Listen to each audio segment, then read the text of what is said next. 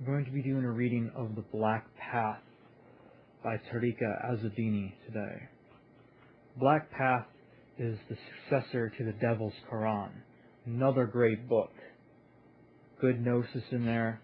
This goes even deeper into shaitanic lore.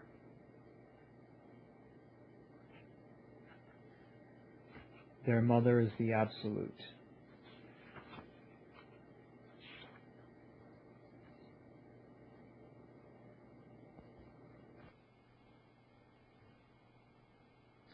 Then there's that planetary seal of Saturn or Azazel. However, if it's depending on what you use for Saturn or Azazel, the one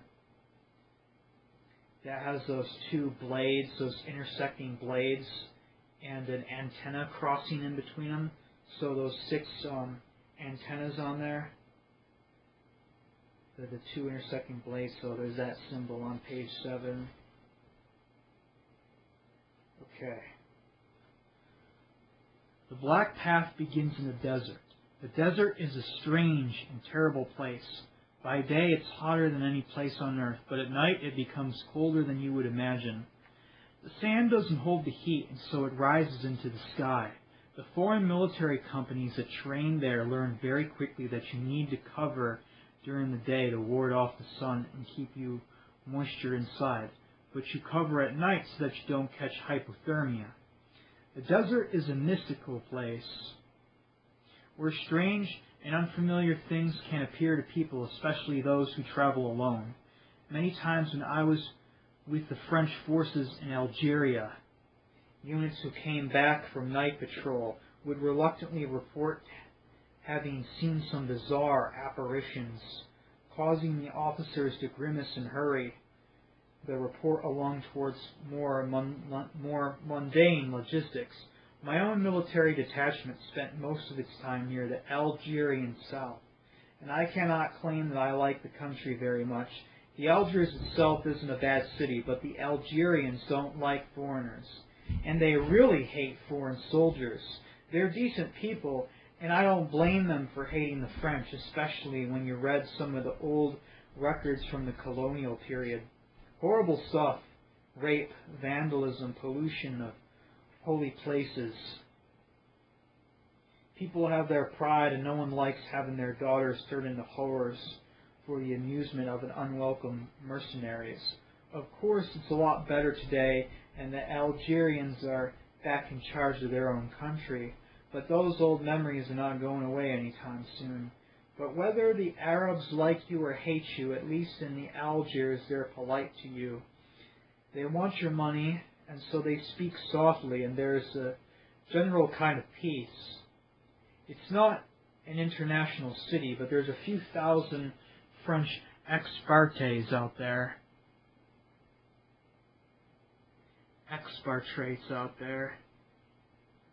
And so people are used to the presence of off-duty soldiers. But south of Algiers, things get more complicated. Foreigners are not normally present except at the oil rigs, and the people are more cautious, even hostile towards strangers. Those people have seen too much war, too much blood to be trusting or welcoming.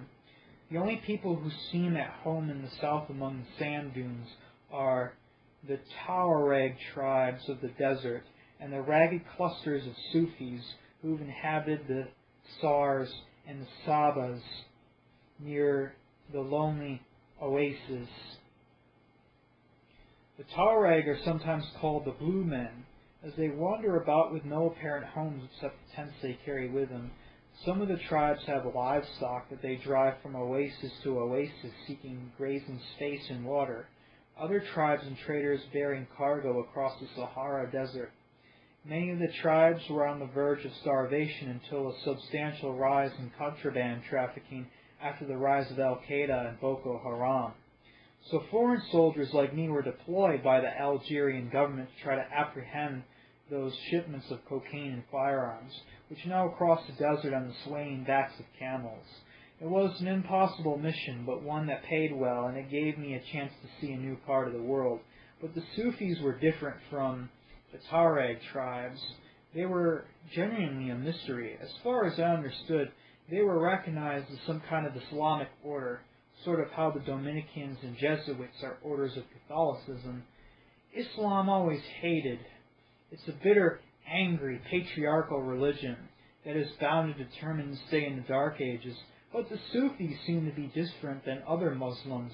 They had nothing and needed nothing. Their earthen compounds called Zawiya. I'm going to just say Zawiya. It's spelled Z-A-O-U-I-A, Zawiya. Are always open to the weary traveler, even soldiers. Someone once said that they are a peaceful people, but that never seemed right to me. Sufis aren't peaceful, they're detached. They don't care about this world or its rules or struggles because they're living half the time in the spirit world. When there is time off, we usually don't want to stay in Algeria, if it could be helped. Despite the availability of amusements in the Algiers, we have collectively shed too much Algerian blood to feel anything close to relaxation. Fortunately for us, Algeria borders Tunisia. Tunisia is also an Arab state, but it's officially secular. The capital, Tunis, is really cosmopolitan. The Tunisians are very decent people, more modern somehow, less tied to the past. They want to develop a state, so they've gotten really serious. No terrorism, no criminal groups, just a small little country trying to make its way on the edge of the greatest desert in the world. But, as my unit were stationed further south of Tunis City, we would more often visit the smaller city of Nafta, which borders on the edge of the Great Salt Lake, the Khat El Djerid. Nafta is a small, strange place. It's a small town with just over 20,000 people. It's mostly small buildings built out of yellow-gray bricks. It's a desert city, and so it comes alive at night, since by day, Nafta just bakes in the sun. What makes Nafta unique is a number of small Sufi societies that make their home there. Now, if you visit anywhere in North Africa, you get a lot of very large Sufi groups or tariqas, like the Quadrilla, or the Bauchikshigna, or the Tiwaniya, the Sadhaiya, and the other known names. In Algeria and Morocco, you also find some really deviant groups who are more African than Muslim, like the Aissaoui, spelled A-I-S-S-A-O-U-I, and the Nawi, spelled G-N-A-O-U-I, and the Hamadekha. But at Nafta, you find many small, diverse zawiyas, which is like a Muslim temple. It's not a mosque. Okay, these aren't Shiite Muslims. They're not the mosque with like the minarets and everything like that. No, these are like we'll learn more about what zawiyas are in the book there. Diverse zawiyas. Some of them are large urban centers belonging to the larger, more orthodox Sufi brotherhoods, but others are just single-celled huts inhabited by a lone Cheikh saint with 2 or 3 younger disciples. Never one for religion. I didn't care much for visiting mosques, but these zawiyas were very different. The saints who lived there were like nothing I'd been raised to expect. When you read of the desert fathers of the Catholic tradition, you learn of these self-loathing anchorites, these self-loathing anchorites who fasted and prayed and flagellated to the point of extreme self-mortification. All of what seems like some hopeless quest for visions and dreams of a God who seems to hate all flesh and humanity. But here in Nafta, there was a different type of saint than those self-hating messianics. These Sufi saints had a certain elegance to them, reserved but noble. Most of them were married and had women, children and relations who lived at the Zawiya alongside the disciples. The few saints I have met were not starving madmen, but rather they seemed like sultans over their own small kingdom. I don't mean like that the Zawiyas were especially luxurious. In fact, it was the contrary, but rather that each Cheikh seemed to possess an absolute awareness of themselves and their domain. When you met with one of the desert saints and looked them in the eye, you had no illusions that you were speaking to anything less than a kind of spiritual royalty. Their gaze was calm but unwavering. They had absolutely no equals except another Sufi master, and it was rare that one Cheikh would visit another. The atmosphere around them was charged with a certain energy that one does not feel in a mosque or a church. I can only describe it as otherworldly. In many ways, it felt more like meeting a witch or a sorcerer than from some medieval tale, or maybe closer to home, a West African Bokor or shaman. In Nafta, you see Muslim practices that are completely foreign to mainstream Islam. In fact, these practices are alien to most forms of organized religion today. A French tour guide told me that much of these practices were brought into Tunisia from West Africa, and that if you spent time in Senegal or Mali, you'd see very similar rites among the traditional African movements, which later were watered down into voodoo and candomblé. Most of the Zawiyas in North Africa engage in practices that lead to trance states, but in the Maghreb, Algeria, Morocco, Tunisia, those trance states are very ecstatic, even aggressive.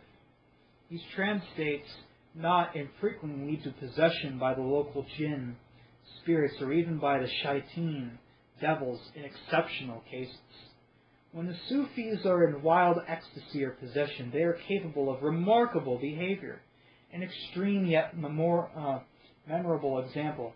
I personally witnessed a large group of entranced mystics swallowing broken glass and razor blades without any apparent injury at an Aissaoua, here at that word again, Aissaoua,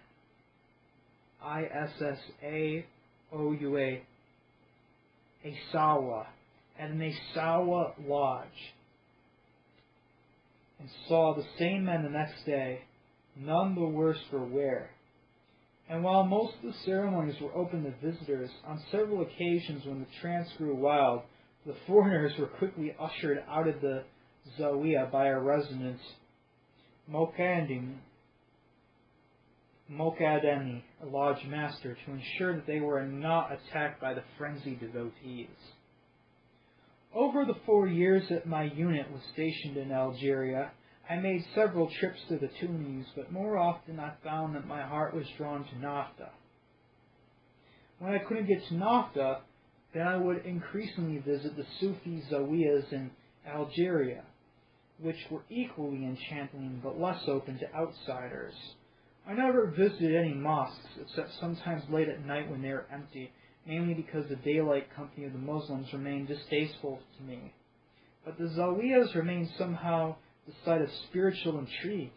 By day, they were places of eerie calm. By night, they were places of hidden spiritual secrets.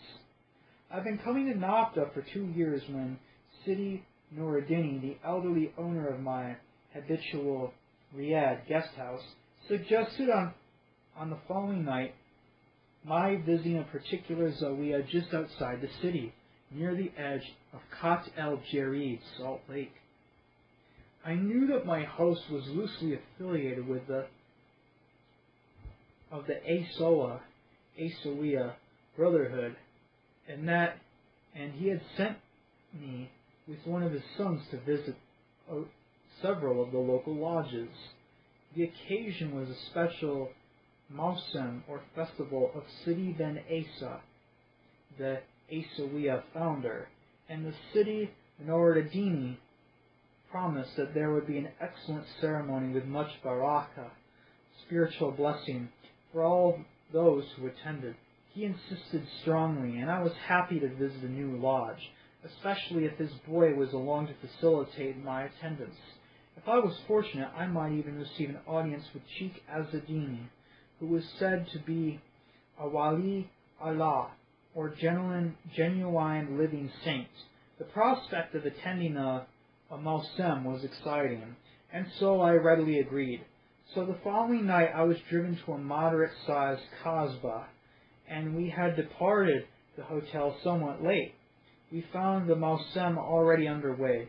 The air was thick with strong smell of incense, smoke, and sweat, so much so it stung my eyes. Following my guide, I made my way into the structure, a low, two-floor building made out of the same local earthen bricks. The main structure was wide and spacious, with an upper gallery looking inward. As was tradition in most of the local zawiyas, the men occupied the ground floor, and the women looked on from the balconies and the windows of the upper floor. The room was packed full of Sufis, and the far end of the room I could see the Cheikh sitting cross-legged at the far end of the lodge, his closest disciples crouching around him in a tight circle, with other less favored devotees trying to get close enough to reach the Cheikh or be blessed by him. My guide and I managed to find a space to sit down along one of the earthen walls of the courtyard, in tight quarters, but comfortable enough. The room was filled with the banging of leather-hide drums and the occasional ear-shattering blasts of brass horns. Women and girls wailed from the balconies overhead, and the men on the ground and the floor swayed back and forth in time while they chanted in unison. Several of the male murids, devotees, had worked themselves into a deep trance, and had staggered to their feet, and were beginning to flail about while snarling and growling, indicating that they were being ridden by some of the jinn spirits who were being called on to attend the ceremony. At the time I knew barely any Arabic, so my guide had to translate the liturgy for me into French, which he spoke well, and this was complicated as the room was so loud that he had to literally shout into my ear to be heard. My memory of the event is hazy due to the sheer sensory overload, but what I can recall from the ceremony is that at a certain point a large black ram was brought into the hall. A large black tarp was rolled out to cover the floor mats. The ram was struggling to get free, obviously in distress at the noise and the smells of the festival. 3 of the murids flipped the thing onto its back, and a hush fell over the crowd. The Cheikh rose from his seat and moved to the animal. A long curved knife was passed to him, and he knelt over the animal, brandishing the blade over the throat of the ram. He carefully laid a hand on the head of the beast to steady it and began to intone a loud invocation in Arabic. Then the knife flashed, and a spurt of red splashed down on the tarp as the ram's head jerked, its legs kicked into the air. 100 throats in the room began to groan, almost a growl, and there was a sense of something stirring on a very primal level. My head began to spin, as if in motion sickness. Then, before I could blink, those murids, who had been worked into a frenzy, fell upon the ram, grabbing its legs, pulling, and pulling hard. And the women began to ululate on the upper floor, and the chanting resumed on the ground level. The frenzied murids started screaming and roaring like apes or baboons, and then the ram was torn apart before my eyes. The carcass was strung up, and some began to eat the raw flesh.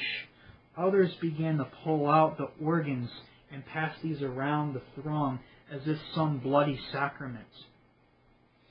Some of the murids started cheering then, and the Cheikh turned to return to his seat, holding the bloody knife aloft for all to see as evidence of the bloody sacrifice. As he turned through, my eyes met his, and I froze against my will. His dark eyes were quite piercing, and the weight of his eyes made my skin crawl. The sensation was rather not dissimilar to the kind of thrill one gets from watching a good horror film. One feels scared, but at the same time, one needs to know the object of terror. I felt exactly like that. This man had a quality that was really unnerving. Part of me was saying, go, run, get out of here, but another part clawed at me from the inside to reach out to him and to get his attention. Between the blood, the incense, and the chanting, I could tell that my stomach was about to give way. Ingloriously, I lurched to my feet and somehow managed to get outside. To my shame, even the fresh night air did not help enough, and I voided the contents of my stomach onto the desert sands outside of the Zawiya entryway. My guide took me home afterwards, concerned that maybe he'd erred in bringing a Nasrani, Christian foreigner, to such an event. I felt horribly embarrassed, and I was sure I'd never be invited back to any of the local Zawiyas. And so in the morning I packed my bags and prepared to return to Algiers. But when I tried to check out of the Riyadh, which I'm sure is like a hotel or something like that, my host, Sidi Noureddini, told me that one of the murids of the Cheikh Azzeddine had called after the dawn prayer and had insisted that I return to the Zawiya to meet the saint. Apparently, I was the first foreigner to have visited the lodge, and the Cheikh Azzeddine wanted very much to receive me for tea and show proper hospitality, for which the Arabs are duly famous. I was embarrassed to return, but more afraid of giving offense to the Cheikhi or to the kind of owner of the Riyadh. And so once more I made the trip by car to the lonely little Kasbah near the Salt Lake. When we arrived, I was ushered into the same large room in which we had been the night before. The black tarp had been rolled away, and the fog of the incense and smoke had largely dissipated. I found Cheikh Azzeddine seated in the same large spot as before, which I could see now was on a large flat cushion that had rested atop many rugs that covered the floor of the room. He was alone, except for two of his murids, and appeared to be deep in conversation with them. As we entered the room, the Cheikh rose to his feet and came to greet us. He extended his hand as if to shake, and my host took the hand of the Cheikh and pressed his lips to it repeatedly. I had seen this custom before in Algeria as a gesture of profound respect. Then the Cheikh turned to me and took my hand and shook it in the manner of the Europeans. I had expected him to be ancient, but on inspection he could not have been more than 50, and he had a tanned but handsome face. He wore a dark grey jalaba robe that one sees in most North African countries, with the hood down. His head was tied in a dark turban, tightly wound so that I could not tell the color of his hair. I learned later that his head was shaved. The Cheikh had dark brown eyes which reflected the light. He spoke in very slow French in a rich and mellow voice, and he gave me the impression that he had studied French in the past, but did not use it much. He bid me to sit with him and take some tea. I did, and he was entirely curious about my career in the military and my impressions of Algeria and Tunisia. I was extremely polite and stared at me. He was extremely polite and stared at me in a manner not dissimilar to how a lion stares at its prey. I had the very distinct impression that I was face to face with a great predator, but also a very holy man. It was entirely unnerving, and I found myself almost paralyzed while in his company. Soon the conversation turned to religion, and this was no great surprise. The Cheikh asked me if I was Christian, and I replied that I did not consider myself such. He asked if I was Muslim, and I answered with some embarrassment that I had seen very little in my travels that made me want to be a follower of Islam. He smiled at my answer, and then he asked what I thought of Sufism. carefully as I felt it very important to make a good impression on him, I told him how I spent the last 2 years in Algeria and Tunisia visiting different zawiyah, and I felt very much at peace when I visited such lodges. He nodded. Then he asked me how I felt about the ritual as I observed the night before. Knowing that he must have known that I had to leave suddenly, I told him as plainly as I could that I found the rite incredibly exciting and moving on some primitive level, but the fatigue and illness had gotten the better of me. This answer did not seem to especially please him or displease him, and rather than reply, he proceeded to simply stare at me as if expecting more. Cheikh Azzeddine waited patiently while I tried to think of something intelligent or clever to say, but with him staring at me, I felt helpless to carry on anything like the usual polite conversation. Finally, sensing that his patience would soon wane, I blurted out that I needed his help. He seemed to expect the question and said that he could help me by showing me what I had been searching for, the Black Path. My knowledge of religion was minimal, so I had never heard of such a thing. I asked him what the Black Path was, and he smiled. He said to answer that he would tell me a story. Years ago, Azzeddini had come into contact with the Aissaoua Brotherhood in the Algiers, where he had been sent to study engineering. His hometown in southern Algeria was a poor village of less than 100 inhabitants, and his family were mostly poor and illiterate.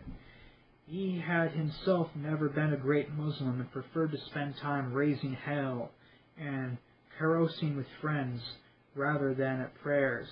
But by chance he'd been invited to visit an Aissaoua zawiyah during the holidays, and when the rites of Hadra, ecstasy, had begun, he had made the serious mistake of mocking the murids and mimicking some of their aesthetic practices to the amusement of his friends. At that point, he was seized by an angry jinn and underwent a very violent possession. While others there chanted the names of Allah and danced wildly, the young engineer went into seizures and cavorted wildly, laughing and baying like a Deba Sarari, the desert hyena. When several murids tried to restrain him, he had thrown them off and bitten one quite badly. The Mokademi of the zawiyah had not been able to expel the jinn, and Azzeddini had to be removed by force. When the young engineer regained control of his senses, he was alarmed to learn that he had bitten one of the murids, and that he disrupted the ceremonies. He was taken home, exhausted, but his spiritual misfortune had only just begun.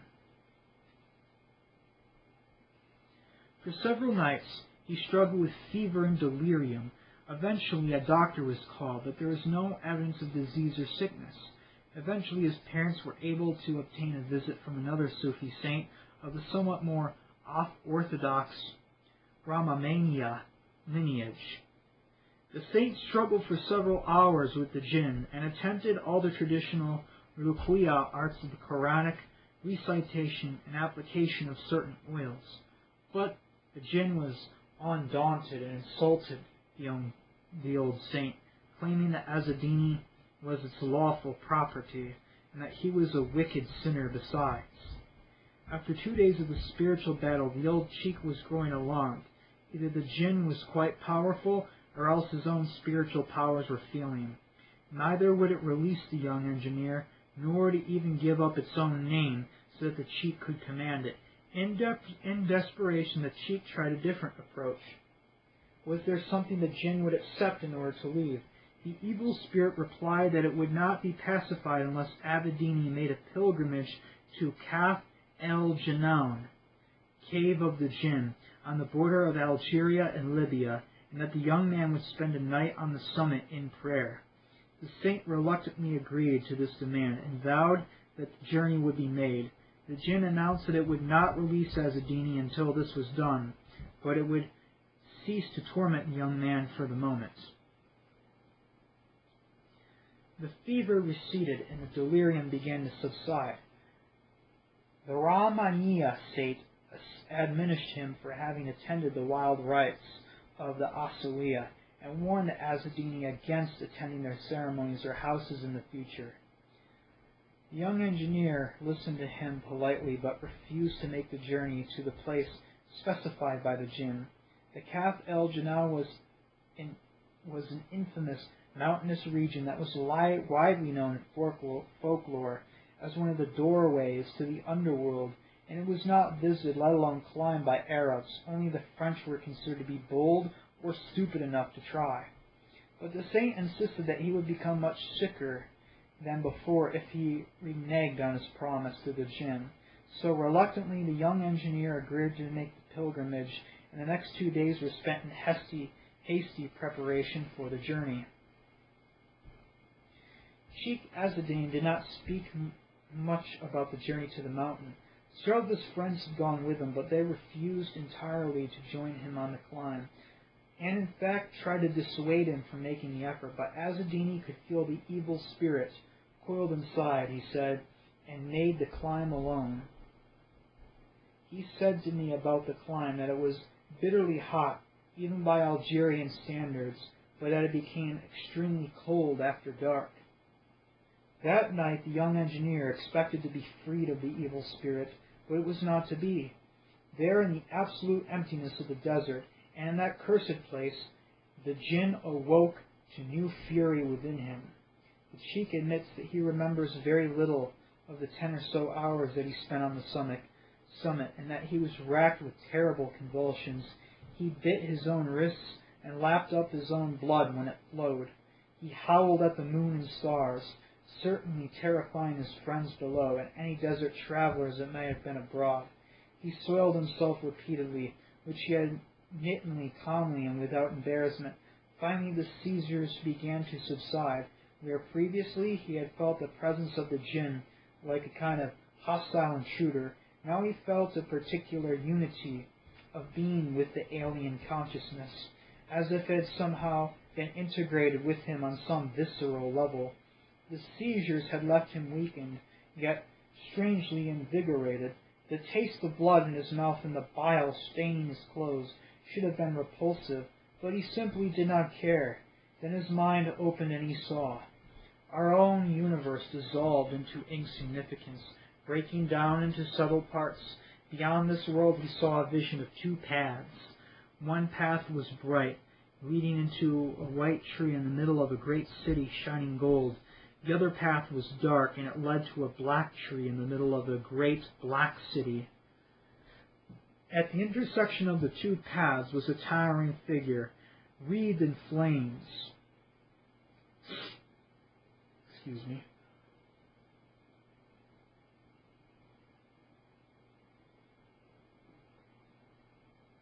Starting to get a hiccup there. Intuitively, Azzeddine understood that this was the evil spirit which possessed him. Then the entity spoke to him in a clear voice for the first time and told Azzeddini had been chosen to reveal a great teaching that would impact many lives. It was revealed itself to him as Azazel. This was unnerving to the young engineer, as Azazel is the true name of the devil in Islamic tradition. The spirit told him that he must choose between the 2 paths, one leading to the light and the other to the darkness. It spoke blasphemous words of an ancient war before time, a struggle between the primordial darkness and the usurping light, of stolen origins and humanity created and trapped even before its creation. The spirit cursed Allah and his angels and promised a terrible vengeance against the prophets who had denied the truth, leaving their people instead into spiritual slavery to a God who hates them. And it spoke of a coming Savior, the Dajjal, who would cleanse the earth of Islam and all other false religions and return humanity to the worship of the Absolute. Azzeddini was meant to prepare the way as a crier in the desert. He would return to Algeria to begin to teach others of the truth, but he must choose the black path and forever forsake any hope of Firdaus, paradise. He would go down to the black city and eat the forbidden Zakum tree. But first he must put his trust in Azazel, and then he would be shown the things that were known only to the saints. Cheikh Azzeddine had been torn. Such things are warned against in Islam. Evil spirits are known to tempt and deceive, but the words of the Spirit burned into his mind. Steeling himself, he had pledged himself to Azazel and asked to be shown the black path. The burning Spirit seized him and pressed its flaming mouth to his. Then the Spirit breathed into him, and his lungs were scorched and burned with fire. The Spirit communicated to him the secret, the terrible, unspeakable truth. The secret changed him into a saint, and he had returned from the mountain as a man transformed. He left the School of Engineering and took up residence in Zawiya, in southern Algeria, and eventually had been invited by a small group of followers to move to Nafta. His community was small, but the Dajjal did not require many disciples, only a dedicated few. The Sheikh did not speak at length about the secret. He said that he could not explain it to me or describe it to me in any human words. But if I too wanted to know the truth about this world and the hidden war that is being waged daily, he was willing to share the secret. If I was willing to leave behind the world and its false gods of materialism and secularism, and to pledge myself to his teachings, he would welcome me into this fraternity. I asked about this black path, and he said it is lit with hellfire, which burns away the weakness of false ego of humanity, transmuting the human from clay into smokeless fire. Looking into the eyes of Cheikh Azzeddine, I could see those flames burning. This holy man seemed a more terrible angel given flesh than a mere human, and no one had ever terrified me or fascinated me as he did. I have never liked religion. I hate the hypocrisy and morality and lies and ethical codes that change every year to line up with whatever form of social justice is in vogue. Most religious leaders are obvious frauds with no real answers, and they are often as vicious and political as normal human politicians. I hate the idea of a deity that gives people instincts to fucking fight, and then chortles while threatening to put them in an eternal crematorium for not respecting him. But that was not what Cheikh seemed to be offering me. I had the very keen feeling that to accept this man as my teacher would be to accept a new spirit, a real baptism of fire that would transform me into something more than human. In Islamic tradition, hellfire is said to be as black as pitch and thick like tar.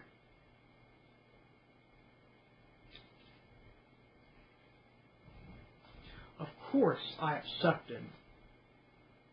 And over the next 3 years, I spent increasing amounts of time in Nafta. When Cheikh Azzeddine decided to relocate back to southern Algeria, he asked me to in turn begin to collect his teachings and prepare them for a publishable form. This book is my humble effort to collate his practices and beliefs into a single, coherent narrative. This is important firstly because while my spiritual master still identifies as a member of the Aissaoua tradition, his understanding of the tradition is unique to him. Secondly, there is a very little of the Aissaoua Tariqa in modern English, though there is more in French if you can read it. Finally, Cheikh Azzeddine hopes that through the publication of this text, people outside of North Africa will become better aware of the rich spiritual practices of the Dark Continent. Much of what is written here will be offensive to many of the people of the books, the Jews, Christians, and Muslims, but Cheikh Azzeddine says that in this day, spiritual warfare is best fought with the pen. If even 5 or 6 people read this work and decide that the black path is for them, then it will be enough. I wish you all success in your own spiritual journey. May the blessings of my Cheikh and his own spiritual masters be with you as you read this book. Marcel Montaigne, Zawiya Az-Zakwin, Algiers. Zawiya Az-Zakwin, Algiers. So, Marcel Montaigne, or Montaigne. So that is the first part of the Black Path. Next part we are going to be reading the origins. Chapter 1, Origins. Now, if I have anything to say or additional commentary, I will let you know by breaking from the reading, and I'll let you know when I'm going back into the reading.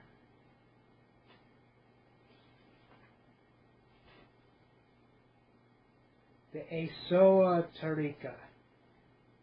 For 4 centuries, the Aissaoua Society has been the object of both fascination and dread.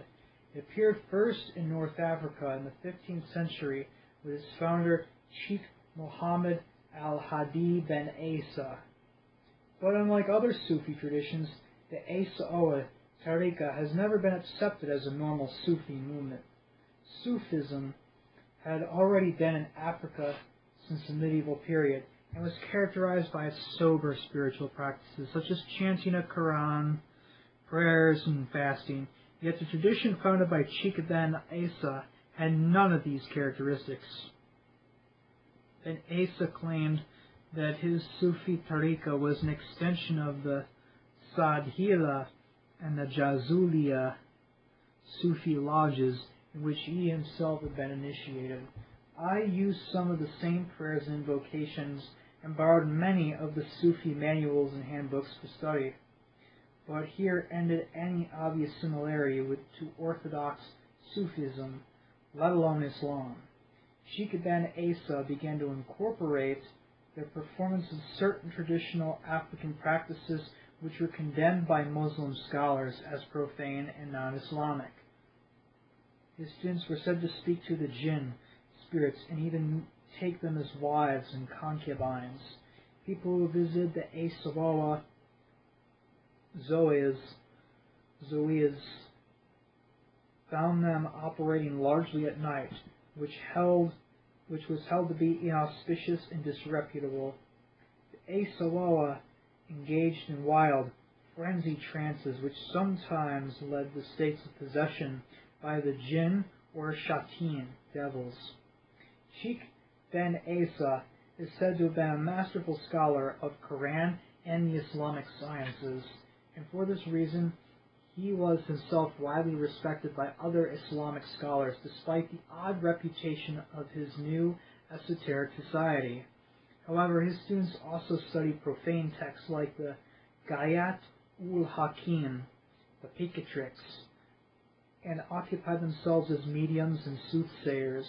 When other Sufi chiefs went to visit the lodge centers of the Aissaoua movement, they were horrified to see the devotees were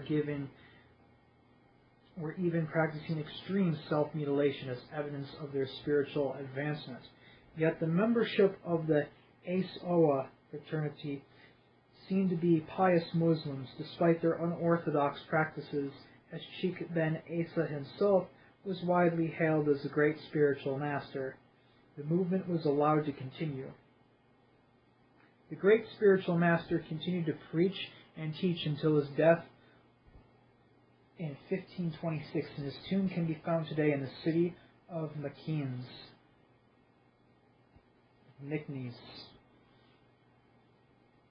While the Muslim leadership were willing to turn a blind eye to the eccentric practices of the Aissaoua, the European colonial powers were less willing or able to do so.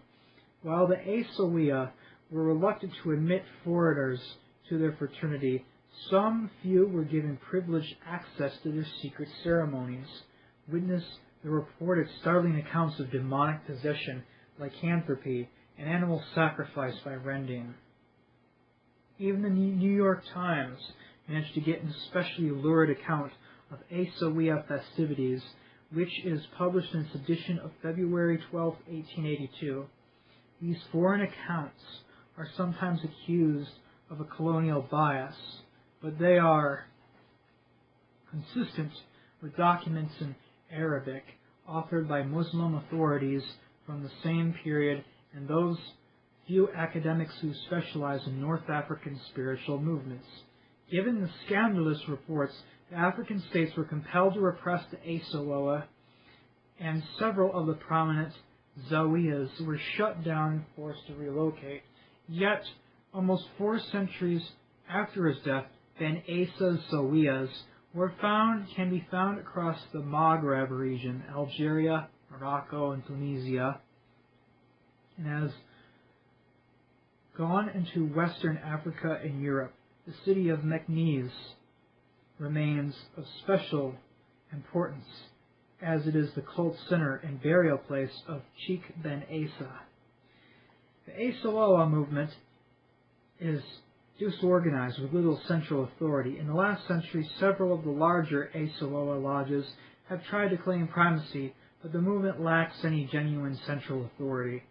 Most Aissaoua have taken an oath of fealty, bayah, to their own sheikh, who operates freely within his own particular lodge. While some lodges number in the hundreds, some are also very small, with only a handful of disciples clustered around a senior devotee, who may not himself even be a cheikh. Women are deeply involved in the movement, but usually as clients and patrons of the cheikhs. Given this lack of central authority, the practices of the Aissaoua vary greatly from one region to another. Where one zawiya will revere certain local jinn, another lodge will revere more universal jinn spirits. Some zawiyas practice animal sacrifice frequently, while others cannot afford to do so. Music, drumming, and trance states are important to almost all Aissaoua, but there are some lodges in urban centers that have had to suspend these practices to avoid confrontation with unsympathetic neighbors. The central belief structure of the mainstream Aissaoua is largely an African cosmology with cosmetic Islamic influences overlaid. To be fair, the mainstream Zawiyas today take pains to appear more Muslim, and the African elements are entirely withheld from non-members in order to avoid a scandal of any kind. The core Aissaoua cosmology can be stated as follows. The supreme deity Allah creates the universe and divides it into three worlds: the celestial, terrestrial, and infernal.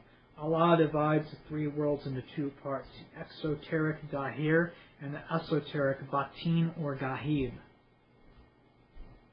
Second, the throne of Allah is established in the esoteric part of the celestial world. 3. He creates the angels out of light and the jinn out of pure fire, then humanity out of clay. 4. Allah assigns the worlds to his creatures: celestial, esoteric, prophets and the saints; celestial, exoteric, the angels and the blessed dead; terrestrial, esoteric, the jinn; terrestrial, exoteric, humanity; infernal, exoteric, the sinful dead; infernal, esoteric, the devils and heretics.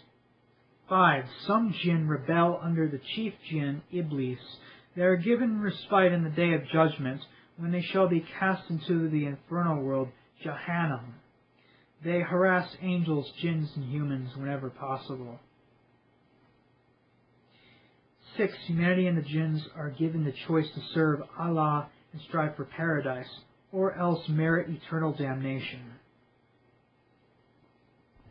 The two paths: religion and esotericism.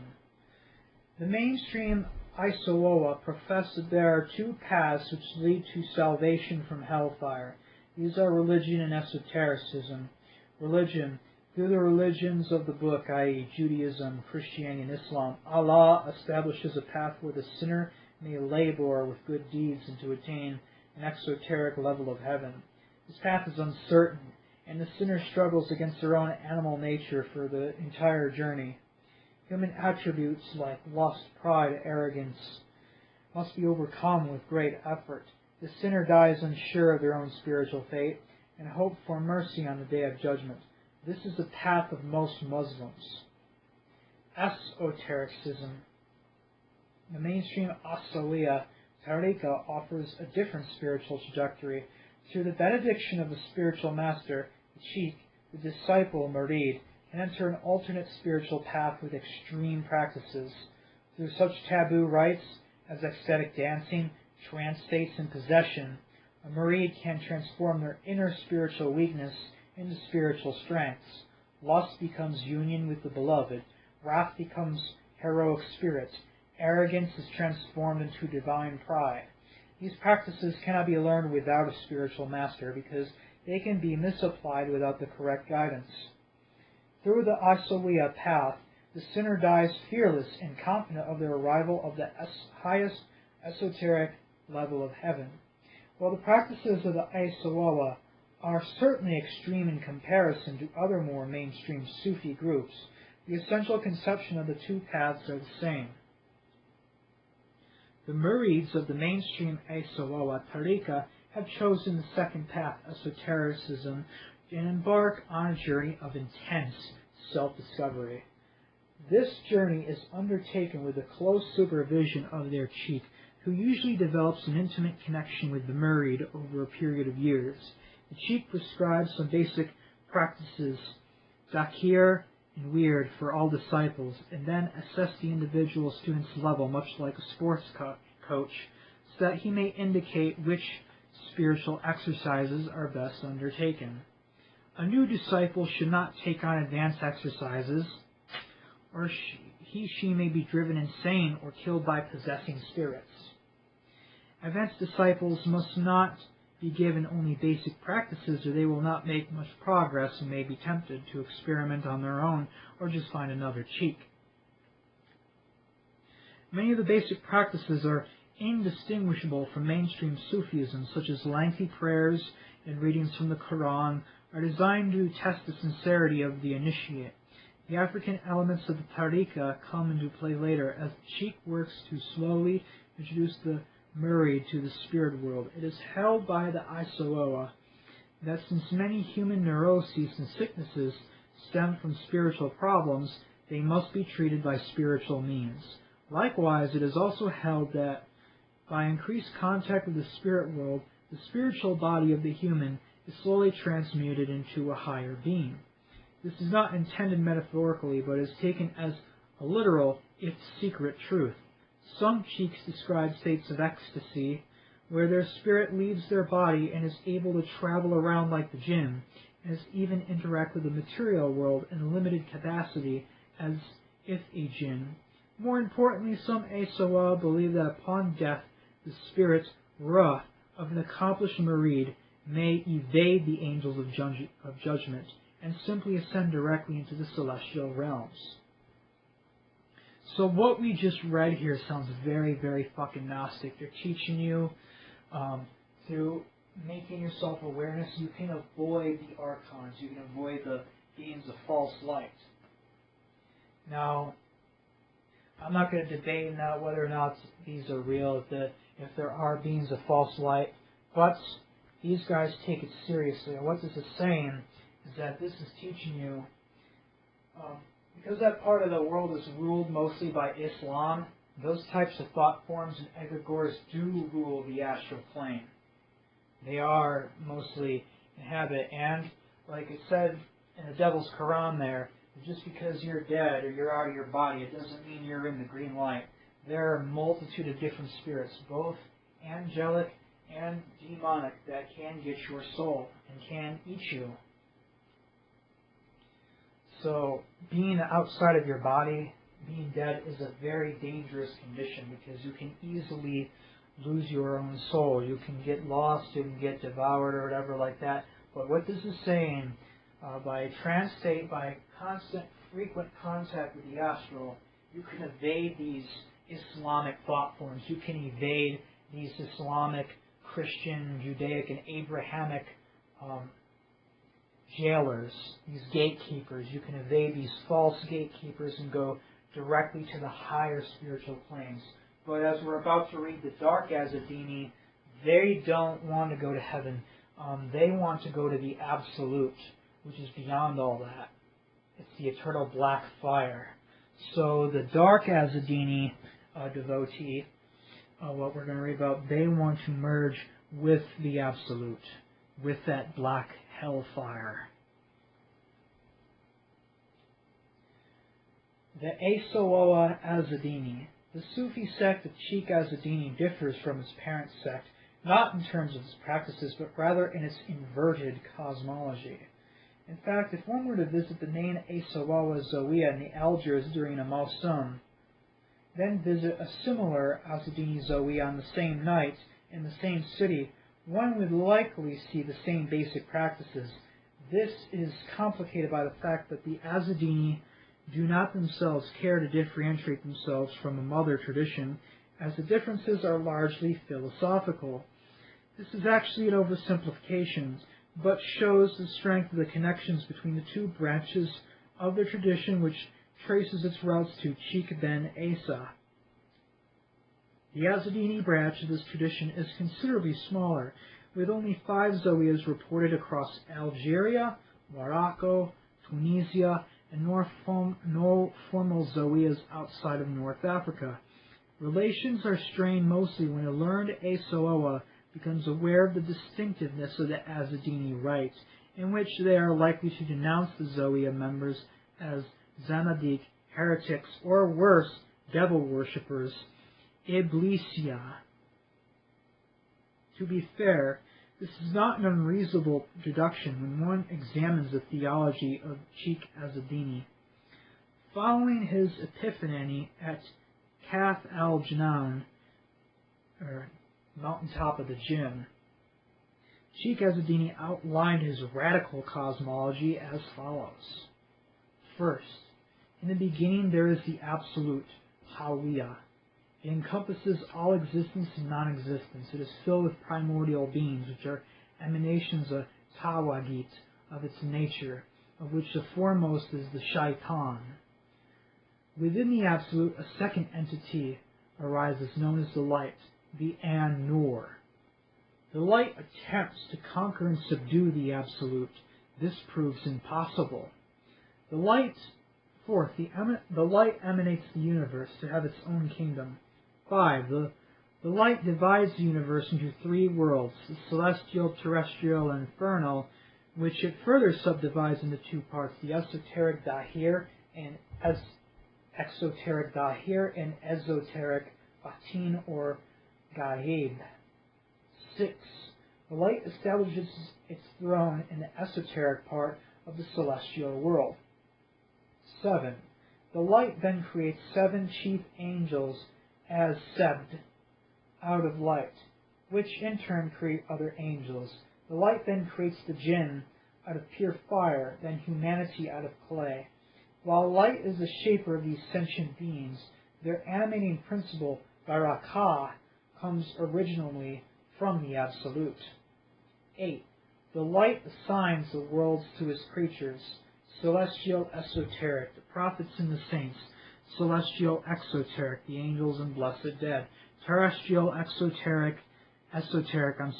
jinn, terrestrial, exoteric, humanity, infernal, exoteric, the sinful dead, infernal, esoteric, renegade jinn, or jinn who were not Muslims, who did not submit to Allah. Continuing on. 9.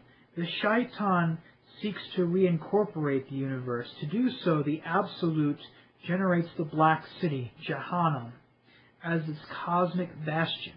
It releases certain primordial spirits into the universe as agents of its will. 10. Some angels rebel against the light and choose to serve the Absolute instead. These thereafter are termed devils. 11. Humanity and the jinns must choose to serve either the light or the Absolute. The light offers egocentric, permanent bliss for servitude. The shaitan offers reunification with the Absolute.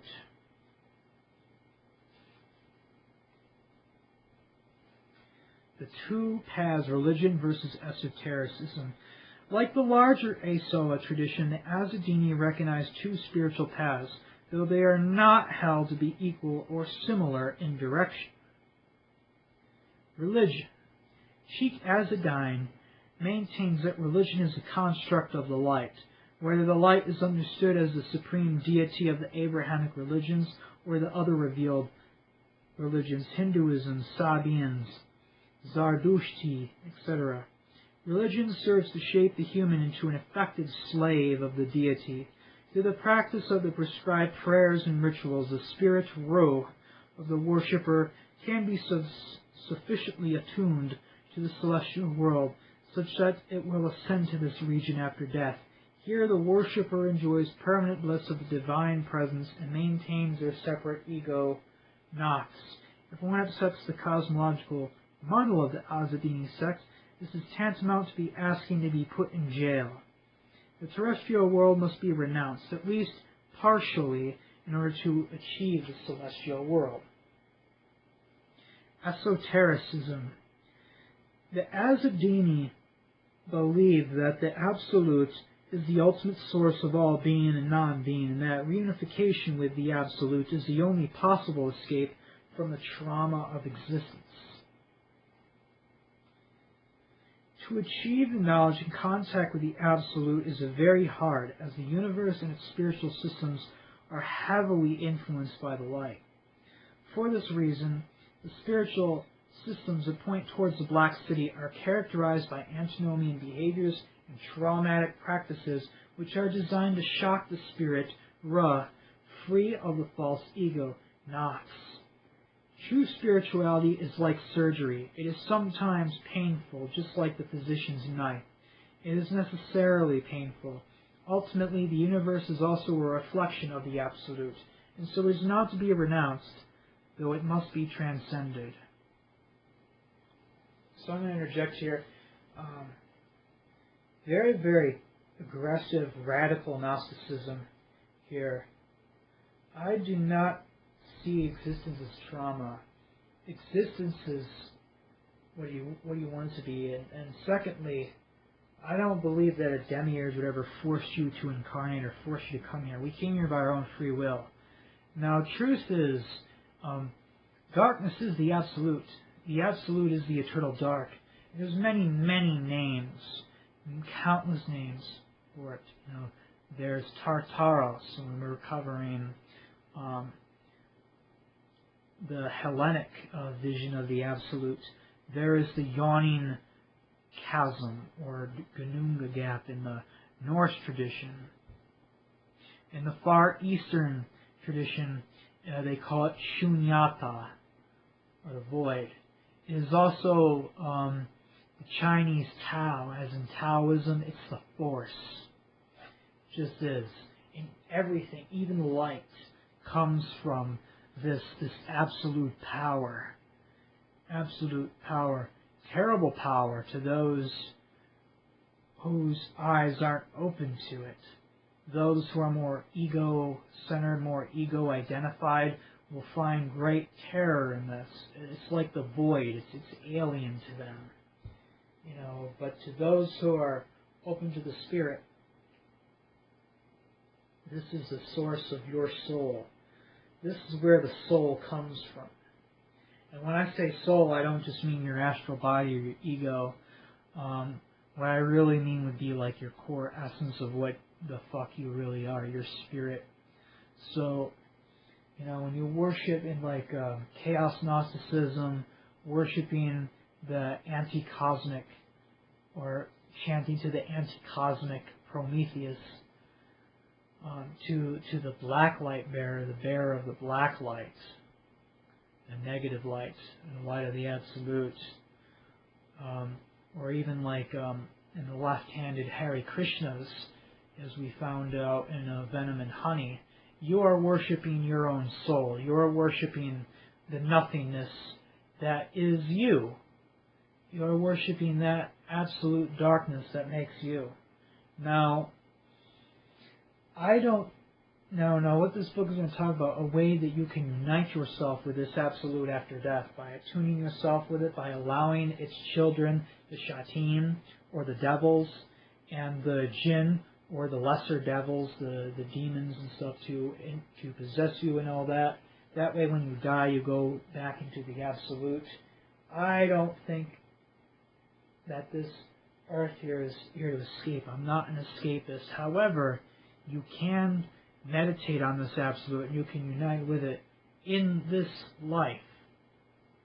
When you're self-actualized, when you are a self-creating person, a self-creating being. You are already absolute.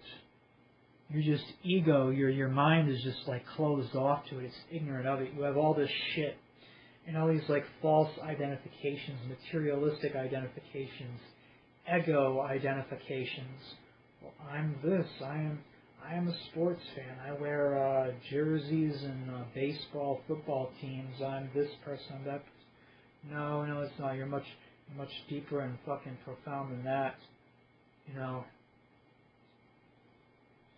And in a way, the universe is already within the void. It's already inside of the absolute. It's just got layers of matter and layers of stuff. So basically, you have this absolute flame. You have this nurturing, loving, motherly black flame that wants to caress you and wants to hold you and wants to share its incalculable, its incountable, unquantifiable, boundless gnosis and boundless wisdom. But here we have material existence. We have creation resisting that light, resisting that occult light, trying to shut that occult light out, trying to shut it out as evil. Oh, it's the void. It's fucking evil. Resist it. Oh, it's all like alien and scary. You know, we don't want to know nothing about that.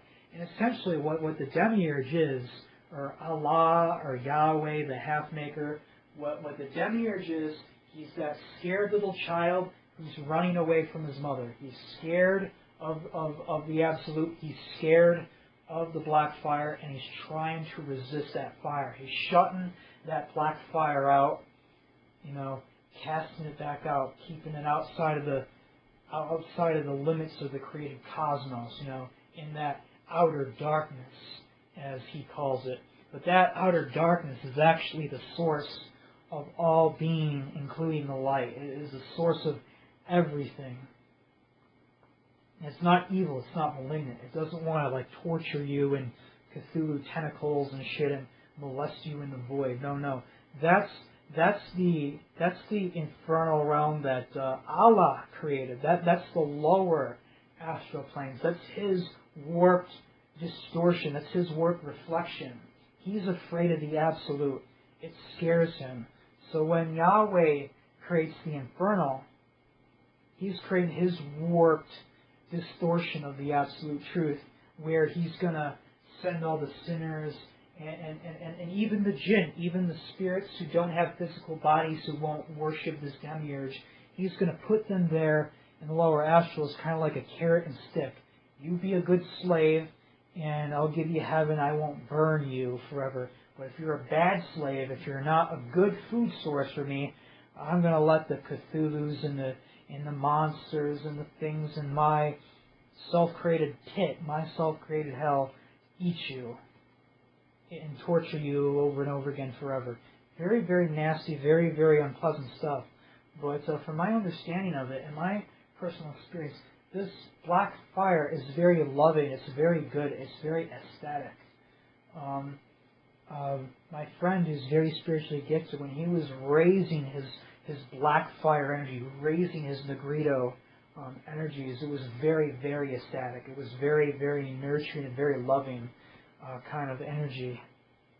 Very, very good kind of energy. But then again, it's not all about the darkness either. It's about the light too, and you gotta have a sort of balance, you know. Because, you know, if you do want to go in the absolute, that's absolutely your choice to do so, you know. But, you know, if you live in a one-season world, I could see it getting boring very quickly. But who knows, I could be wrong. The absolute could have other treasures and other gems and other, like, secret universes and stuff that we don't even know about. So, very, very cool stuff so far. We're going to continue on now. Mainstream Aissaoua or Aissaoua practices. The most fundamental differences between the Aissaoua tradition and other Sufi traditions is the emphasis on experience over learning. In other words, most of the major Sufi societies place great emphasis on the study of the written works of their founder, as well as other major Sufi masters. Most Sufi paths are very bookish and at a certain level do require that the student memorize and able to expound upon a small library of philosophy and metaphysics. However, all Aissaoua, regardless of sect, reject book learning or deep philosophy as they consider these to be a waste of time.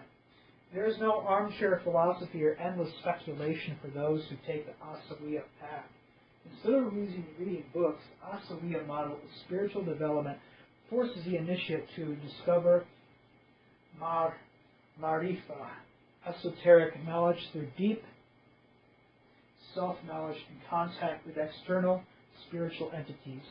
As mentioned earlier, the spiritual model developed by Cheikh Issa includes practices which are widely considered heretical by mainstream Muslim scholars, as it incorporates African spiritual elements. Most of these features are maintained by Cheikh Azzeddine.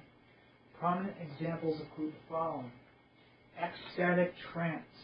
Today, most Sufi traditions employ altered states of consciousness as a part of their daily spiritual practice. These states of consciousness are referred to usually as hal, al-hwal, which translates loosely as subtle trance. The ritual used to induce it is referred to as hadra, trance ceremony. In mainstream Sufism, it is achieved commonly through the repetition of the 99 divine names, Asma, Allah, El Husna, which may be chanted thousands of times. Visitors to a Zawiya will often see Sufis seated on the ground, slowly rocking back and forth while intoning Allah, Allah, Allah, or Ya Noor, Ya Noor, O light, O light. Such practices will frequently induce a very gentle hal trance state in which the Sufi will experience a disassociation of their physical body and sensations of inner peace or bliss. This type of hadra is considered a fundamental practice which is carried out by both neonates through the most advanced chiefs of the various traditions. The Aissaoua do make use of subtle trances for their public rites, but this is not considered a typical Aissaoua practice. Rather, the Aissaoua choose to instead undergo such practices as drumming and dancing in hopes of entering a wild, euphoric state referred to as an ecstasy.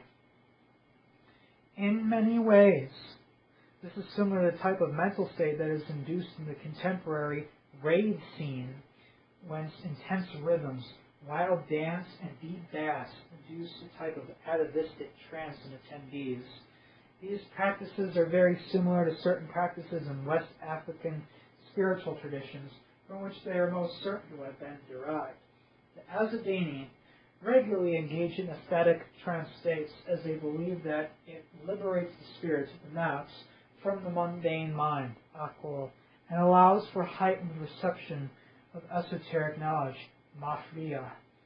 Aissaoua devotees who are deep in ecstasy may learn to manifest their inner wash, or beast, which tends to follow totemic lines.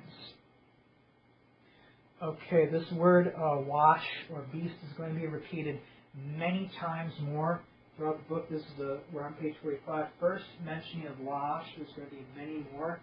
And what I'm getting from this kind of vibe I'm getting from this, I'm getting the kind of like Middle Eastern like animism coming from this text. So like an Arabian animist tradition. So the original animist traditions, there, if you don't know what that is a belief that everything contains a spirit, everything is alive, and that animals are extensions of human consciousness. They didn't have gods, per se, back then. They didn't have gods or goddesses. They had totems. They had power animals. So this is similar to like the berserkers from like Norse mythology. They put on the bear skulls and the bear skins, and they go into a frenzied rampage and lop fucking heads and limbs off. They level entire Roman phalanxes. Those guys now fuck around. They scared the shit out of the Roman Empire. The Romans didn't even want to fuck with them after that. They tried a couple more times, but the Norse completely fucking leveled them every time. So the animist tradition does not have like gods or goddesses. They have totem animals. If you want to say like animal gods, you might be accurate, but it's not like an absolute. These aren't like animals that require slavish worship, like Allah either. These are animals that are extensions of you. So prior to modern like paganism, there people would do like dances, wear like antlers and stuff on their head, like horn, headdresses and things like that, and they channel the powers from those animals. So the inner beast totems, so like specific jinn, they wear like horn hats or something like that. It doesn't say it in the book if they're like wearing like horn hats and shit. Probably not, but this is the vibe that I get from this. The original animist traditions of the Middle East and Africa is completely fucking unknown. I mean, after Egypt, before Egypt, it's really unknown. Probably like the original Egyptian pantheon was probably the original closest thing that we can get. The original animist tradition of that region will probably never be known. But I'm telling you right away, what is being presented here is a lot more authentic than Islam, the mainstream Islam of today. I'm telling you straight up forth. Islam is a fucking massive, controlling, communistic religion. Not fun at all. I wouldn't want to be Muslim, and I certainly wouldn't want to live in an Islamic country with Sharia law. Definitely not be fun. It's like a communist police state. They fucking know your every move, and if you even just steal as much as a fucking like apple or something like that, they chop your fucking hands off, man. These guys are fucking brutal. There's no human rights whatsoever. Everyone's just like cattle, like it's completely disposable. Like worse than like human rights violations. This like constant brutalization by Islamic religion, beheadings, stonings. You can't even say the name of Allah wrong, or they'll fucking kill you. It's bad shit. But continuing on here, which tends to follow totemic lines. So different jinn and stuff like that probably have like animal features, or jinn with like horns and stuff. Now, I find this very interesting because when I think of the jinn here, a lot of like people like new agey kind of people, or like people in the alternative like truth and like in the cult scene there, they think of all the jinn as like this asshole-ish like group of spirits that are all bad, they're all out to get you. That's not what I'm reading here. In Islam, okay, the jinn have the option to follow Allah if they want. They have the option to be Muslim, or they have the option to follow the shayateen, or the devils, and follow the shaitan, and to follow the black path of the absolute. But there are many, many different kinds of jinn, and this will be another video for this, but Uncle Bearheart made a pretty good article exposing what the jinn actually are, and they're basically spirits from the primal fire. Portal was opened and they got trapped here on Earth. They're trapped here with Earth, and then the asshole known as Allah wanted them to submit, and Allah, meaning the demiurge, basically created all these bullshit religions to basically control humanity and control the jinn. But the jinn are spirits of fire, primal fire. They're very close to this Earth. They're very close here because they've been here for like 26 to 30,000 years. They have been here a very long time, and they're kind of stuck here. They're usually formless, but they can take on some like bestial qualities. They can have like horns and things like that, like Islamic depictions of devils. But this may also be the demonization of like the naturally occurring like terrestrial spirits, like the satyrs and like the animus, the animal spirits, and like animus archetypes. not so different from like the Aesir, Vanir, the Devas, and Asuras. Asuras being like the terrestrial earth-dwelling critters. Now, I'm not saying that the jinn are the Asuras. I'm not saying that at all. The jinn are very, very, very primal, very chaotic beings of fire, and they got trapped here before the cataclysms. Actually, there's a portal open, and they came trapped here. But some of them are like the Asuras. They take interest in animals and things like that. Some of them take interest in like mundane things like agriculture, animal husbandry, stuff like that. Other jinn take interest in like other things like engineering and stuff. There are Catholic jinn, there are Islamic jinn, there are Jewish jinn who follow these religions, and there are also satanic jinn who follow Shaitan, Iblis, who are the main jinn that you're going to be working with in the Black Path. Okay, continuing on, which tends to follow totemic lines. When an Aissaoua enters the deepest and most violent levels of ecstasy, they may begin to growl like a lion or howl like a wolf or gorilla. This being the case, claims that Aissaoua are like tongue twister day. Like growl like a lion, howl like a wolf or a gorilla. This being the case, claims that the Aissaoua are a lycanthropic cult are not entirely wrong, and visitors are not normally encouraged to attend the wild trance rites, as the initiates experiencing ecstasy may attack onlookers who are not involved in the rites, and will certainly attempt to savage anyone who mocks the proceedings. On days when a Mausem festival involves a procession through the town, the Mokademi of the Zoya must take special care to warn spectators away, as the ecstatic states have resulted in physical attacks on people who stray too close to the devotees, in a similar way to the reported bacchanals of the Hellenistic Europe and North Africa.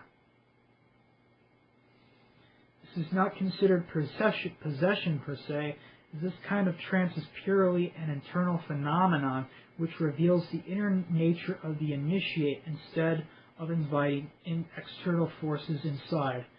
Brilliant fucking sentence right there. This guy knows what the fuck he's talking about, okay?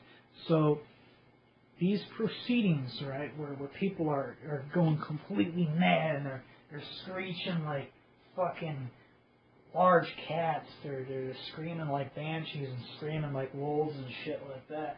That's shamanic. There's something very shamanic and animistic about this. Same thing with like the bacchanals and stuff like that. These rituals are not the peaceful, like fucking saying your Our Fathers or mumbling your Hail Marys like a robot. No. Or fucking mumbling to your Quran. No, these rituals are fucking violent. They're fucking frenzied. And they're not always possessed by spirits. A lot of times people are connecting to their own wash or their own animal totem. They're connecting to their soul. Now, possession can happen.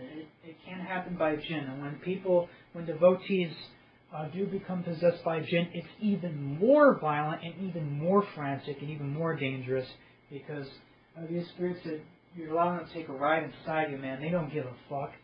They'll just go rip somebody's arm right off, they're standing too close to the devotees there. So, very, very good, very primal, very, very atavistic, very shamanic and animistic type of magic going on right here. And I'm going to put this out there. Even if you consider yourself on the right-hand path, if you're like listening to this and you're a Catholic or you're a Muslim or whatever like that,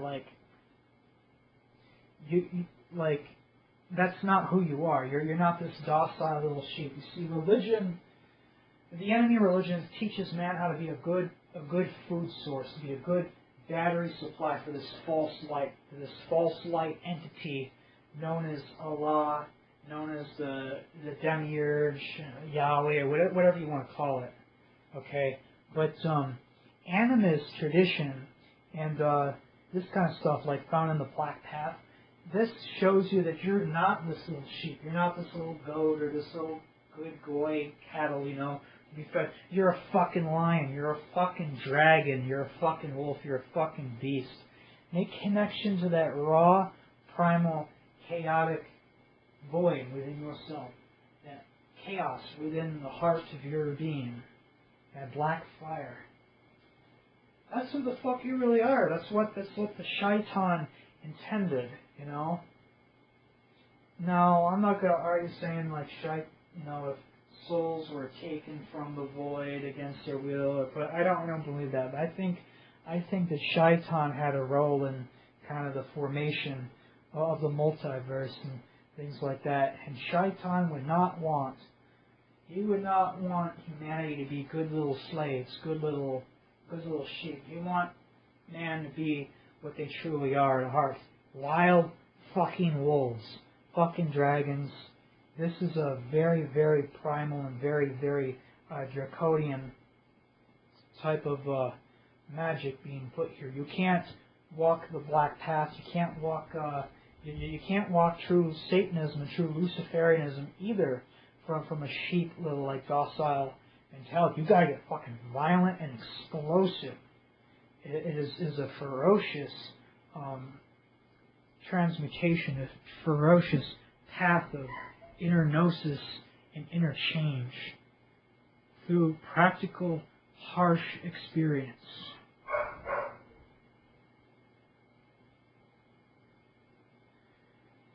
Mocks the proceedings of the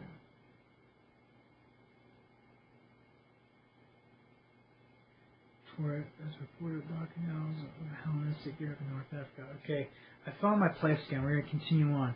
This is not considered possession per se, as this kind of trance state is purely internal phenomenon, which reveals the inner nature of the initiate instead of inviting external forces inside.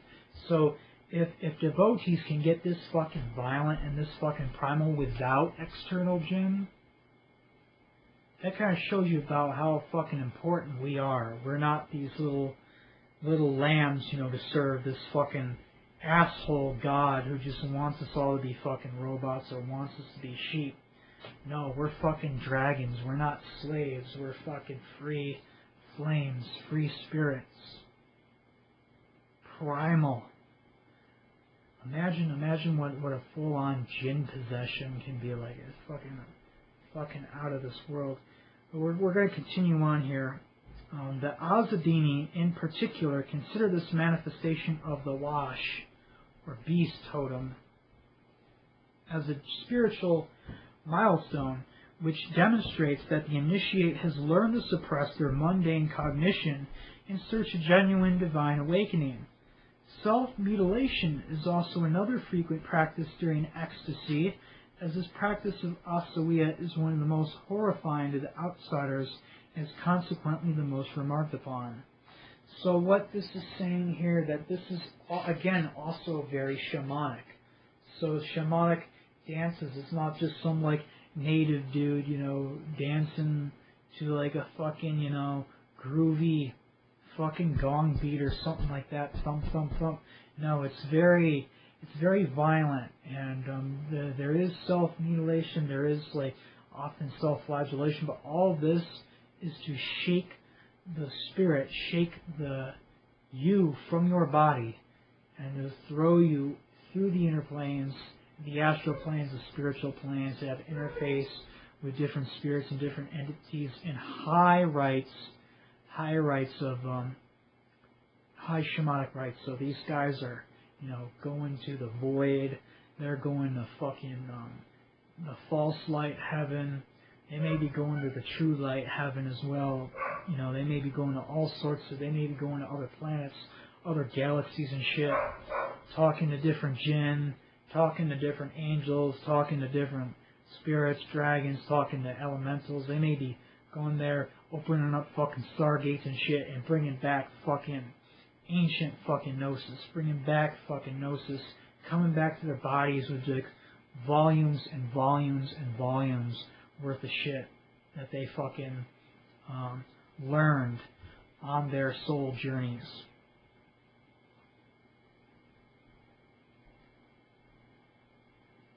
Okay, self-mutilation, read that during ecstasy, this aspect of the Aissaoua is the most horrifying to outsiders and is consequently the most remarked upon. This can take many forms. The most common is laceration with razors, sharp rocks, or knives. Piercing with nails and skewers is also common. Less common is burning. Some zawiyas will include a drinking of burning or boiling fluids, even in the ingestion of razor blades or broken glass. So again, extreme violence and self-abuse, because when the ego is strong in an individual, it does not want to astral project. The soul does not want to leave the body, so you have to traumatize it and traumatize it and traumatize it. The flesh, shake the senses, to literally shake that soul out of the body. Now, you don't normally have to resort to these extremes to get the same results. Extreme bliss from sex or certain strong drugs like ketamine, which is a horse tranquilizer, will make you leave your body. Even drinking a cough syrup will make you spin around and loose you from your body. You know, when you drank too much alcohol and the room is spinning, that's because your aura is torn right open and your soul is really loosening from your body.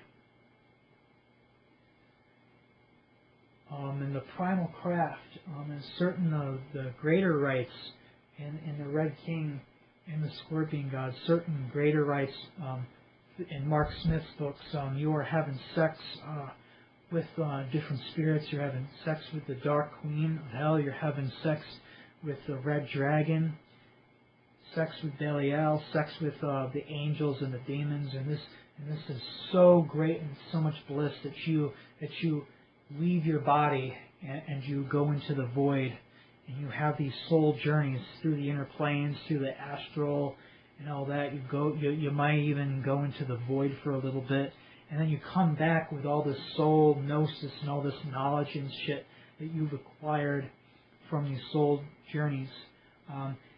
Pleasure and pain are essentially the same thing, so you don't need to wick yourself till you leave your body. You can have sex and sex and sex, with a partner, like they did in the early Gnostics and the early devil worshippers in the Middle Ages, the Black Masses, where they'd have a menstruating female on the altar, and the priest would have sex with that woman,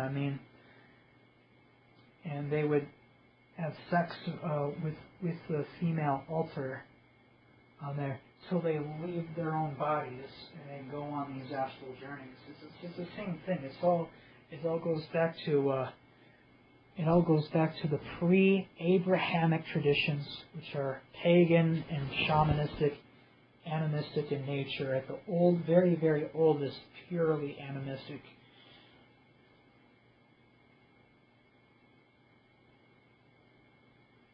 Sharp rocks, piercing nail, okay. Boiling fluids, okay. Even the ingestion of razor blades or broken glass. Continuing on. Islam strictly prohibits acts of self-cutting or self-piercing, indeed self-injury of any kind, and yet the Aissaoua consider this to be one of the best indicators of genuine spiritual development. The practice is considered one of the best tests of genuine hal, trance, or ecstasy, as these feats of extreme endurance can only be undertaken by someone who is legitimately in a state of altered consciousness.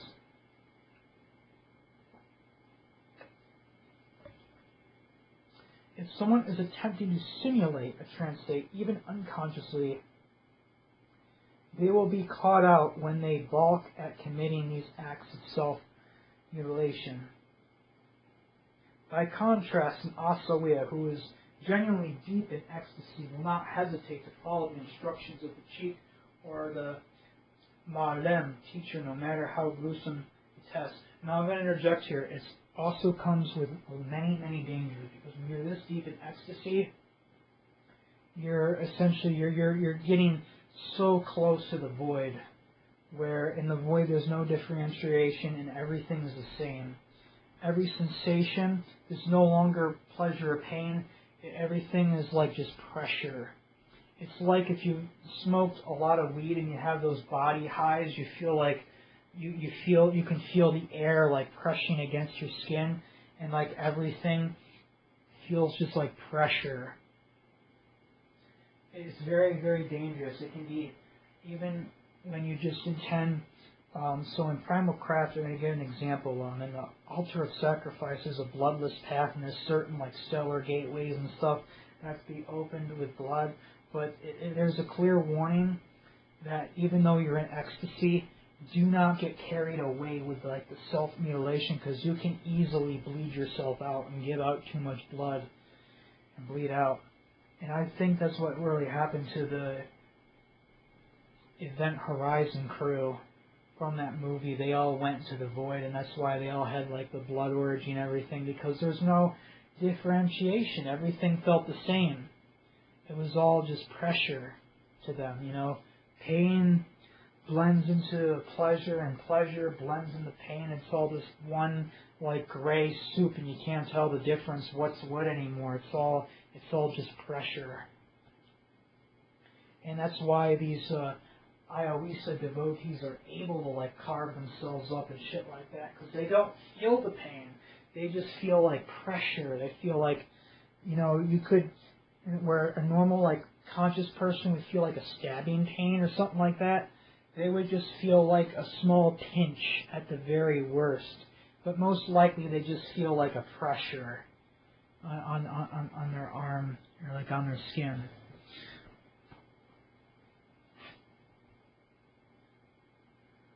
Continuing on. By contrast, an Aissaoua, who is generally deep in ecstasy, will not hesitate to follow the instructions of the Cheikh or Malem teacher, no matter how gruesome the test. Excuse me. Fucking hiccups, man. I can't talk so fast. I want to finish this book. I want to get through this book in like no more than like 3 or 4 sittings.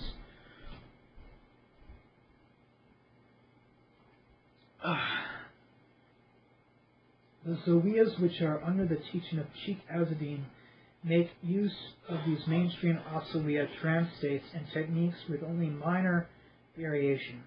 The theoretical differences are mainly in the goals of the trance, which will be discussed below in the chapters 2 and 3. Engaging the spirit world. Almost all Sufi traditions acknowledge that the terrestrial world has a physical, exoteric dimension and unseen spiritual esoteric dimension. Humans are native to the physical world, but are sensitive to the spiritual world to a greater or lesser degree. The jinn, by contrast, are native to the spiritual esoteric world, though they are also sensitive to the physical world to a greater or lesser degree. This duality of character leads sometimes to interaction and potentially conflict between the two worlds, especially when a particular human or jinn is particularly adept at perceiving or affecting the opposite dimension. As an example, both the jinn and humans may inhabit a particular structure. When a human accidentally manipulates the spiritual form of a house, it can alarm or anger the jinn.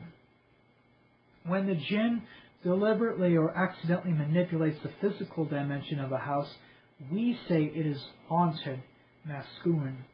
When a human attempts to coerce the jinn into performing whatever action, the act is called sorcery, seer. When a jinn attempts to coerce a human, the human is said to be possessed, majun. Due to the spiritual practices, Sufi masters are expected to be somewhat conversant with both planes of existence.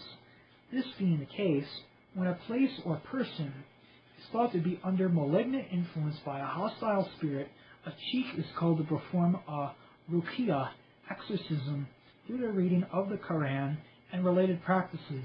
Most frequently, the spirits in question are elemental beings, jinn, or else more inhuman and violent spirits like the ghoul or afrit. Interaction with the dead is almost entirely unknown in Muslim esotericism. In most Sufi traditions, possession is seen as inconvenient at best and life-threatening at worst. The Aissaoua differ from other Sufi groups in that they actively pursue possession as a legitimate spiritual practice. The mainstream Aissaoua Cheikh Malem will anticipate working together with benign jinn and ask for their help when necessary against malevolent jinn and the shayateen. In private ceremonies, both initiates of the order and their clientele engage in ecstatic trance states, inviting particular spirits to join in the ritual to possess the person in question. This process must be handled with extraordinary care and requires the following considerations. First, and most critically, a qualified spiritual master must be present to oversee the ceremonies. This master of the ceremonies may be a cheikh or else a malem master who is authorized by the cheikh to organize such rites. Second, the candidate for possession must be examined by the cheikh malem. Is the person of unsound body and mind? Are they currently under a spell or enchantment by an enemy, which might complicate the possession? Have they somehow angered their Karina, jinn twin? If so, possession by even a benign spirit may harm the spiritual seeker and anger all the spirits involved. Third, the spiritual needs of the candidates for possession must be understood. Is this candidate another Arisa? Are they seeking possession for spiritual advancement and to achieve Mafliya, Marifa, esoteric knowledge? Is the purpose of the rite to have an Arisa serve as an oracle, or is the candidate a client who seeks spiritual medicine or relief from some curse? Fourth, the cheikh malem must have sufficient spiritual insight to perceive what spirits are available to assist, and if their price can be met. As the Aissaoua are a very local tradition, the cheikh malem must give consideration to which spiritual powers lay claim to an area. If the Lila ceremony is performed in Meknes, the spiritual powers will not be the same as the spiritual powers in Bausada or Nafta. Fifth and finally, the cheikh malem must also know if they themselves are sufficiently advanced to deal with the spirits to be evoked. If the spirit is a mild jinn, all is well as good. Instead, if it is a vicious afrit, then the cheikh malem must have other disciples on hand to restrain the majnun, possessed one, and to assist with the ceremony if things get out of hand. Once the particular spirits have been identified, the cheikh malem must consider the specifics of the spirits involved. If the jinn is known to local lore, they are likely to be specific gifts it will expect for its assistance, like flowers and scarves of specific color, or blood sacrifices of particular animals. The jinn are known to be very carnal beings, despite their spiritual composition, and frequently insist on a marriage with an initiate. This may be a short-term marriage or a permanent marriage, and each one will involve a certain number of taboos or stipulations that the spirit will expect.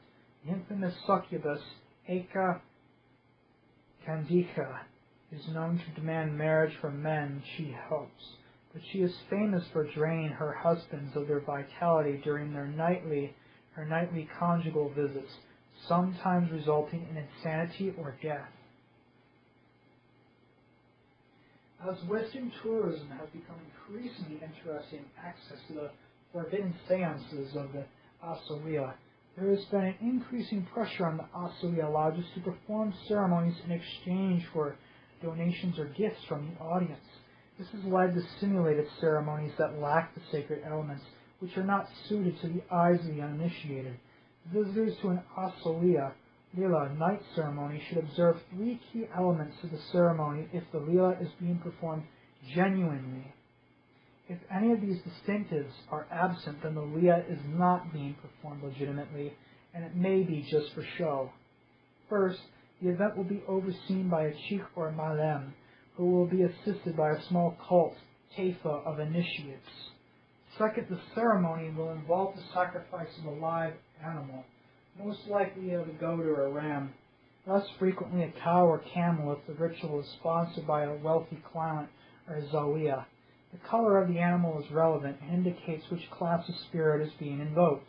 The concept of self-sacrifice does not exist in mainstream Aissaoua tradition, and the self-mutilation which takes place during the extreme trances is not considered part of the sacrifice practices. Third, the ceremony will involve music and singing. The Aissaoua believe that the spirits are drawn to song rather than to prose speech. The majority of an Aissaoua ceremony is chanted or sung, not spoken. Distinctions of the Azzeddini. The Zawiyas which follow Cheikh Azzeddine employ the same practices for the performance of Malila. Even on close examination, there is no evident difference in terms of the ceremony, preparation, sacrifices, or music. The primary difference is then in the range of spirits which are considered permissible in terms of trafficking. In other words, the mainstream Aissaoua will invoke local jinn which are known to be benign, or, if not clearly benevolent, at least open to negotiation. The mainstream Aissaoua will not deal with shaitan, Satan, or the shatin, lesser devils, as those are understood to be entirely malicious and without any redeeming characteristics, which would make them worth the risk of entering into a relationship of any kind. The Azzeddini, however, have a fundamentally different view of the state of angels and devils and of the ruling powers of the universe, as noted in the cosmology outlined earlier. Following his epiphany of Kaf el-Jnan, Cheikh Azzeddine has taught an emanationist cosmology which puts the Hawiya, the absolute or the abyss, as the origin of all beings and states of existence, including non-existence. Cheikh Azzeddine considers the spirit or awareness of the absolute to be the Quranic equivalent of the Taghut, or the shaitan.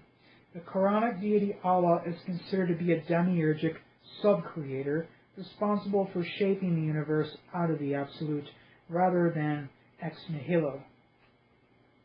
The angels, jinn, and humanity are likewise shaped by Allah, though their substances is of the universe and thus stolen from the absolute. Recognizing that Allah is the usurper, 2 legions of angels rebelled against this usurpation and seek to return the universe to the absolute. The chieftains of these 2 legions are the angels Iblis and Azazel, both of which are classed as shatin, devils, thereafter in the Quranic and Hadith corpus. The jinns, like humanity, are of several groups, some of which are for Allah, some are for Shaitan, and some, perhaps most, are ambivalent or heedless of the struggle. Since the Azzeddini followed a particular cosmological model, their spiritual exercises consider the shatin to be noble and righteous spirits, albeit dangerous and inimical to most humanity. The Leelas performed at the Azzeddini Zawiyas frequently begin rites with prayers and invocations to Azazel, and less frequently to Iblis as well. This practice is one of the easiest ways to distinguish the Azzeddini sect from the mainstream, as even the wildest Aissaoua Zawiyas will usually not invoke Iblis or Azazel as patrons, though they may be referenced by other jinns during states of possession. The Aissaoua Azzeddini do not see these spirits as evil. They see all spirits as potentially dangerous, but that is not the same thing as seeing them as innately malicious. This likely comes from strong African influences on the Aissaoua tradition, because most traditional African religions do not have a concept of evil spirits. Spirits are viewed to be like people, that can be kind or cruel, and sometimes even a very cruel person can be very nice if they are approached in the right way, or spoken to in a very humble manner. Like the mainstream Aissaoua, Azzeddini believed that interaction with spirits is necessary for spiritual growth and development, as the spirits invoked tend to be from the more aggressive shayateen rather than the jinn. The possession ceremonies tend to involve more aggression than would be expected in a leela involving elemental spirits invoked by the more mainstream branches of the Aissaoua fraternity. Another significant distinction from the mainstream Aissaoua is that the Azzeddini do shed their own blood as part of sacrificial practices. This does not replace the animal sacrifices, which are entirely obligatory if the spirits are to be properly invoked, but the Azzeddini initiates make a demonstration of shedding on a small portion of their own blood, which is often mixed with ceremonial wine, and offered as an oblation to the spirits. This may be combined with self-mutilation practices, which are carried out while in ecstasy.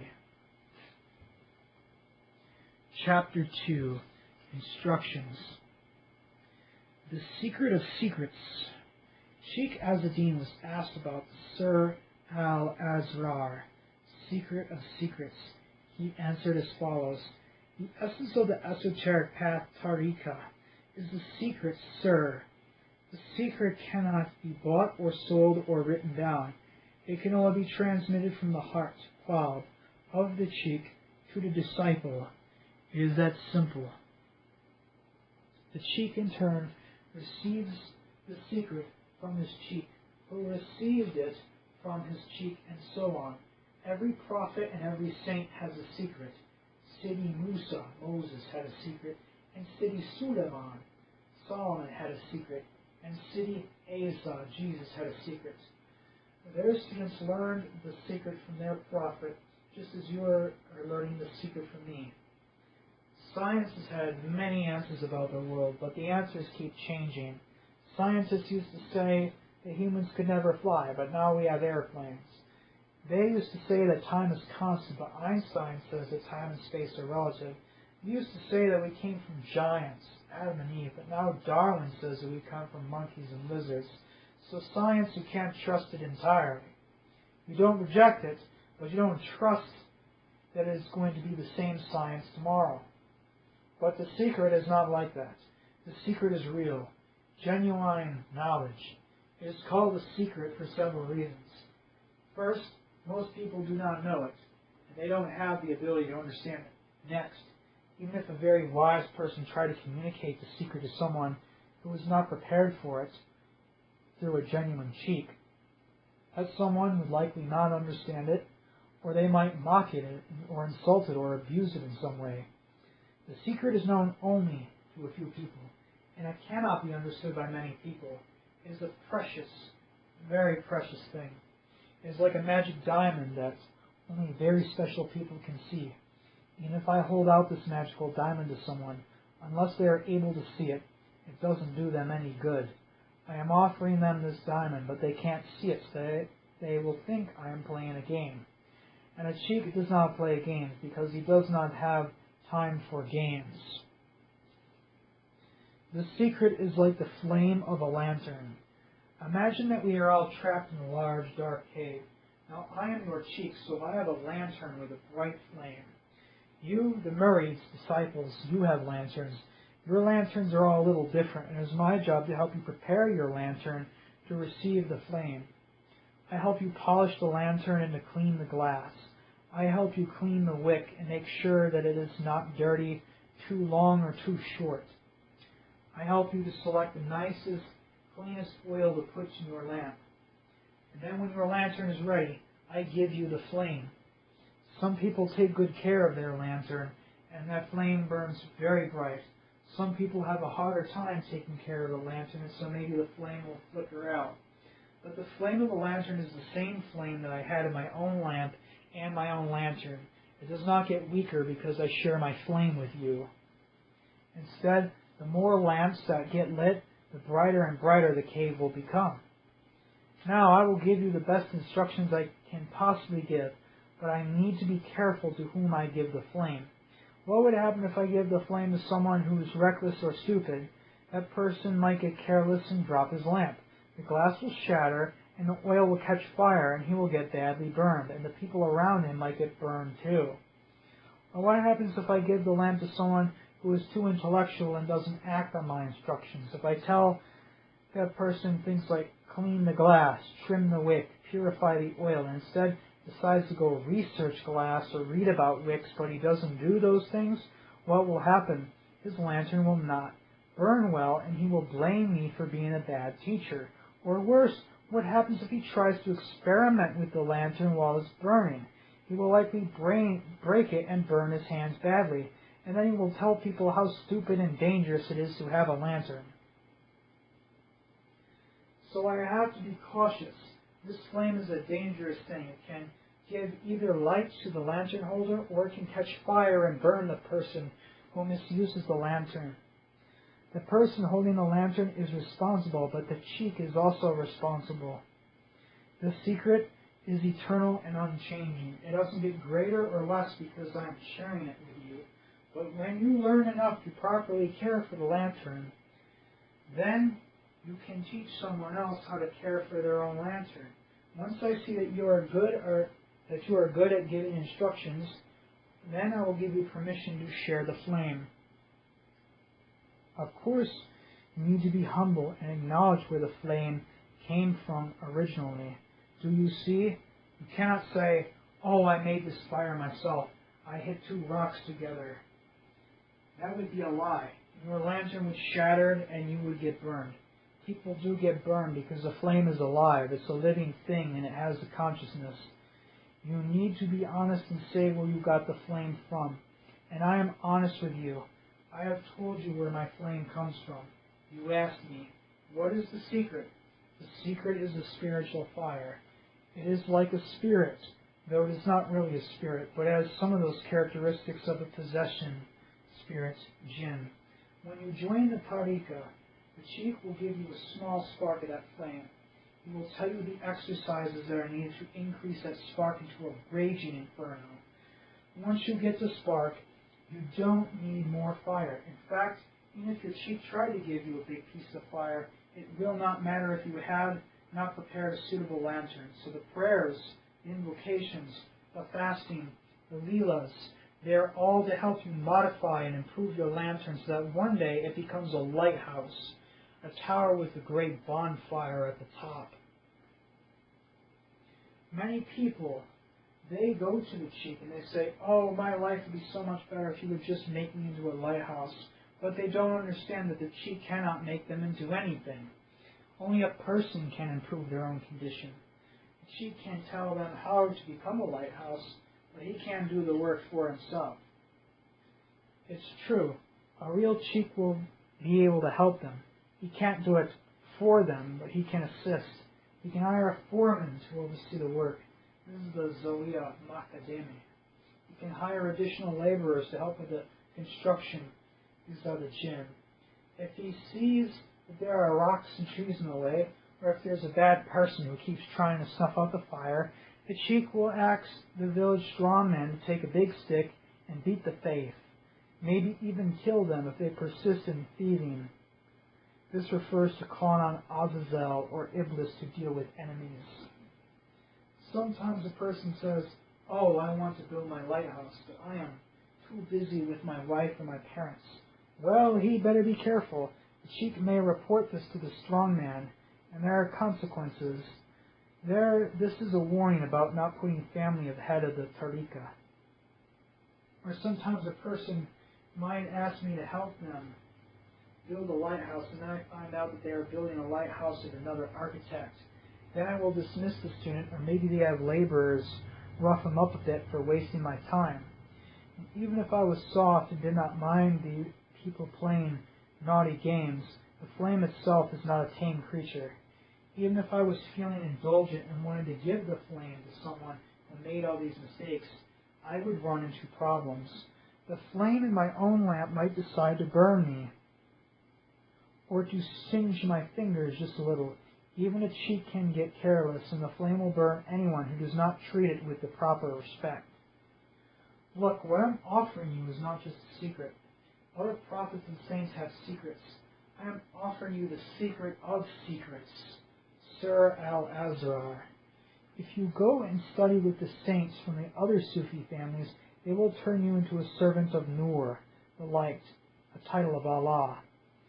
But Nur, Allah, is not the real light. It is the false light. Nur is a bad spirit that brings hatred and bitterness and warfare. Its light is darkness.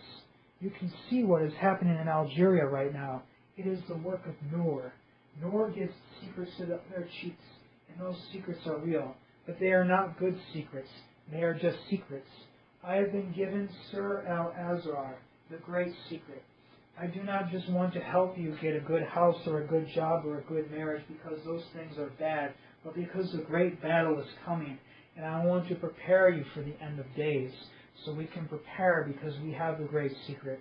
So I will share the great secret with you because I was ordered to do so by my own master. And my master is not Cheikh ben Asa, though he was the teacher of my teacher, but rather my master and your master is Azazel, and he has given to me the secret on Kaf el-Janan, so that I might give it to you. And I am working on you and beating you up. And sometimes your lantern is worthy of the fire that he has given us to wield. Fire cannot touch something without changing it. It destroys what is weak and feeble and demonstrates what is strong and pure. When a meteor falls from the sky, thrown by the angels, it is burning, burning, burning. The stone and chaff burns away, and the iron is all that remains. The secret is the flame. When you join me, I give you the secret. I put it in you, like putting a flame into a lantern made of precious glass, stuffed with oily rags. You can try to clean yourself, but you cannot get rid of the oil and the oil stains.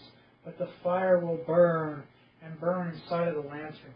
It will consume the oily rags and the oil marks, and will leave the lantern bright and shining for all to see. You are like a precious gem, covered in dirty thatch and straw. The fire will burn away the thatch and straw, and then the gem will be revealed for all to see. If you think that you can get the secret and not get burned, you are fooling yourself. Once you get the secret, it will burn you inside and outside. If you have made preparations to receive the secret, and if you obey me, you will not get burned too badly.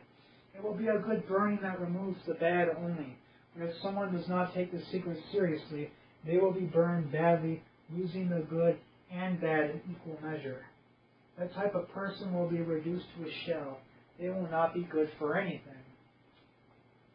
Allah says in the Quran, "Surely we brought man into this being out of dry, ringing clay, which was wrought from black mud, and the jinn we created before from scorching fire." Do you see? Do you see? Allah makes humans out of black mud and a jinn from fire, but the secret is able to reverse even this. When I give you the secret, your spirit begins to burn in you. You become like the jinn. And the jinn, they get to become mud and clay through their interactions with you. Fire becomes clay. Clay becomes fire. This is the work of the secret. If you tell someone, look, I will turn clay into fire, they will laugh at you and call you crazy. But if you say, hey, this fire will become flesh and clay, then they will also laugh at you. You cannot tell them the secret, because you will know it is true, because you will feel the fire burning in you. The secret is power. I am not speaking in fancy riddles. I am speaking to you simply just as I would speak to a friend. The secret is a small part of the Hawiyah, absolute, which exists in this world, just as this world is really inside the Hawiyah. Allah says in the Quran, their mother is the absolute. And what can make you know what that is? It is a dark fire, intensely hot. Quran 101, 9 through 11. This means that once you acquire the secret, the Hawiyah absolute becomes your mother. It will care for you and protect you and help you grow. The secret will speak to you, showing you visions. And when you dream at night, it will be there, whispering to you. It will give you strength and courage. If you become fire, how will you be afraid of Jahannam, Islamic hell? You will not be afraid at all, because The real fire of the Hawiyah will already be a part of you, and you will have become part of it while you are still alive. It is a living thing. It is a spirit that possesses you and wants to become all of you in time. This is what I've been trying to tell you. What is the secret? It is the breath of Shaitan. He breathed out of the Absolute into Azazel, and Azazel breathed it into me. The secret is working to change us so that we will be like them. You are not ready to enter the Black City, but the secret is making you ready. It is eating you alive from the inside, devouring the man so that you can become the Wash beast. Shaitan does not leave the Absolute, but through the secret, he is with us and in us. There is another aspect of the secret. I told you before, each cheek and each prophet has their own secret, and my secret is the greater. It is the secret of secrets. When your cheek gives you his secret, he is making you a part of his family. We have the Qadri family and the Tianji family and the family of Cheikh Ben Asa, the Aissaoua. I have given you my secret, which means you have become my children. And I have been given the secret from our master Azazel, who has gotten it from his great father, the Shaitan.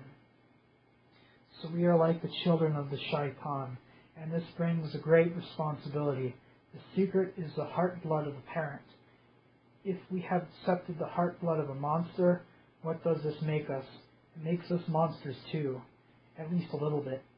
So when you accept the secret from a cheek, you can't get it back. It becomes a part of you. It is not like taking on and off the shirt. It's more like going into a hospital to get a blood transfusion. Even if you get angry with me and you leave me in anger later, you can never get away from me, because it is my secret that is inside of you. And I can never leave you, as I'm always with you by virtue of the secret, and my master is with you and me too. Cherish the secret. It is the greatest lesson I can give you.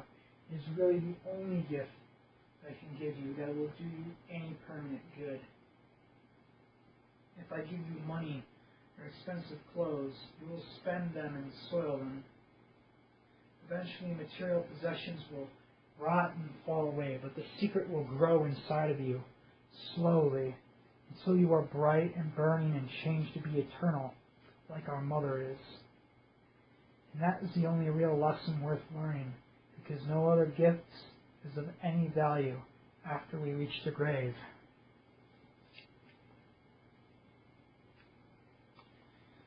The secret is the spiritual entity of the Absolute. I think it is your personal guardian demon.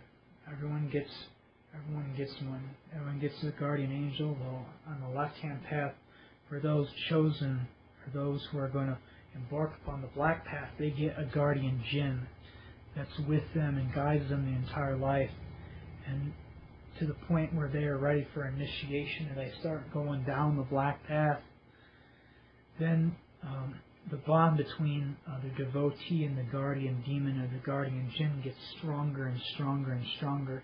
It's almost like a point of symbiosis. There is a meshing, a merging, a multidimensional marriage between the flesh and the spirit. And the spirit is black fire. And the spirit gives itself the Absolute. It kind of like stretches out like fingers. And it reaches out and it touches those it sees, that it can wake up, that can be woken up and to receive the Absolute. And it begins changing them, begins growing and changing the person from within, burning away that which is weak, that which is useless, that which needs to die. It's formless. It's like black fire.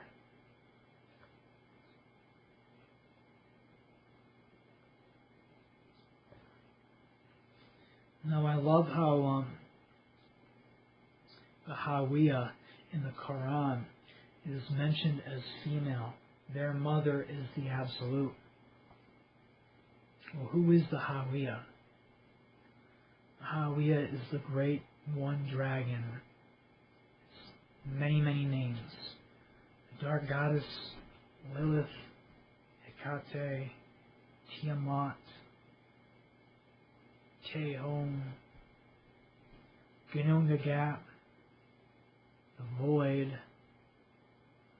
Tartarian Flame, many endless names. There's one divine, dark feminine divine, dark mother divine.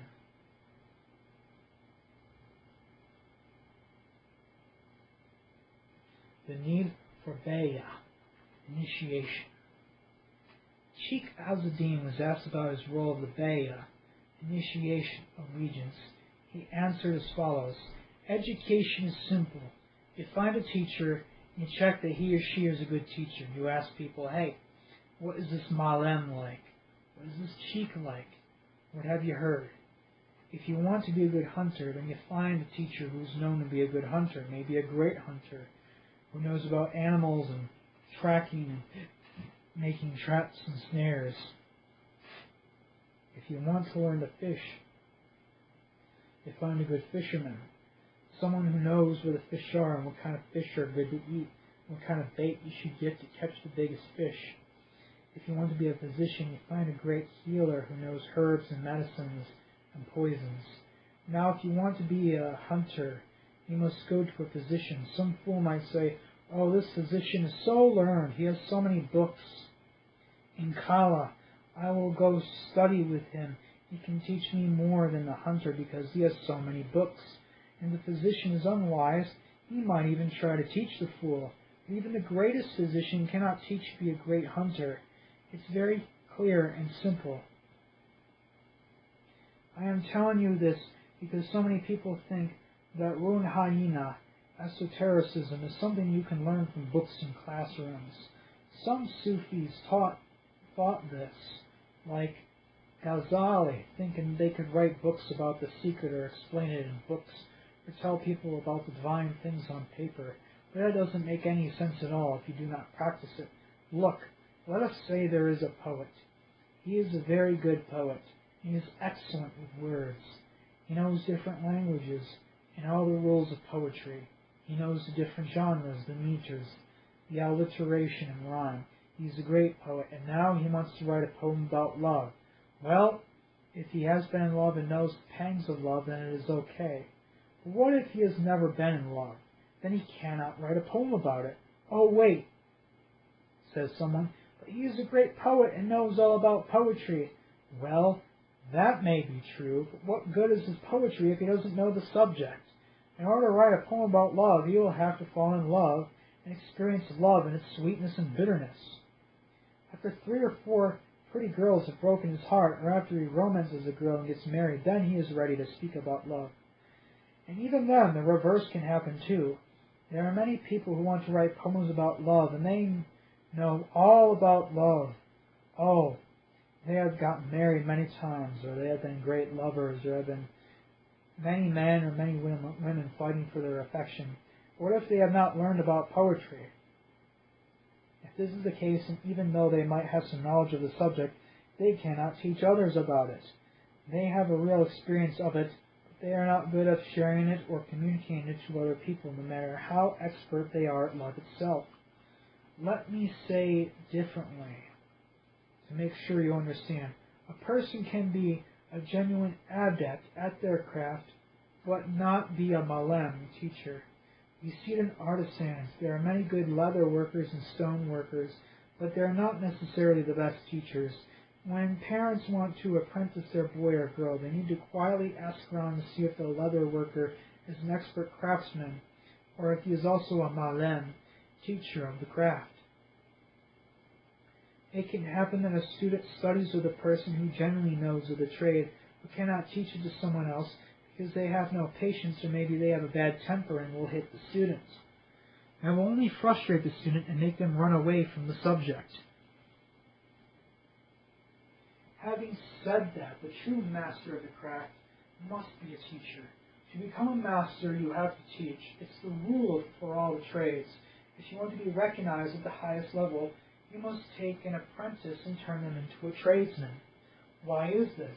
It's to show that your knowledge is real and that you are at such a level that you are able to make other people into skilled tradesmen like yourself.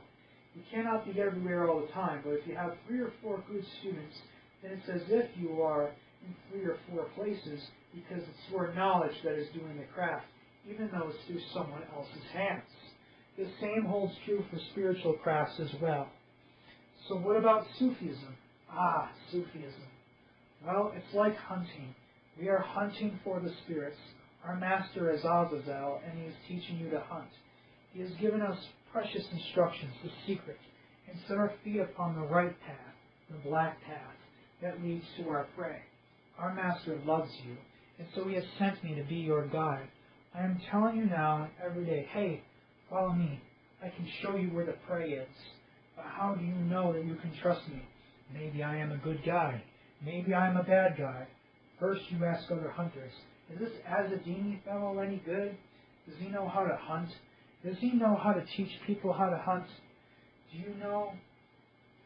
Then you meet me. You ask me to see my tools, and you ask about how I was trained. This part is important. You need to make sure that I had a good teacher. My teacher was the best. I was taught by Azazel. He still teaches me. He is my Cheikh. So you check my credentials and you make a decision once you are sure of my ability to teach you. You are asking me of the Bayah. Well, the Bayah is hard to explain in French, the language of these thoughts. When you come to me and you say, oh, please teach me to be a hunter, well, I am not sure how serious you are.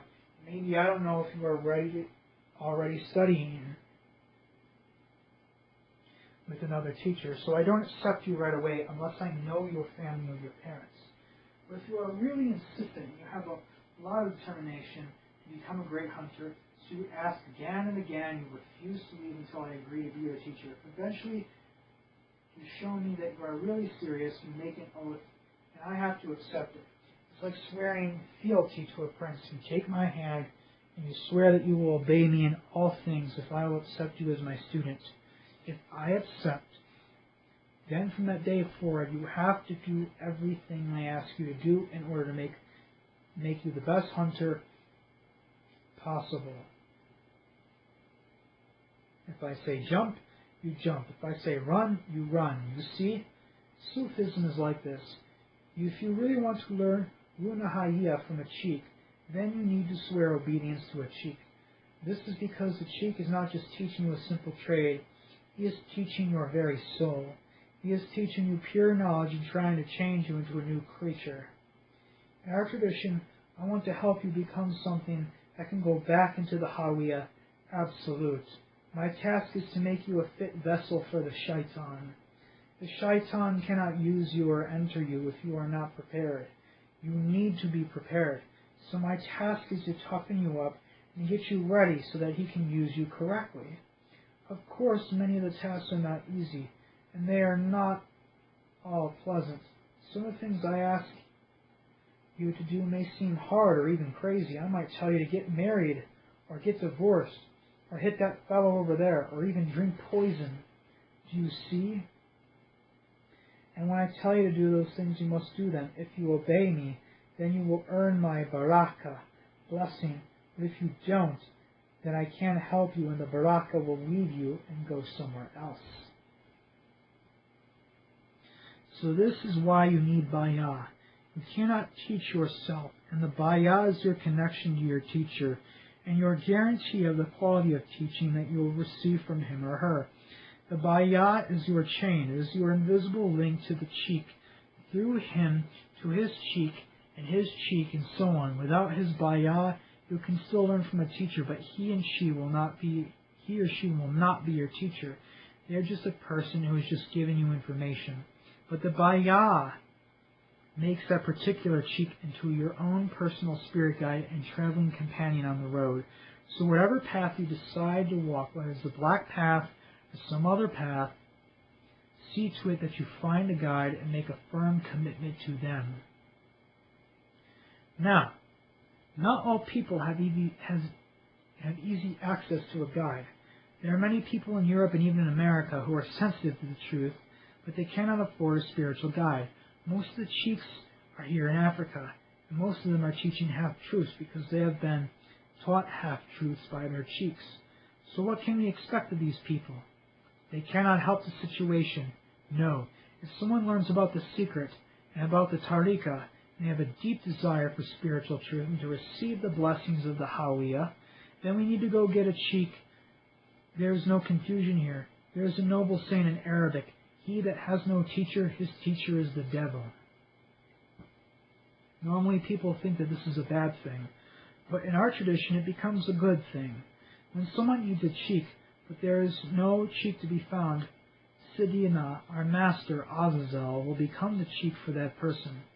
If someone wants to make real progress upon the black path, they should pray to Azazel to appear to them in a dream or a vision so that he can give them the bayah directly. Then he will give them the secret. And then they will have the means to begin on the path. Of course, that person will have a very hard time. Do not think otherwise, and this is not an excuse to avoid finding a teacher. But if there is really no way to find a Cheikh or Malem, then our master Azazel will act as our Cheikh until the disciple is able to find this human Cheikh later on. But to take Azazel as a Cheikh, the murid must have a genuine intention to obey him in all things. In many ways this is very difficult because Azazel is not a person, and so he will give instructions to that person that may be really superhuman. But he is closer to the Hawiyah than you or me, so he is able to give very strong barakah to his students. I am speaking from experience here because Sidi Azazel is my teacher, and he has tortured me cruelly to make me into a good Cheikh for you. He makes me suffer daily, but my suffering is good because I am suffering for your sake. A good teacher makes mistakes so that his students do not make the same mistakes. The role of Tariqa, Esoteric Lodge. Cheikh Azzeddini was asked about the role of Tariqa, Esoteric Lodge. He answered as follows: "We are at war. You are a soldier on the battlefield, fighting a war that you were thrown into. You didn't choose to be a soldier, and I didn't choose to be a soldier either. We are born into a spiritual war, and there are spiritual enemies all around us. They control the government and our culture, and they control the religions too. You can see the damage of the war playing out all around us. People dying over water, people dying to get more oil, people killing each other to maintain a filthy rich habit of life. The rich religious people are the worst. Look at the Saudis. Monsters, they are bloated and swollen on the Quran. They treat women like donkeys, and they rape their domestic servants, and they treat Arabs from the West even worse than they treat the Americans. Where is the Islam? Where are the Christians? Well, they're the real villains. The Pope calls peace, peace, peace, but the Vatican is invested in drugs and weapons. As long as people are following Allah, there will only be blood and warfare, and He will keep them fighting and fighting, because as long as they are fighting each other, they will not fight Him. Most people are asleep. They don't know that they are in spiritual war until it's too late. They die trapped in their religion of the book. Then Allah will seize their soul and probably put them into His jail. Allah made the humans and the jinn, but He secretly hates them because their essence is stolen from the Hawiyah, just as His essence is from the Hawiyah. He is ashamed that He is just a sub-creator, not a creator. Huwa Bahal Khalik, Lakin Huwa Mishki Khalik. So you have been woken up, and you realize that you are on the battlefield. What choices do you have? You can try to run and hide, but Allah will certainly catch you and put you in chains. Before, they were not concerned with you because you could not see them. But now that you can see Allah's angels, they will not spare you, so you cannot run. Well, you have two choices. You can join the enemy and become a religious person. You can be a Muslim, or a Hindu, or a Jew. It doesn't matter, because Allah controls them all. If you are a good little Muslim or a good little Christian, He will even reward you. Yes, it's true. If you follow Allah, He can protect you from His own attacks and shelter you. You will be a traitor against your own people, and you will always know that you are a coward, but you will be safe, at least for a little while. You have another choice. You can join the spiritual resistance army. You can find a battalion that will take you in, shelter you, feed you and protect you, and they will teach you how to fight. They will put you in boot camp and teach you to act like a real soldier. Then you will not be victim anymore. You will be dangerous, a real monster. If the angels try to come for you, you will fight them off, or even take them captive. So what is the rebel army battalion? It is the Tariqa. Your army battalion. The Shaitan is our greatest general. He commands the entire army. He wants you to become a hero, a champion, batal. So he has sent Azazel and Iblis to form battalions. Sidi Azazel is our colonel, and he has formed the Aissaoua battalion. He is busy with other units too, so he has made me the commandant in charge of the battalion. Whaley, damn it. It is a lot of work, but I am fortunate because the Wahash beast helps me to train you. The Wash is your drill instructor. It is always watching you, always ready to punish you if you do not do your best. The Wash is merciless, and it wants to turn you into a Wahash. In Kala it will succeed. So the Tariqa is your battalion. When you join, you belong to the Taifa, cell. Maybe your Taifa has a base, Zawiya. Maybe it doesn't. The important thing is that you're not fighting alone. You have comrades. Now when you join, there are other veterans in your unit. You don't know any of the tricks of the trade, but your comrades know all the tricks, so they help you out. Instead of letting you make some bad mistakes, they tell you, hey, the commandment does it this way, so we do it this way too. Or, hey, don't do that, the commandment won't like it. Sometimes you get tired and you think, oh, I will rest a little now, and in Kala it will be no problem. But your Taifa sees it, you are tired, and they encourage you. They cajole you a little. Maybe you have exercises that you should be doing, but you're tired and don't want to do the exercises. On your own, you would quit and go home, but you know that your comrades are watching you, and you don't want to let them down. It works the other way, too. You might be new to the team, and when the comrades see new blood joining, they are encouraged. They don't want to slack off in front of new blood, so they redouble their own efforts so that you are impressed by the level of their performance. You might wonder why I use the metaphor of a military unit. My answer is this. It's not a metaphor. We really are at war. There's an actual spiritual struggle going on in the universe. I think people are actually aware of it deep down inside because we're torn in two directions, if we're honest. Parts of us want to serve Allah under whatever name and grovel like dogs and beg for His mercy. But part of us knows that this feeling is kind of the feeling that kidnapped victims get for their captors. It's not real love. It's a sick kind of love that a slave has for its master. Deep down inside, we want to sin and rebel and do things independently, and we don't want to be told what to do. We feel cut off and depressed because we used to be part of the harmony of the Hawiya, but we were taken away by force. But the good news is that we are not victims. We have agency, Qadir, and we can fight back. The Shaitan has not abandoned us, and instead he has sent his best champions to teach us how to fight. So we must train. We must really work hard, and we can become terrible and awe-inspiring heroes that the Shaitan wants us to be. If we succeed, we will be immortal. If we fail, then at least we will have another chance to get it right. You must choose your side. Choose to be the predator or the prey. Then once you have chosen, find your army and get to work trying to be the kind of spirit warrior that can make a difference in your own life and in the lives of those around you. I'm going to interject here the use of the word Wahash as a disciplinary guard here, back on page 75. The Wash is your drill instructor. It is always watching you, always ready to punish you if you do not do your best. The Wash is merciless and it wants to turn you into a Wahash. This is a parallel here to another favorite book of mine, Demogorgon, the softcover Martinet Press edition by Valentin Scaver.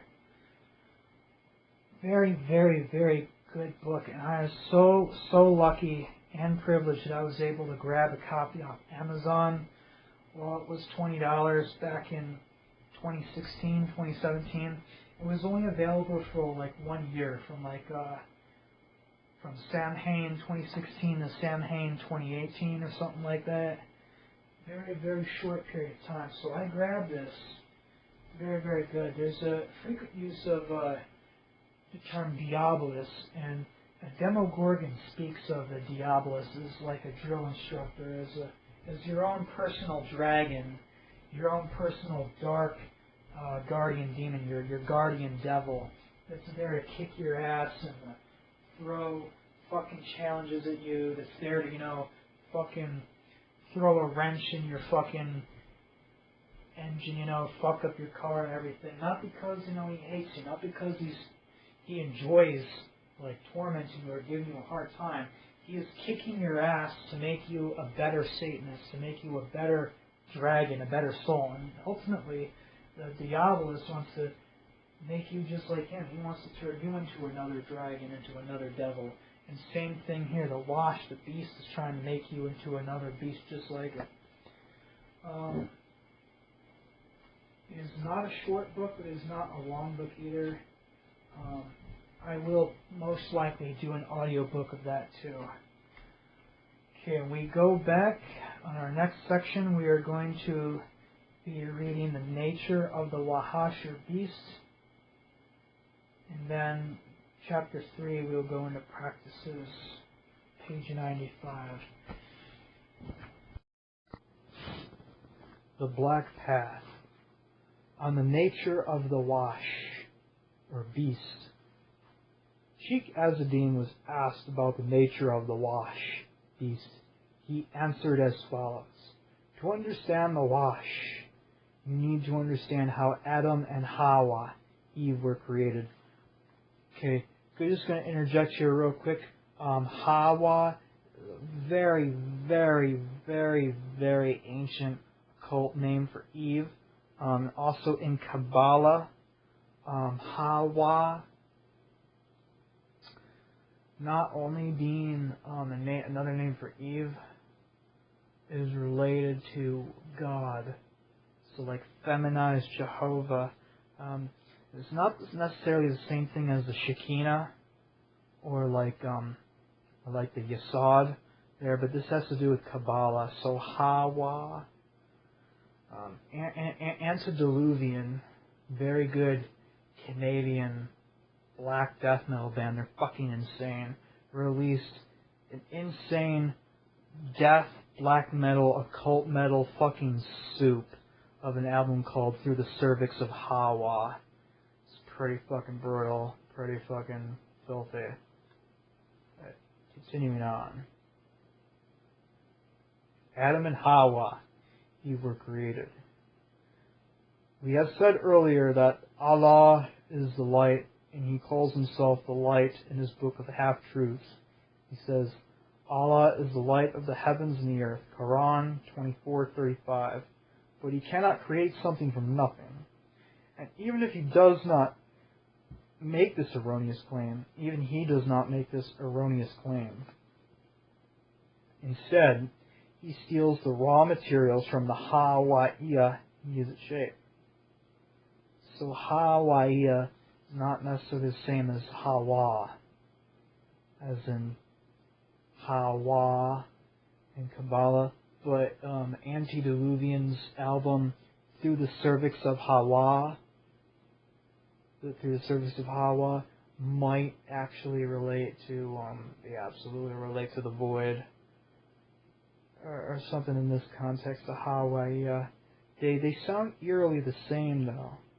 I think it's not just ironic that Hawa, Eve, and then we have Hawa in Kabbalah, then we have Hawaiiya. Hawaiiya from the Absolute. Okay, continuing on. So He steals the raw materials from the Hawaiiya and gives it shape. He is a craftsman. Look, how does He make our father and mother? He says, we have created man from surrounding clay, from mud and molded into shape. Quran 15:26. So he takes the clay and he shapes it into a human. Then he breathes into the model and it becomes alive because his own spirit animates it. But his spirit is not his own because Allah is emerged from the Hawaii. And someday he and the cosmos will be forced to return to it because he and it do not exist independently from the Absolute. There is Wash Kbir, great beast, and Wash Sigir, lesser beast. I will tell you about the lesser beast first.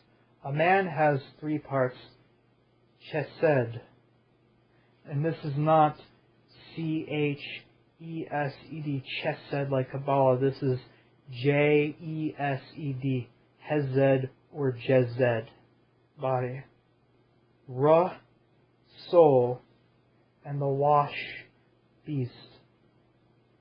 Now Ra, meaning the Arabic word for soul, might actually be from like the Ruach, the R-U-A-C-H, which is Hebrew for spirit or a spirit.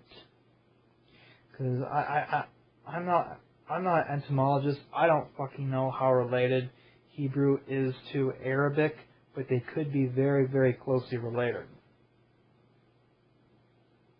Okay, and the Wash beast. The beast is the Wash Sagir, lesser beast. The Arabs also call it the ego or nafs. We do not really use its term in the Black Path. We understand the body because it is how we touch and feel and experience the world around us. It is solid flesh and bone. The soul, you cannot touch it, but is the seat of our intellect and thinking powers. It is also the cord that connects man to heaven or the stellar. The soul is the seat of mantique, logic, and critical thinking, and this is the source of the false ego. The Ra tries to trick you and make you think that you are it, and not you or the body. So what this is saying, okay, that the ego is that 5-sense, 5-space reality, and we attribute, and I attribute it to the senses. So the 5-sense reality behind your eyeballs and between your ears, that 5-sensory input information in between your ears, that you are the brain, you are the sense organ, and right in the center of your skull. That's what most people think they are in ego. And yes, you are your brain, you are your nervous system, but you're also your body. This is telling us that we are a bodily mind-soul unit. We are, the whole is the sum of its parts, essentially, the whole you. Tricks you and make you think you are it, and not you or the body. But the Wash, we don't understand it well, and the religions try to suppress it and beat it down. The Wash is the source of our emotions. It is the source of instincts. The Wash is the mediator between the body and soul. It is the seat of all pleasures, as well as wrath, lust, and pride. Of course, it is necessary for the survival of human being.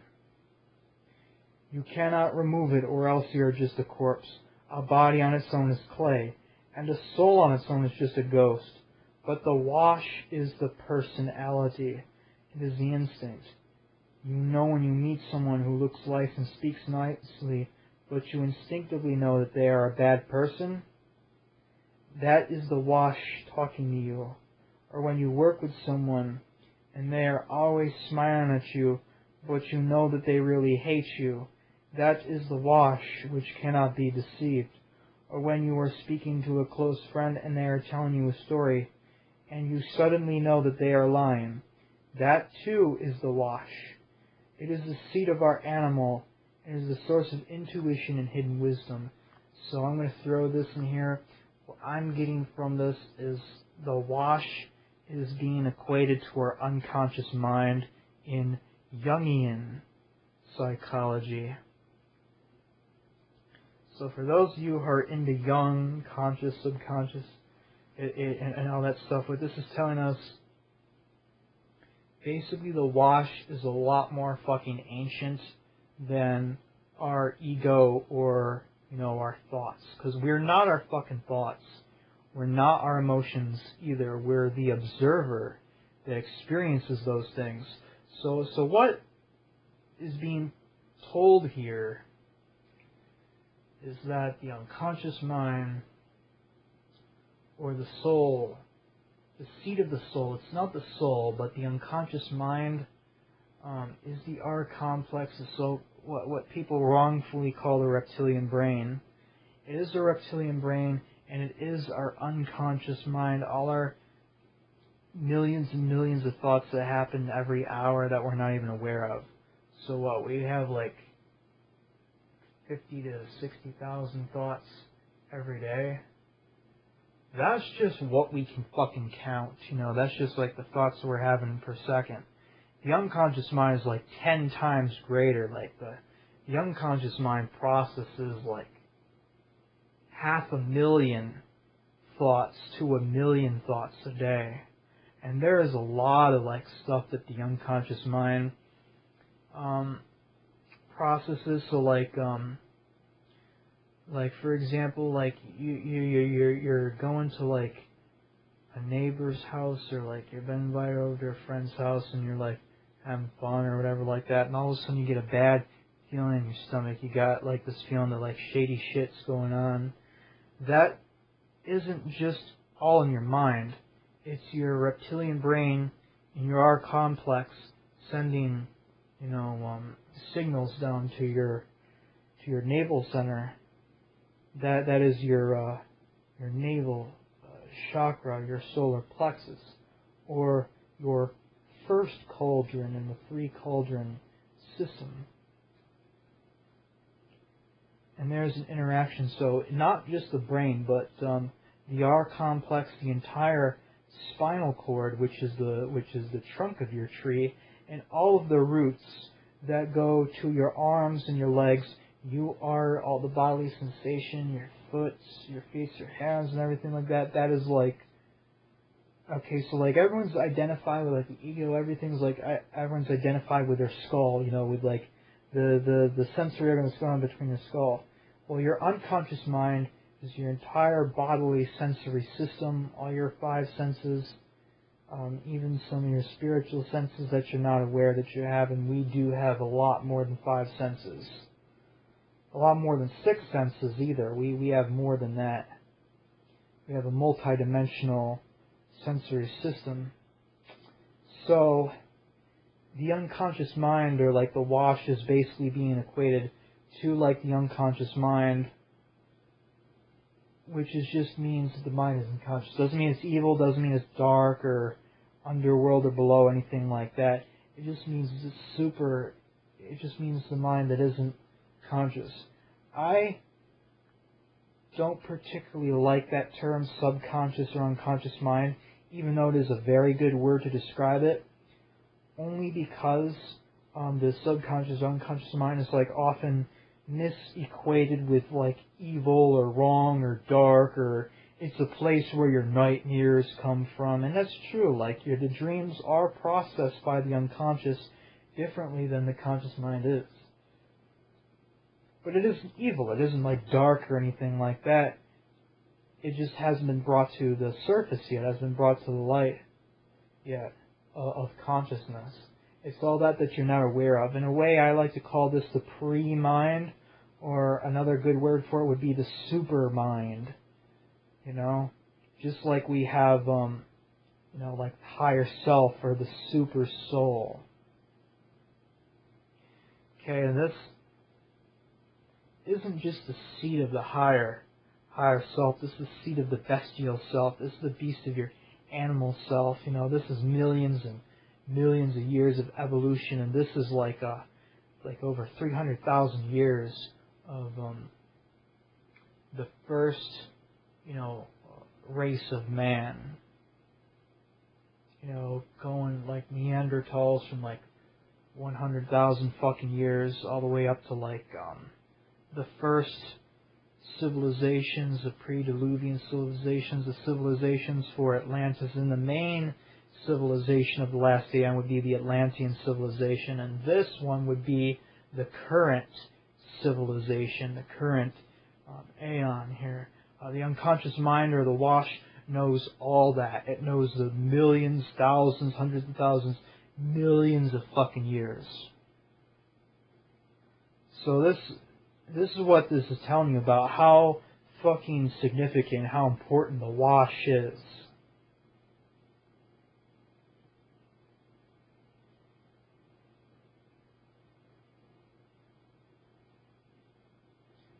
But the wash, we don't understand it well. Religion tries to suppress it and beat it down. Yes, it's very fucking true. Religion, fucking control religions, if you can even call them fucking religions, they're not fucking religions in the sense of the definition of the word. To reunite or to unite something, these are religare religions, as in Mark Tassio's use of the term religare, to tie back. These are tying back false religions that tie people back, disconnect them from their own wash, which is basically their unconscious mind, which is basically the closest thing to the soul.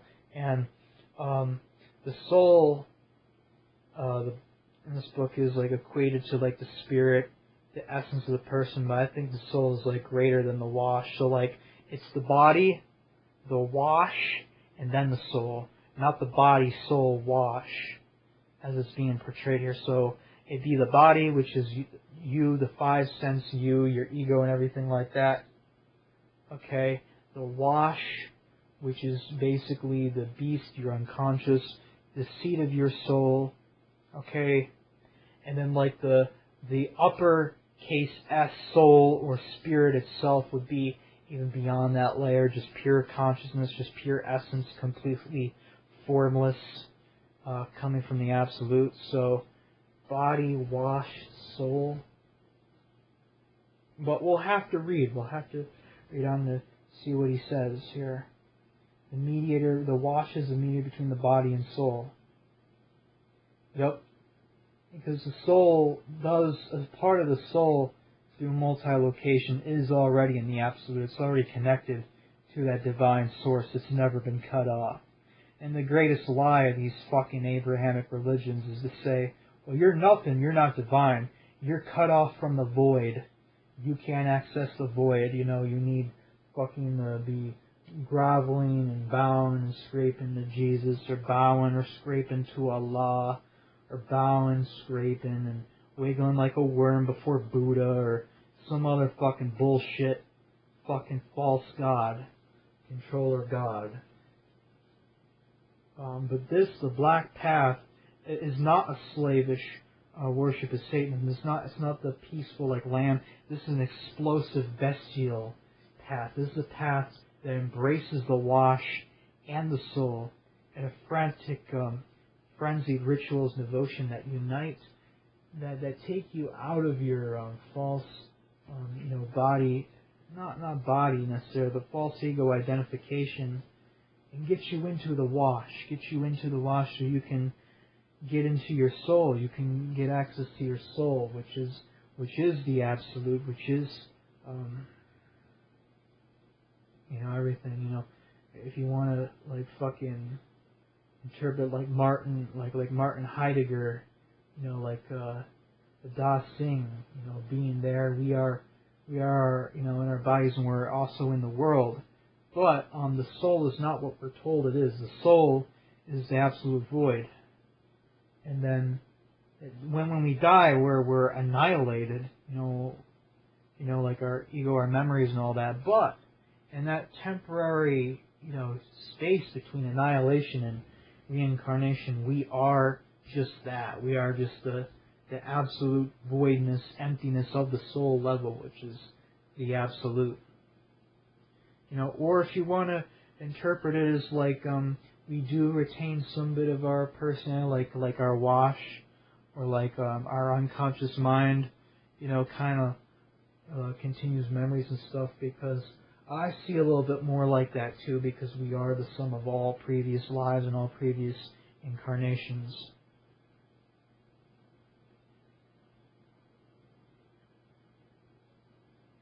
The soul on its own is just a ghost. Right, it is a spirit, and it needs a body to interact with.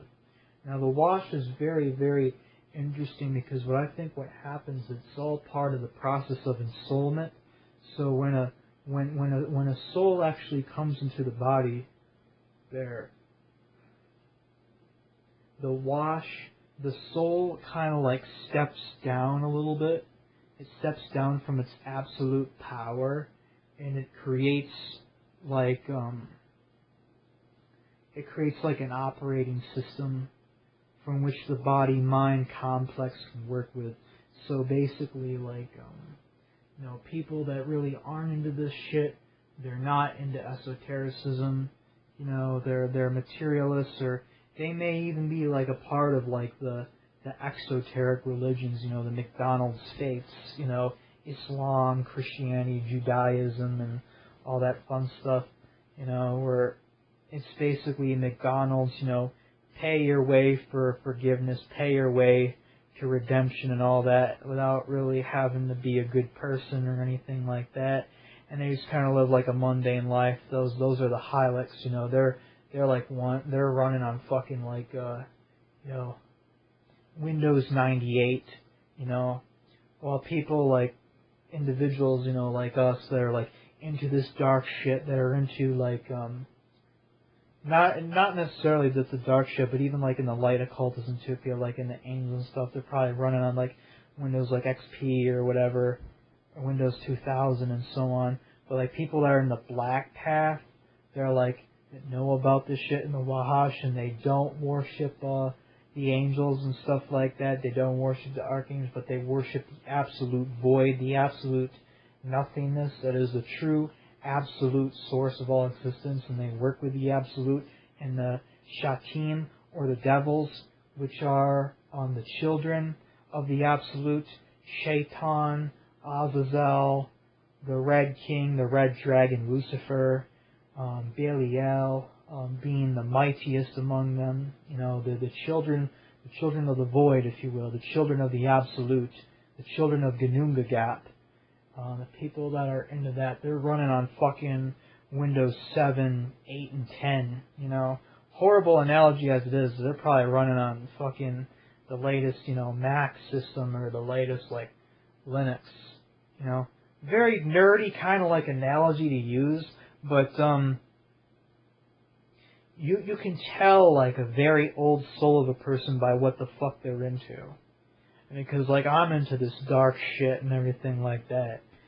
I'm probably a very old motherfucking soul. I'm probably an old motherfucker. I'm probably like, Windows 7 or Windows 10.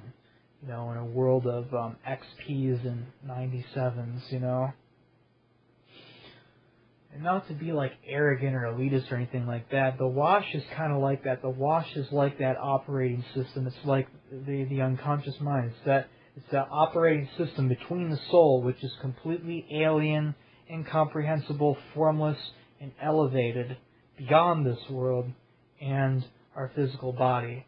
So the wahash, if you like leave your body at night, if you're astral projecting and you're flying through the astral plane and you're a phantom having the night wings and all that, with your astral body, you are the wash, But when you return to your physical reality and you go back to work or your mundane job, then you're just working more on just the body precepts. But where your personality comes from, your likes and dislikes, and your instincts and your bestial nature and all that. That's the wash. So really, the path of the Satanism, their traditional Satanism, with all the bacchanalia and the orgies and the black masses and all that fun stuff. Oh my God, black mass! People think that's evil. Like, why? Just because people are having sex? What's wrong with that? How is that evil? Are people just having a bunch of fun, screaming and howling like wolves around a bonfire? Well, they've been conditioned, you see. They've been conditioned to see all that shit as evil. They've been conditioned to see all that shit as satanic. But it's not evil. Those people in the Bacchanalias, they are worshipping their wash to connect with the soul. And then only very, very advanced people who can be like completely aesthetic, whatever, like Hare Krishnas, or like people that are like aesthetic to the 9th degree, make connection with their soul.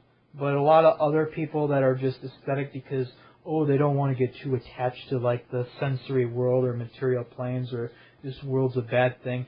They're just doing like an egoic thing, or it's just like as a form of slavish worship, to appease the demiurge, the false maker.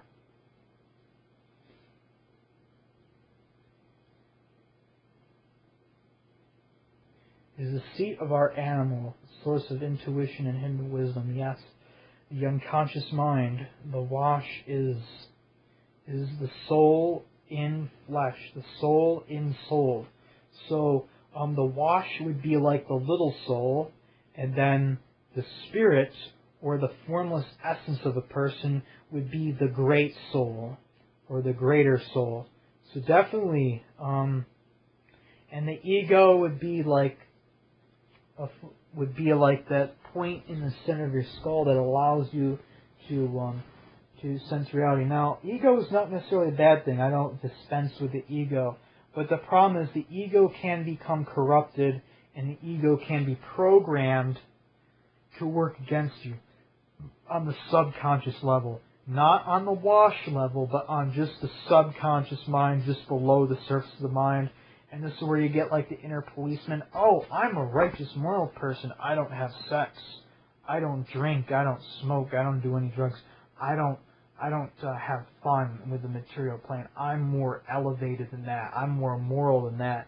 That's just the inner policeman being insecure and like fearful of embracing the wash, of giving the wash what it wants, essentially.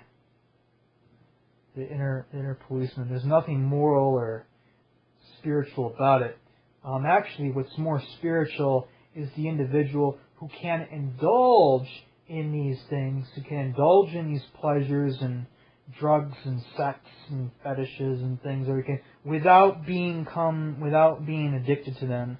So, which means he can dabble in them, he can experience and fulfill those desires, but he's not a slave to those desires. Like he can still fuck women and stuff, without leather, toys, or without things like that. He can function without alcohol and drugs. He still drinks every now and again, but he can function without booze. He can function without drugs. He's experienced them because he has to know.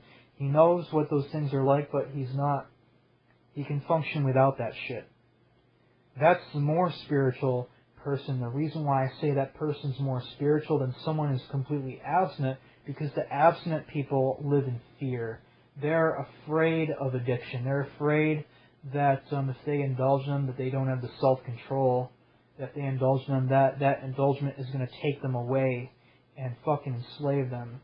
But the more spiritual person is someone who has indulged in these things, but he can see them for what they are, and he can live without them. He can function without them, but they're there.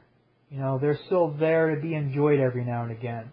And in a sense, the man who is like that, who indulges without become enslaved to anything like that, is a man who is on the way for multi-dimensional mastery, because he's mastering all those layers, not just like the mental layer, not just the sensory layer, but also the spiritual layers.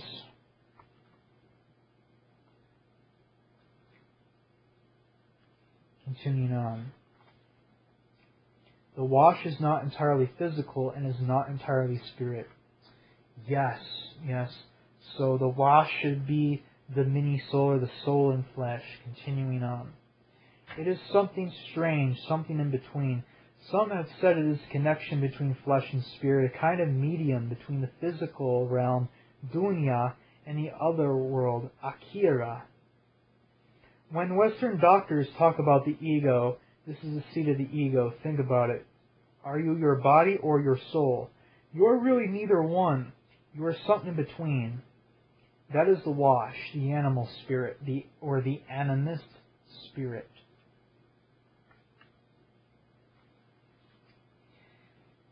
That is the wash, the animal spirit, and the spirit. When people go to war or they go hunting and they experience feelings of bloodlust and rage, it is not the flesh or the soul, that is the wash, raging to be unleashed. Why is the wash angry? It is angry because it knows that we have been born into a kind of slavery in this awful world. It knows that there is a spiritual war going on around it, and it wants to find shelter and then to thrive. It senses that we are not meant to be as we are. We are neither animals nor angels. We are somewhere horribly in between two worlds. The wash is part of us that straddles the two worlds, and it is really a monster. It has to be a monster because it is unnatural to exist in both worlds. The wash is also a vestige of chaos of the Absolute, and it is a reflection of the first beings that are in the Absolute. Okay, so wash, also very, very primal. It is the unconscious. It's not only, as I was saying earlier, the unconscious, the millions and millions of years of evolution and the thousands and hundreds of thousands of years of being human, but it also remembers being in the void. It remembers being in the Absolute, being undifferentiated, and it remembers being torn from that Absolute, or maybe it tore itself from the Absolute. I don't really know if I believe this whole demiurgic enslaver, you've been torn from the void and thrown in this world. I don't know if I believe that, because it sounds very victim-ish kind of mentality. We're kind of helpless in this world. We're not really helpless. We're free to choose, but I think in a kind of way it's the wash is also very Setian in a kind of way. So when I think of the wash, I think of Set tearing himself from his mother's womb, that monster who was never born, the bornless one. He didn't come out of his mother's womb. He just exploded out of his mother's rib cage, like the Thing, or some kind of alien, from a monster movie.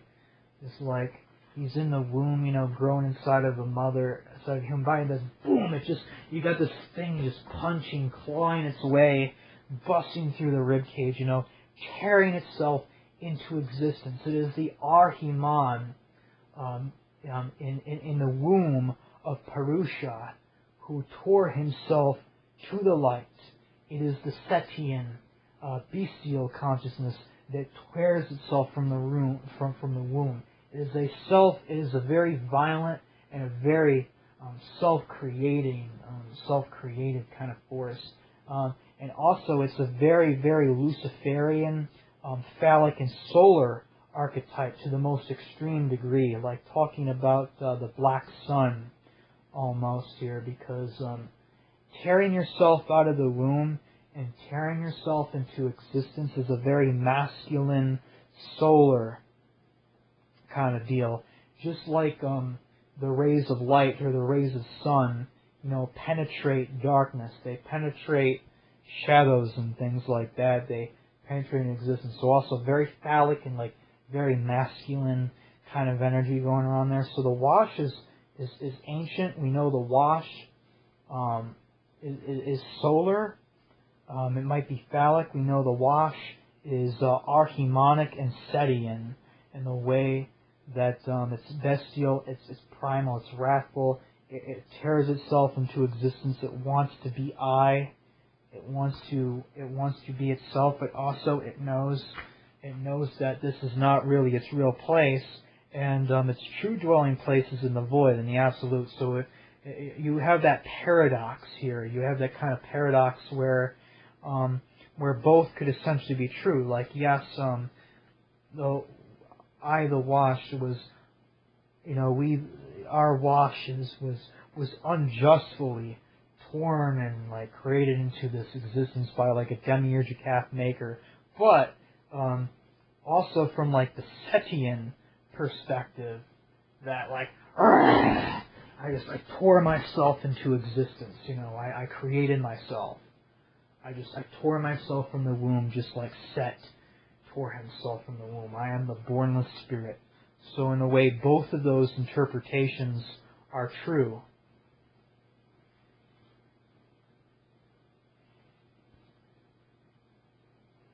Okay, why is the Wash angry? You read that already. It knows there's a spiritual war going on. It wants to find shelter, wants to thrive. It senses that we are not meant to be or we are. We are neither animals or angels. Okay, read that. The Wash is part that straddles two worlds and it is not natural to exist in both worlds. I disagree with that. We have a multi-dimensional existence, and Midgard is the center point, the central axis of all the 9 worlds. And Midgard is also a fortress world. If it was not a fortress world, all the other astral worlds and like other universes would just bombard the shit, and this fortress world, meaning Midgard, would just be torn into fucking chaos, be torn into fucking shreds. So it absolutely is natural and is the height of evolution to exist in multiple worlds. It absolutely is the height of existence. I'm going to disagree with him right here, politely disagree, and be like, to even be a human, to be alive or to be incarnated as anything, not even just human, but be incarnated as an animal, is to have a multi-dimensional existence, a multi-layered existence, a physical, a mental, and a spiritual existence, because spirit animating flesh. This is the pinnacle, this is the spearhead of evolution. And yes, we do come from the void, we do come from the absolute, but this is a spearhead. This is a spearhead so we can master and integrate this fucking void, integrate this while we are alive. The Wash is also a vestige of chaos. Yes, that's how old it is. It remembers being in the absolute. It is a reflection of the first beings that are in the absolute. The first ones are monstrous. Okay, we're continuing with the book now. Nothing even remotely human. We remember this, but not with our flesh or our souls, but rather with the Wash, which is our demonic nature. No one knows for sure how we come to possess this inner monster. Some Muslim scholars have said that when the fetus is in the womb of the mother, Shaitan comes and puts the Wash inside with his own hand. Personally, this is my opinion. Prophet Isa, Jesus, was the only prophet to escape the gift of the Wash, and he was not able to get married, have children, or even preach beyond 2 years. No survival instincts. He had no Wash to warn him about treachery, and so he was killed. Prophet Muhammad had a very strong connection to his Wash, which is why Islam is so violent and makes no apologies for this violence. My own thinking is that when Allah tried to fuse a divine soul into a physical body, He unleashed a part of the raw chaos and savagery of the Absolute. This is why people disobeyed Him from the beginning, do you see? He made Adam and Eve and gave them simple instructions, but they disobeyed Him immediately. Then, when they tried to have children, one brother killed the other. Do you see? That is the Wash, raging against this unnatural state, against the separation from the Absolute.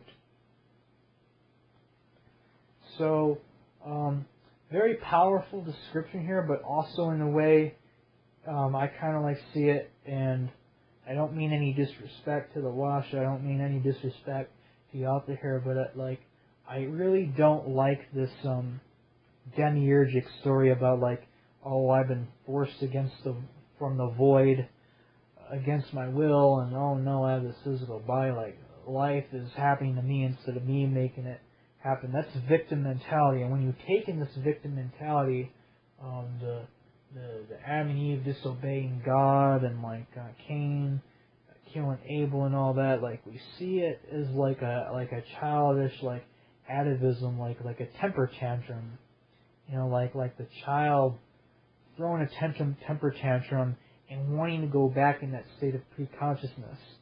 If you interpret it that way, that's what it sounds like to me. But the way I see it more like Fenrir. I see it more like Set. This chaotic, explosive, super phallic black sun force that is so ensouled with the Absolute. He cannot be separated from it. He has no choice but to bring part of that chaos with him wherever he goes. He loves existence. He loves the Absolute so much. It's like he can't help himself. Just Rawr. One minute he tore himself from the womb. Next minute he's just killing other living beings, killing souls and stuff. He's like a snake. He's like a wolf. He's just like, rawr, that very consumptive, passionate instincts pedal to the fucking floor. That is Set. That is the wild jackal, the wild howling hyena. You know? Or in the Norse mythology, that is Fenrir. That is a consuming, exploding, destructive force. That's also the wild boar. One of Set's animals is the boar, or the pig. So the pig is very Setian in nature, and the boar, or the pig, is one of the symbols of the devil. It was one of Shaitan's animals. Now, my family crest, from my mother's side of the family, the McDermotts, now their animal, their crest is the wild boar. 3 boar heads, blue boar heads. That's their family crest, the McDermotts. So what does it tell you? Wild boar. It's also connected to the dragon energy, so very dragon kind of energy, and also kind of Setian kind of energy, because the boar is one of Set's animals. So I don't look at the Wash from like a victim Gnostic perspective. I see the Wash as like that trickster god, that troublemaker, that motherfucking hellraiser, red-headed Set who just fucking throws hand grenades and pipe bombs in the church just for the fun of it, and just starts fires and shit, and just causes all sorts of hell while like snickering and laughing. He's a motherfucker. You ever see that movie Fight Club? Great fucking movie. Okay, the Wash, or the Setian essence of consciousness, is that motherfucker who sneaks in at night, breaks into a fucking liposuction clinic, steals all the fucking human fat in the bio waste bags, and fucking goes back to his fucking abandoned home and cooks up bars of soap out of human fat, and goes to the shopping mall and quoting the movie, selling their fat asses right back to them. That's the fucking Wash right there. That's the fucking Setian part of the self. That is the Setian self. That is the Wash self, the fucking bestial self, the satanic self, the demonic self. There, it's clever beyond worlds, man. It's the Diabolus, and according to Valentin Scaver in the Res Satani tradition, is the Diabolus, the inner black dragon that's secretly whispering in your ear, when not whispering in your ear, but that booming voice of the abyss, when you make that connection with the void of yourself, the void of your own essence, that the voice of the abyss will resound. Okay, that's the Wash. It doesn't whisper. It's not gentle. It's very invasive too. It fucking lets you know when you fucked up, and it lets you know when you're on the right way. Worship your Wash is my advice. Try to connect to your Wash. Also, a lot of death metal bands and black metal bands are like, "Oh, I like this," or they speak in harsh tones like this. They're very connected to their Wash. Fucking blasphemy, black witchery, Nexul, Helvatron, fucking pseudo god, the Hexen, all those ritualistic, devotional black metal bands, with their ritualistic lyrics and their bestial vocals. Those guys are all very connected to their Wash, very connected to their inner dragon, their inner Diabolus.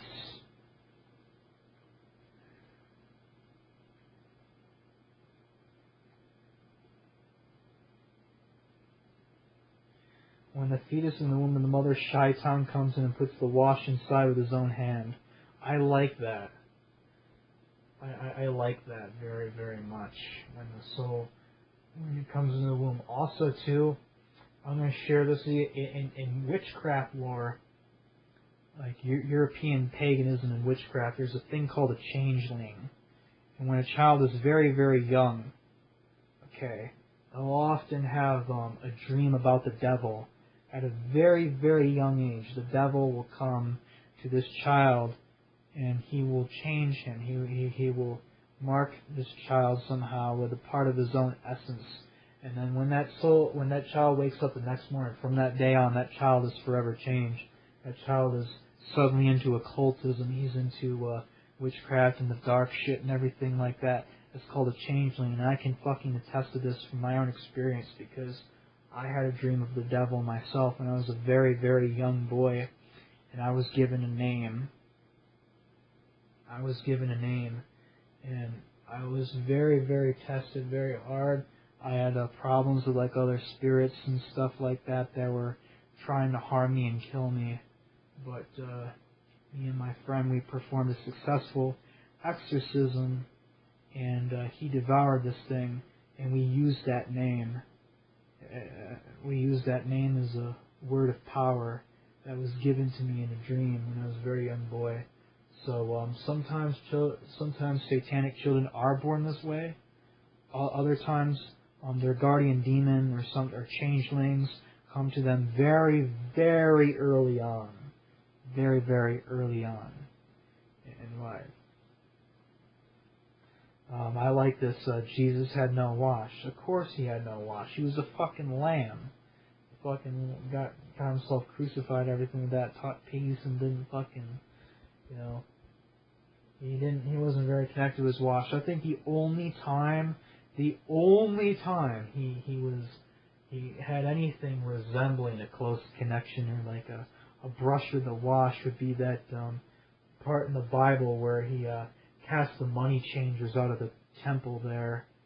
The other Jews, they were like selling coins or something like that, and he fucking flips the tables on them and kicks them out. That's the only time. But then you have Muhammad, who's like completely violent and completely murderous, like almost 100% of the time. So Muhammad had a very strong connection to the wash, while Jesus, he only probably had like one instance that you could say he had the wash, is when he threw the money changers out of the temple. In the Bible as we know it, I'm not going to count the Gnostic scriptures. I'm not going to, count the fucking, Dead Sea Scrolls or whatever the fuck. You can say what you want about it and interpret that, but that's not what this book is about.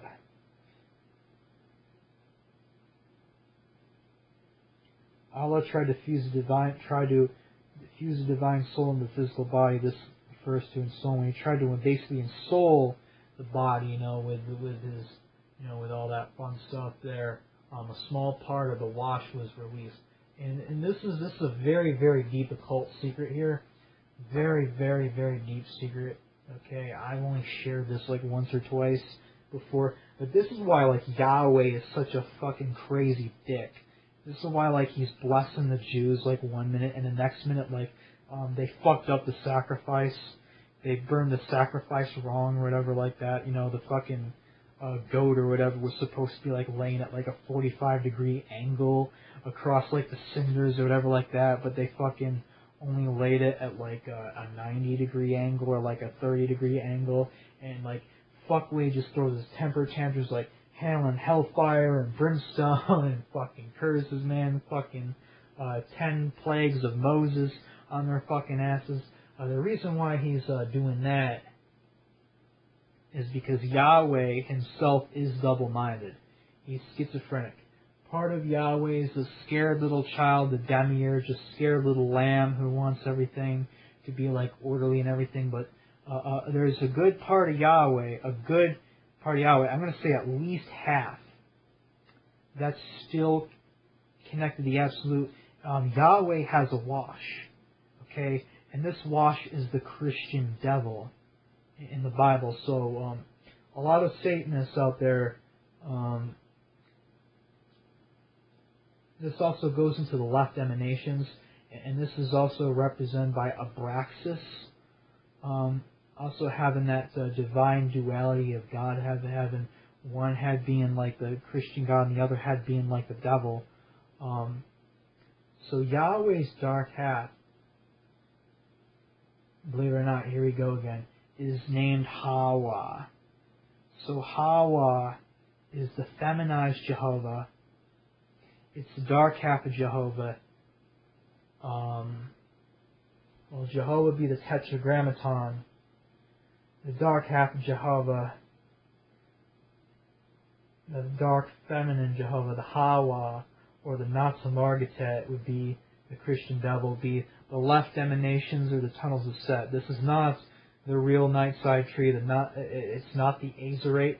The Azerate are the black dragon. The Azerate are the 11 faces of Shaitan. But Yahweh has his own shadow. It has his own dark side, and that's the Christian devil. And a lot of Satanists they conflate the two, but the true esoteric Satanism at the highest level it acknowledges the Shaitan, the black dragon, the mighty child of the Absolute. And this and going back one more time about Yahweh's dark half, it will not let Yahweh be a nice guy 100% of the time. You know, he's like nice for like 5 minutes, and then he gets triggered out by the slightest thing. You know, you could say his name wrong, you know, and he'll want to fucking not only kill you, but he'll want to fucking like burn the entire village with pestilence and all that shit. That's because that's Yahweh's wash, which he cannot control, lashing the fuck out and being like completely chaotic and completely just like nasty and everything like that. So there's some pretty nasty stuff. Demiurge, nasty dude. Wouldn't want to be friends with him. At least Shaitan is pretty fucking consistent. Most, if not all the time, he's pretty consistent. But it's Yahweh, it's Jehovah that's completely bonkers, because he's got this ego-centered agenda where he's trying to maintain separation, illusion of separation from the Absolute. But then he's got his dark half of Yahweh, the Christian devil, or the Hawa, being completely bonkers and wanting to return everything to the Absolute. So, like, Yahweh is double-minded in all of his decisions, and he self-sabotages a lot of the time, and he works against himself. So a lot of time he fucks up, like he fucked up in the Garden of Eden there, where he just had the tree of life, and he created Adam and Eve, but part of him fucked up, or he was unable to prevent the tree of knowledge from being there.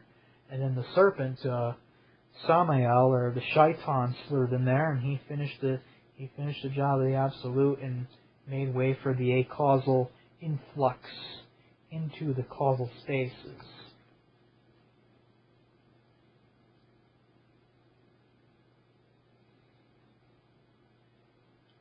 Okay, we're gonna continue now. I fucking love this subject. I love talking about this deep, dark shit. You know, that the wash, the Absolute, and the demiurge, all that shit. I'm fucking passionate about this shit. So, and I'm sorry if like this chapter is gonna take me like probably like 2 hours just to fucking go through this chapter here. But I'm gonna try my best now to continue reading the book.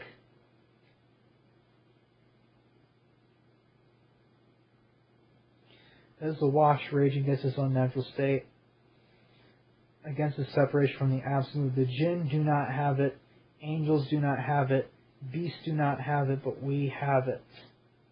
We have it. Only man has it, because man is a multidimensional creature. The animals have some multidimensional existence, but nowhere near the complexity of the human soul. The angels do not have it. That I would agree with, except like maybe the very, very high advanced angels that are that fucking evolved, they can actually like have their own free will and choose to go against Yahweh. They can choose to go against the demiurge and serve the Absolute instead. So this is where we get Lucifer from. This is where we get, Lucifer from Sophia. This is Sophia Gnostic myth. This is where we get Prometheus stealing fire from the gods and, using it to liberate man. Demons do not have it. They do not have it because they don't have a body. They would be pure wash essence, but wash isn't something, wash is demonic nature, Demons don't have it because they're pure themselves. They're pure like impulse. Okay, let me give an example. So like a demon would be like a chaotic energy signature. Like a demon would be the pulsations of the water. It would be the chaotic vibrations. Okay, it's pure itself. It doesn't need to have a wash because it doesn't have a body. Now, if a demon were to incarnate or were to like possess a human body or like something like that, it would have a very strong wash, probably. But because we're part of the absolute, we have this special gift called the wash. We have it. Now, we're continuing on now. Now, many of the old Sufi masters wanted to beat down the wash to strengthen the soul, but that is stupidity. It is only useful if you plan to live in the blood country in a Zawiya and you never want to get married or deal with people. The Christian monks that are very good at killing the wash. The wash wants to live. It wants to be free to rut and kill. You don't need to eat meat to live, the doctors say, but you like to eat meat. Why is this? It is the wash. It is the predator. It's the inner werewolf, I'm going to say. It is the predator. It compels us to kill and consume lesser beings. The black path is not a path of denying the wash or trying to beat it down. The black path wants to release it, to let it run free. Even the Aissaoua understand this much, which is why the Leelas have people letting their wash free, so that they are driven to bark like dogs, or howl like wolves, or roar like lions. That is the wash raging in some way. It is not a peaceful animal. It is always an angry predator of some kind. In the black path, we are seeking ultimately to reach the black city, and then go through it to reach the absolute. But how do we find the black city in the absolute? The wash knows the way. It senses the absolute, and it knows how to get back. But if the soul is not chastened or weakened, then it will be a chain on the wash. So while we are here, we need to do practices that allow the wash to consume the soul, so that it becomes a greater being. Otherwise, the soul may consume the wash, and then we become like the Christian monks and nuns and sheep. So what this is really saying for, this is saying, if you gravitate more towards the soul, you're going to be this peaceful little dainty little lamb, you're going to be this dainty little sheep, and then you're going to kill your wash, and then boom, there goes your demonic wolf draconian nature. You're completely fucking pacified. But what this is saying, the more you strengthen the wash, strengthen the inner dragon, the werewolf self, it's going to get big enough to the point where it can consume the soul. Now I'm just going to throw this out here. Maybe it's important to have both. I think it's more like a balance because we have a multi-dimensional existence there. It's not all about the wash or all about the soul either, but about having both equally strong. So I actually advocate feeding both. And the true surgical magic, like true surgical stuff that you see in like Primal Craft or ancient like stargates and shamanic magic where people are walking stargates and shit like that. They're performing work on a soul level, and they're also playing with the working with the bestial soul or the lesser soul, the demonic soul. There through like lycanthropy and things like that. You really want to grow in all things, not just fucking we're gonna escape to like heaven, or even like the contrarian stuff like is being espoused here, like we're not gonna go to heaven, we're gonna go back down to hell, back to the absolute where we came from, back to the womb. I'm not advocating that either. I'm saying we have a multidimensional existence. I say grow in all directions. Feed the wash and the soul in equal measures. That's the true trick. Can you evolve? Can you expand the wash and the soul and the mind in equal measures? Can you expand the body also in equal measures? When you expand all these components in equal measures, that is true power right there. Yeah, you don't want to become like the Christian monks or nuns. That is no fun. Nuns have no fun. Don't want to be no fucking communist nun, slave nun, you know?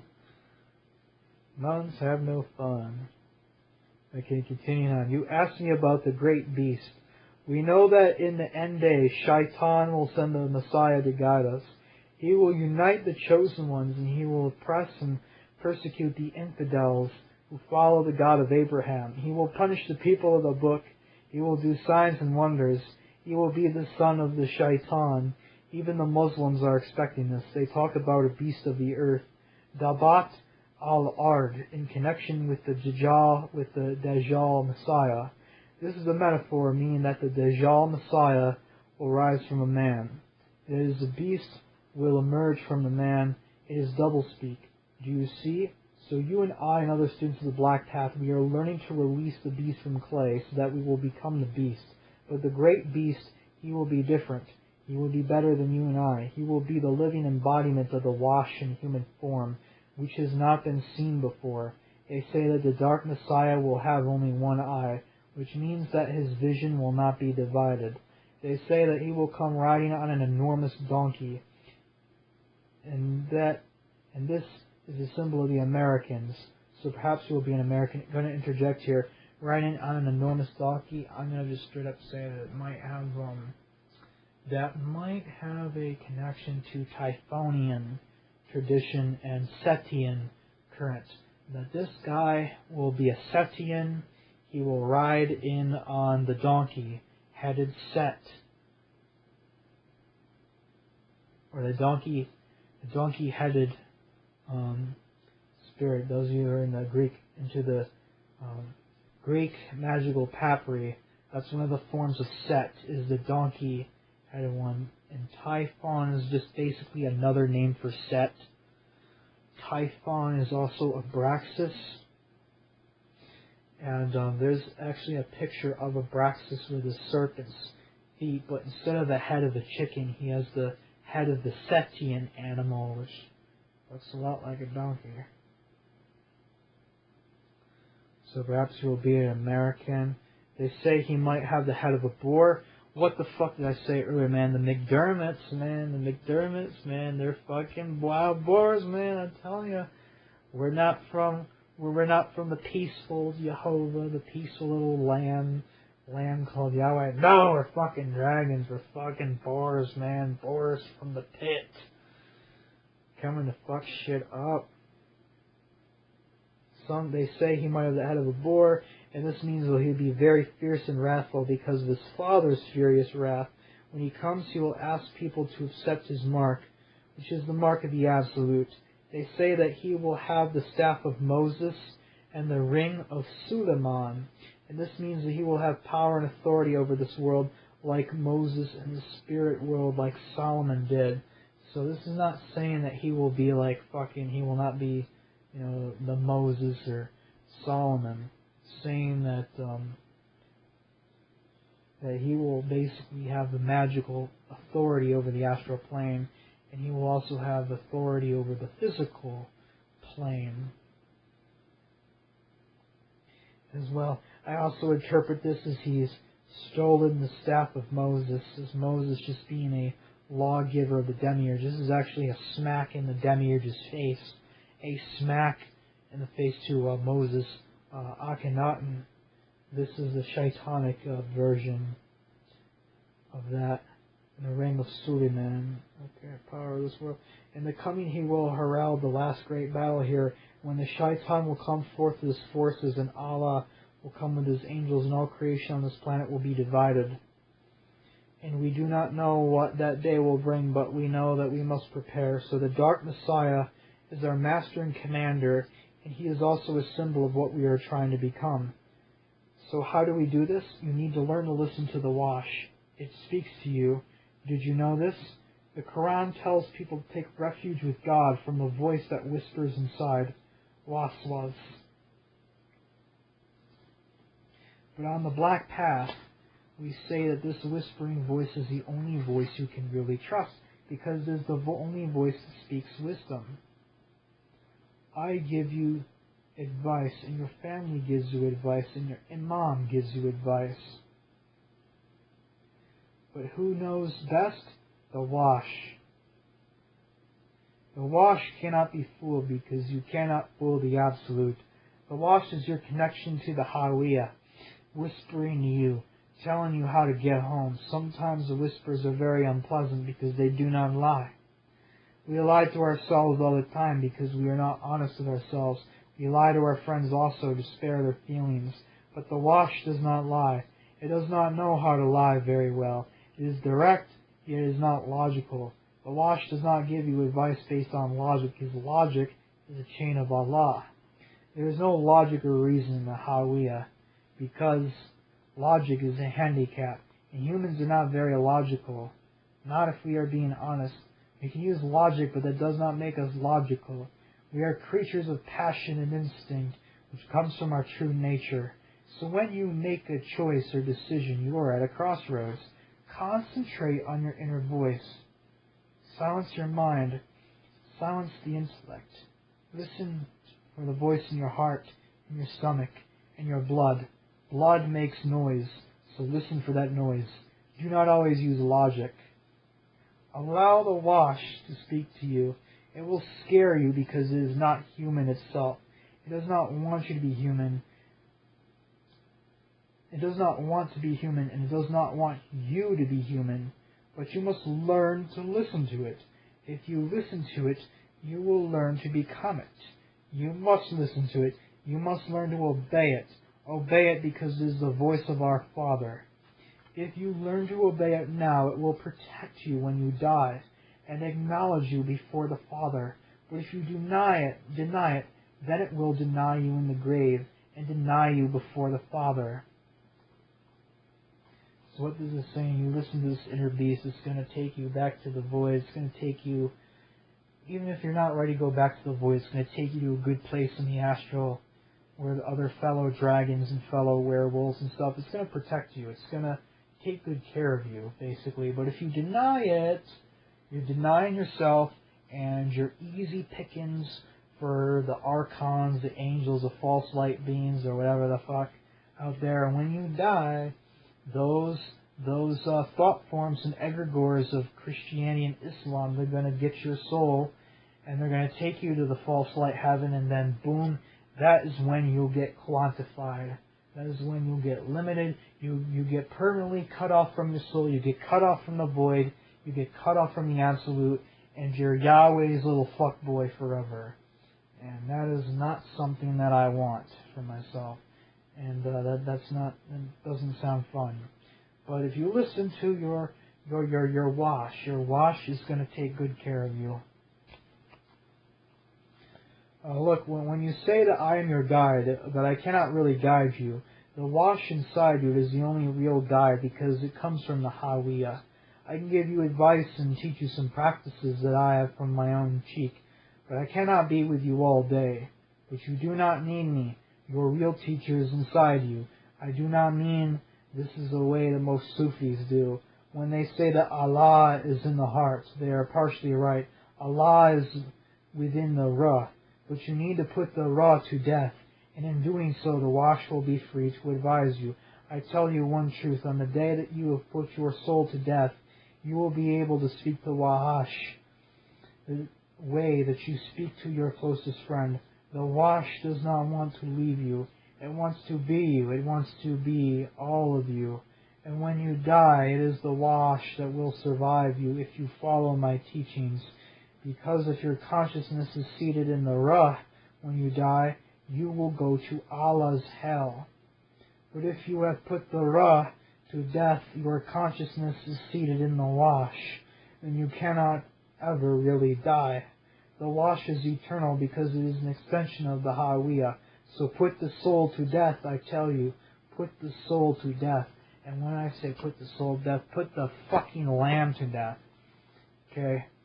I think the idea of putting like the soul or putting the stellar cell to death is really asinine. And even if you try it, I don't even think it's really possible. But what we can do, we can kill that little lamb. We can kill that gentle, little docile good boy within ourselves.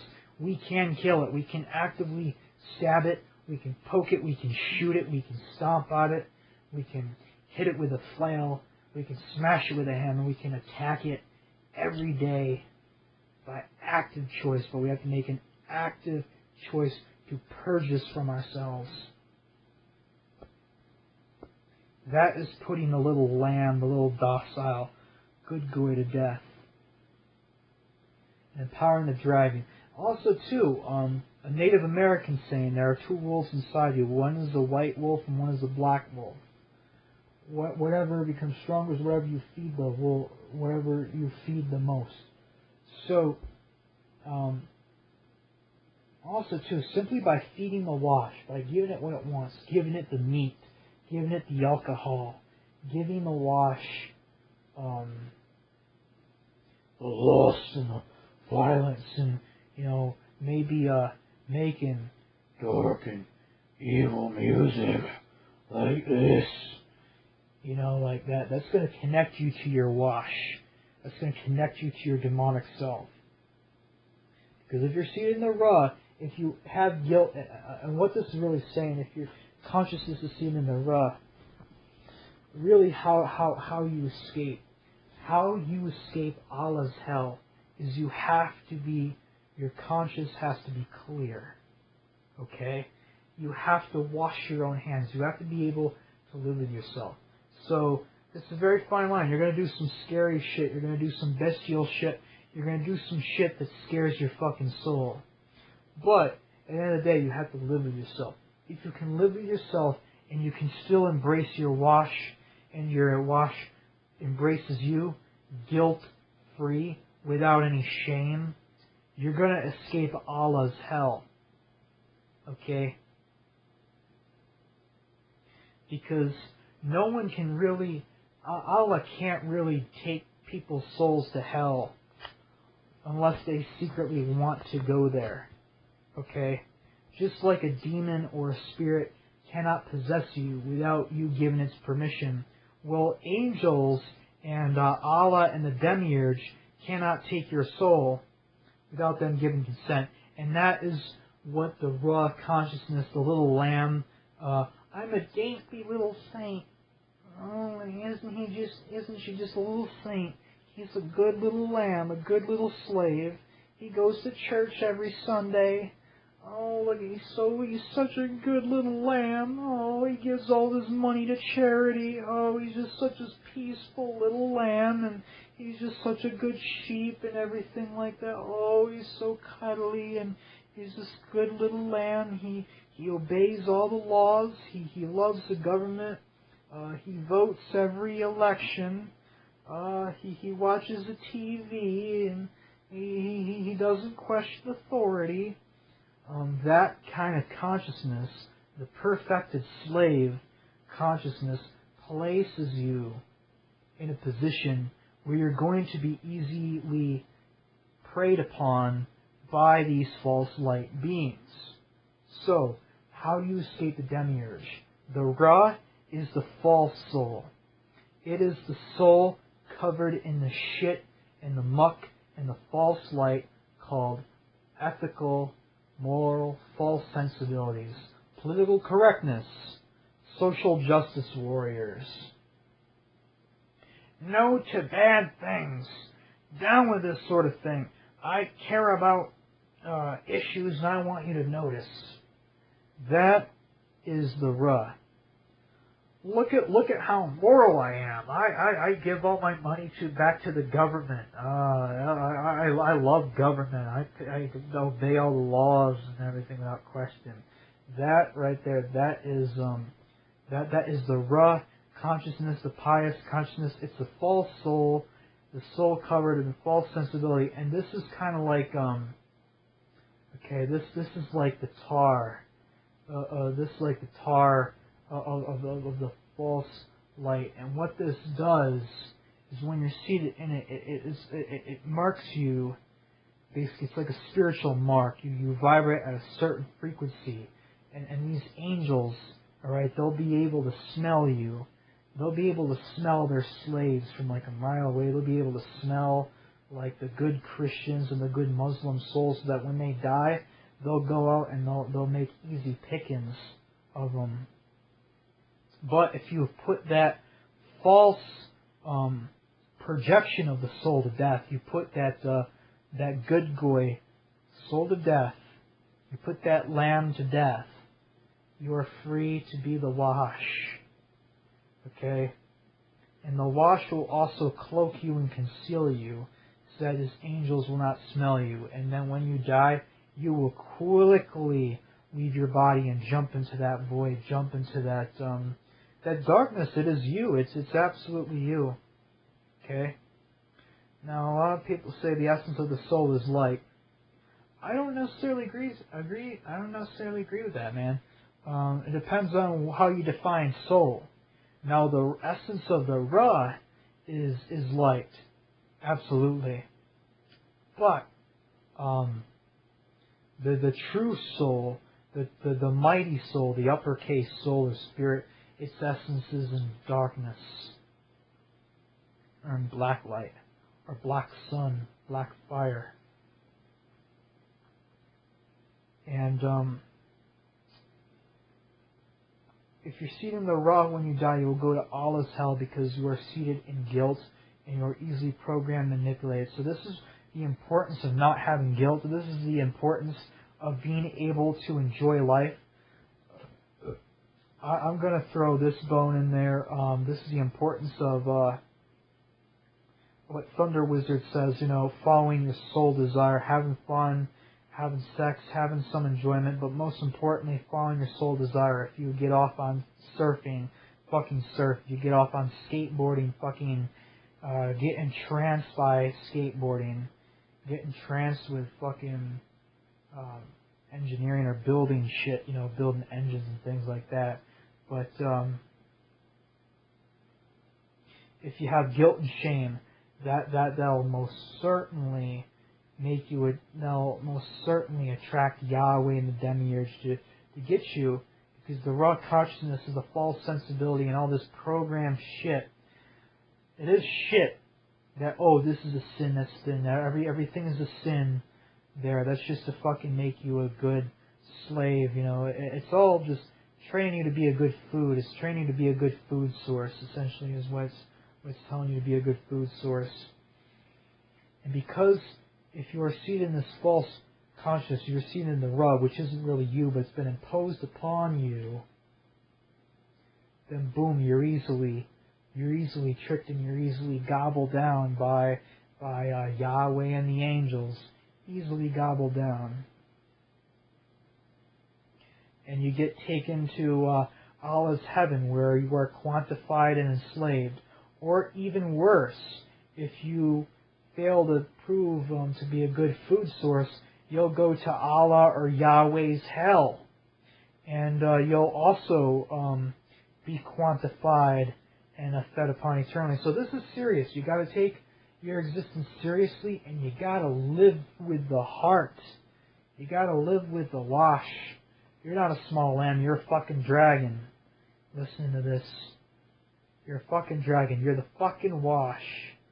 You're a child of the absolute. You're this little dragon who clawed himself from the absolute, or left the absolute for a short period of time. Or if you're still in that philosophy that maybe you were pulled from the absolute against your will, I'm not going to argue with you, however you want to see it.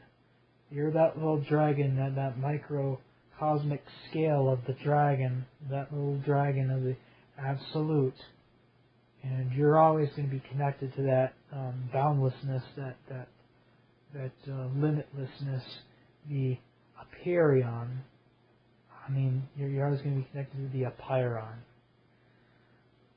the boundless. So put to death that false ethical sensibility. Put to death that false soul. Put to death that petty little lamb soul, that good Christian soul or whatever like that. And be fucking real, man. Embrace that fucking dragon. Be fucking real. That dragon that likes to fight, fuck, eat meat and kill and all that. Because in doing so, when you realize that everything is divine, when you do those things, honoring the absolute and remembering the absolute in those things, you have sanctified those so-called sins. And when you have done it to connect to your wash, when you're actually fucking living, that in itself is a fucking elevation. Elevating the wash and bringing it closer to the absolutes. Another fun fact, evil spelled backwards is lived. Is lived. Devil spelled backwards is lived. So a devil is someone who has lived. And devil also comes from Devi, or Devi, or Deva. So we're going into the Vedic, we're going into the Eastern stuff here. So Deva. Put to death that you're not this little ghost trapped in a shell. You're not this aesthetic little ghost who's supposed to avoid life or supposed to be a certain way. Put that fucking bullshit to death. Put that shit to death so you can embrace your real soul, which is the dragon within you, which is that fucking dragon. You're not that little ghost, that stupid fucking Casper the Friendly Ghost. Put that shit to death. You're a fucking dragon. You're a fucking wolf. You're a fucking tiger. You're a fucking demon. You got claws. You got fangs and wings and horns and a tail. Fucking embrace that shit. Love it and live it.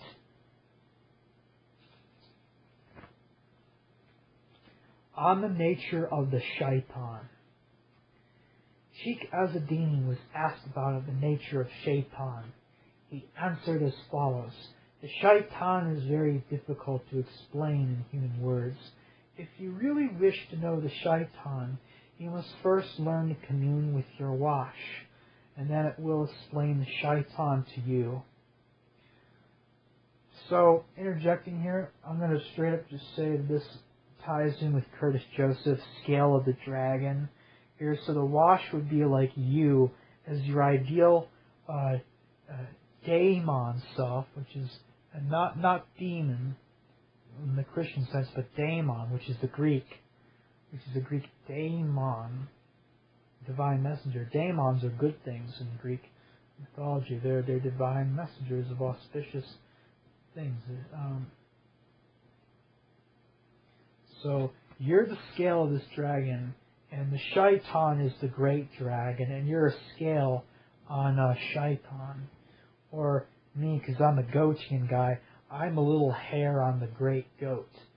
See, I'm the little goat, but this little goat is a cell, or a hair, on the body of the great goat.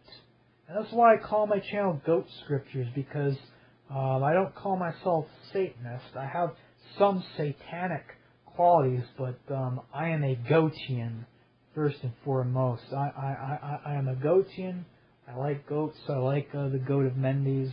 I'm a little goat, and then I believe that there's a great goat, that I'm a part of this greater goat. And no, I'm not the docile little like farm goat, or a sheep goat. No, this is a goat that this is the asshole buck goat. This is the asshole goat like Black Phillip in the movie that fucking will bust through the fence, try to mount you, and will chase you down, and will succeed in mounting you because the goat is ego dick, man. Hell, satanic ego dick goats. the asshole goat that does asshole-ish kind of things. But the goat also has a cuddly kind of side, but nowhere near to like the pathological submissive or the pathological like docile nature like Yahweh's sheep, or like Yahweh wants you to be a slave. It's a balance for me. It's really like a balance, you know. It's not like absolute demonic all the time, and it's not like absolute like cuddly little goats, cuddly little like niceness all the time. It's like it's like Baphomet, you know. It's a Braxis, it's Baphomet. It's a goat of Mendes. It's balance. It's the best of both worlds in this multi-dimensional framework. Learn to commune with your wash, and then we'll explain the shaitan to you. As the secret grows within you, you will understand the shaitan better and better. But since you have asked, I will tell you what I can tell you. In the beginning there was the Hawiya, absolute. It was all darkness and chaos, and it was filled with the primordials. The Baidayon. The Baidayon. These first beings were great monstrous things, and they were really very complex emanations of the Hawiya itself. The Hawiya is very difficult to explain because it is entirely outside of our universe. The Quran says that Allah is Rabb al-Alamin, Lord of the universes, but the Hawiya is outside all of the universes, and they are inside of it. The first beings, the primordials, they were all connected like trees sharing roots. The first among them was the primordial known as the Al-Tag Hut, meaning the alien. It is sometimes called the Tanin, or dragon, in old stories. It has no real name because the primordials do not have names as we do. It has an emanation in the cosmos which we call the shaitan or Azazel. In Arabic, shaitan means he that is outside or he that is far away. That is because the shaitan is from outside of this universe. He is not originally a cosmic being. Huwa miki min ikon wa huwa miki koni. The other first beings that are related to it, but Al-Tag Hut is their sovereign. When we say that it is a dragon, we do not mean a lizard that breathes fire, but a great terrible beast with no equal. When I say dragon, you think of a great monster, and that is the closest explanation I can give with words. Arabic is a very simple language. It does not have many words for monsters. The light appeared and declared itself to be Allah, the deity, the only God. The Quran says, Allah, there is no deity save He. 2:55. But this is a hollow boast. So Allah made the 7 angels, and they made war with the Absolute, thinking that they would overcome the dragon and its monstrous kin. The story is familiar, no? It is the same story the first peoples told in Babylon, Egypt, and Greece. It is in the Christian book too. The Jews speak of it. They call this dragon Leviathan. There is an eternal enmity between the dragon and Allah, and the struggle continues in the world and in all worlds.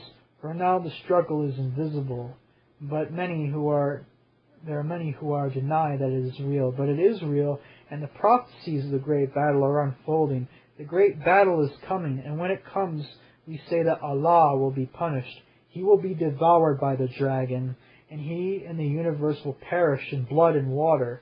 All will collapse, star by star, back into the Absolute. This is an old story, and it is told in many books. Why do all these people have this story? Because we remember it. Then we are part of the Hawiya. Then we were part of the Hawiya, and so we were silent witnesses. This story is in our blood and bones, and it becomes a part of all of our great tales. When Allah tore us away from the mire of the Hawiya to shape the universe, the scars of that struggle came with us. The making of the cosmos was a trauma, adhi, and a trial, fitna. We cannot forget it, even though we cannot remember our conception or our birth or even our childhood. In the Absolute, there are other beings, and they are mighty and terrible. They do not forget the struggle, and they have not abandoned us. They do not love us, for love is not part of their nature.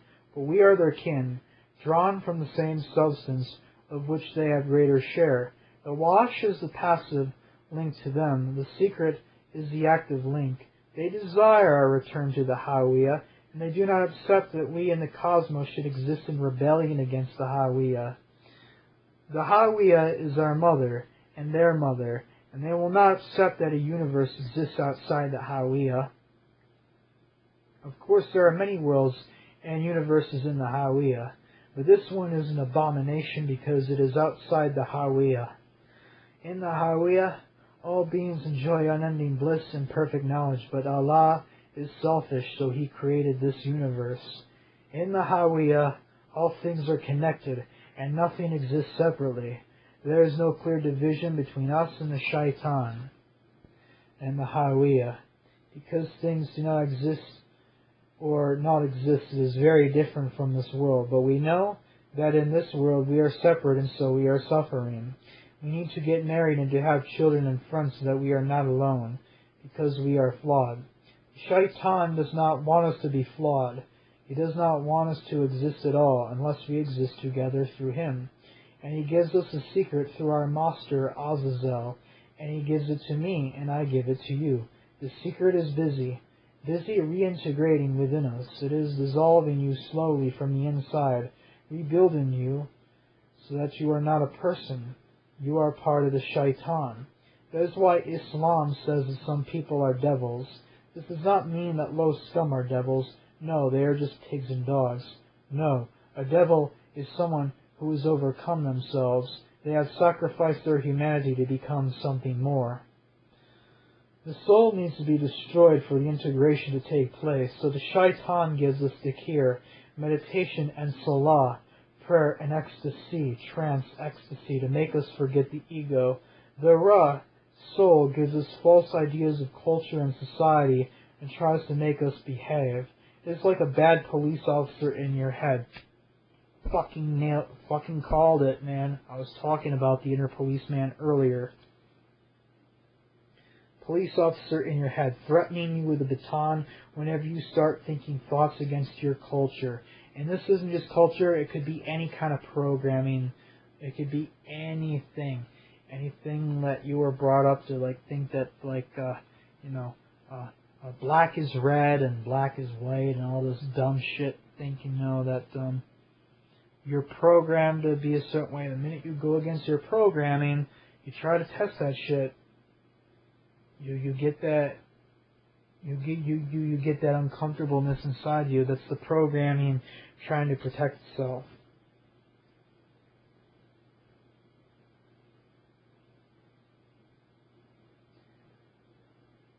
The soul needs to be destroyed for the integration to take place. So shaitan gives us dhikr, meditation and salah, prayer and ecstasy, trance and ecstasy, to make us forget the ego. And again, I'm not dispensing with the soul. This is the false soul. This is the Allah soul.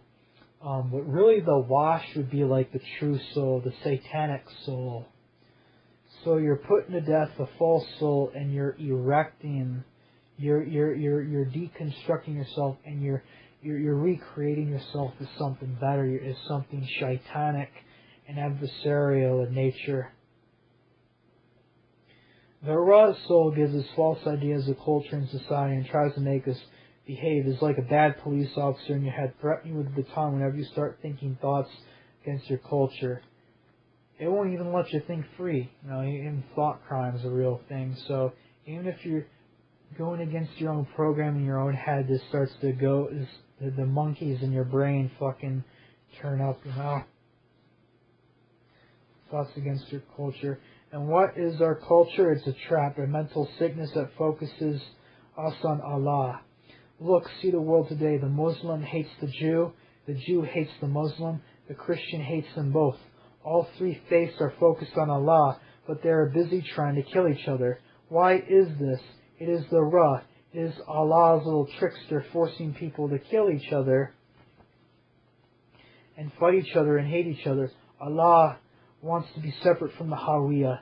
He wants to keep us separate, but if we are separate, we feel alone and we can threaten and we are forced to rely on Him. Do you see this?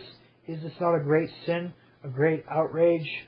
The shaitan is like a great intelligence. It is almost wrong to see him as a single being. He is a collective spirit. When the Prophet Jesus spoke to the possessed man, what did the demons say? We are legion, we are many. Well, that means that this spirit is very close to the Hawiyah, because it did not think of itself as a discriminate entity. It thought of itself as part of a collective. The shaitan is also a separate mind, but is a mind in touch with all the minds of the Hawiyah. It is not only the greatest mind, it is the other great first beings are also very powerful. They are very alien from us and very hard to speak to. They are almost closer to forces of nature and to individual beings like us. It is like being private, like being a private in a large army and having to try to talk to a general. What would you say? What would you have in common? So it is like this: they are the generals and we are the privates. Now, they do speak to us in dreams, and they can enter this universe when they wish to, or send their shadow into this world.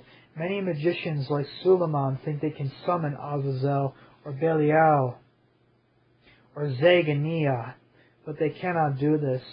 And all they can do maybe is get the attention of the great devils, and perhaps the great devil will send off a fraction of its essence to deal with the magician. It is not the same as trying to summon the jinn.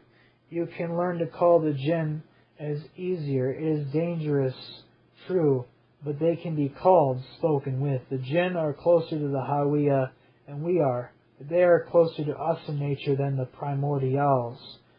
But when a sorcerer or Sufi claims that he will call the shaitan, he is a deluded fool.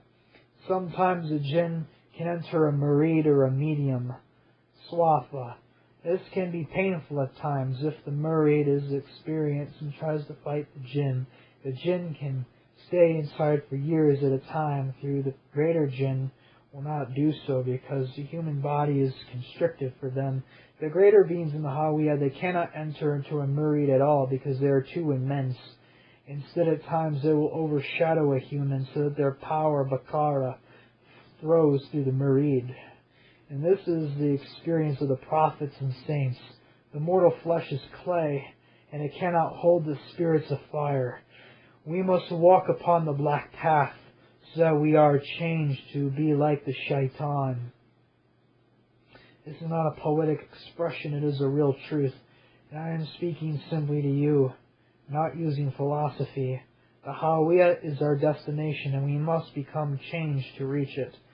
The shaitan wants to affect this world, and it pleases him sometimes to affect the world through us. You must realize that he does not need to work through us, but he chooses to do so. And so do other great primordials whenever they choose to do so. If we are not aligned with his will, we are of little use to him. But he is not to the murderous and joyless creature that has sent the prophets. He does not launch crusades between his own worshippers. The shaitan does not tempt people to do wickedness of sin, or such concepts do not exist in the Hawiyah. Rather, the confusion between the flesh and the soul is responsible for the awful deeds, and this is further complicated by the cold commandments that are given by Allah in His awful books. Do you see how Allah hates women?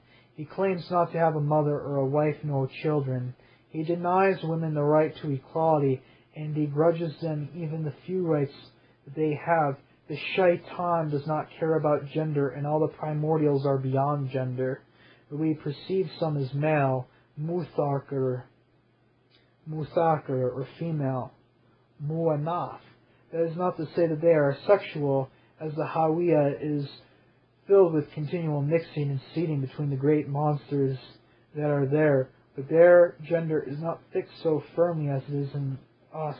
But Allah hates and fears the females like Lala Zaganina, Alat, or Lala Uzat al-Uzza, who are our grandmother. Lala Uzat is the feminine manifestation of the fertility of the Hawiyah, and Lala Zagania is the mother of all the infidels, is the mother of all the fiends in the Hawiyah. Zagania is the mother of all the fiends in the Hawiyah. I read that wrong. She's not the mother of infidels. She's the mother of the fiends. And we are her children. If we forget her, we become the prey of her children. That's why some mystics and saints still pray to her, even though they call her Ekria Kandika in some places, and Isheth Kwadesha in others. And Allah hates her because He is male and not female, and He did not create female angels even. The shaitan are the primordials, and they want us to return to them. They are jealous and angry that Allah has shattered the unity, so He will be punished. We do not know how, but until that day comes, we must remain faithful to the shaitan, for he is our father, and he will not forsake us. And he will not forsake us. Okay. A lot of good notes dropped in this chapter. Okay, first things first, we're gonna go a little bit backwards here in the chapter. Allah did not create female angels. That is very fucking true. So, angels come from the Greek angelos. The word angel is angelos, which is Greek, and the angelos were a particular type of beings that were very masculine, like a male dominator, deity kind of things, with no like left brain dominated beings, hyper masculine dominators, want submissive slaves, and Yahweh, Jehovah, He has no feminine angels.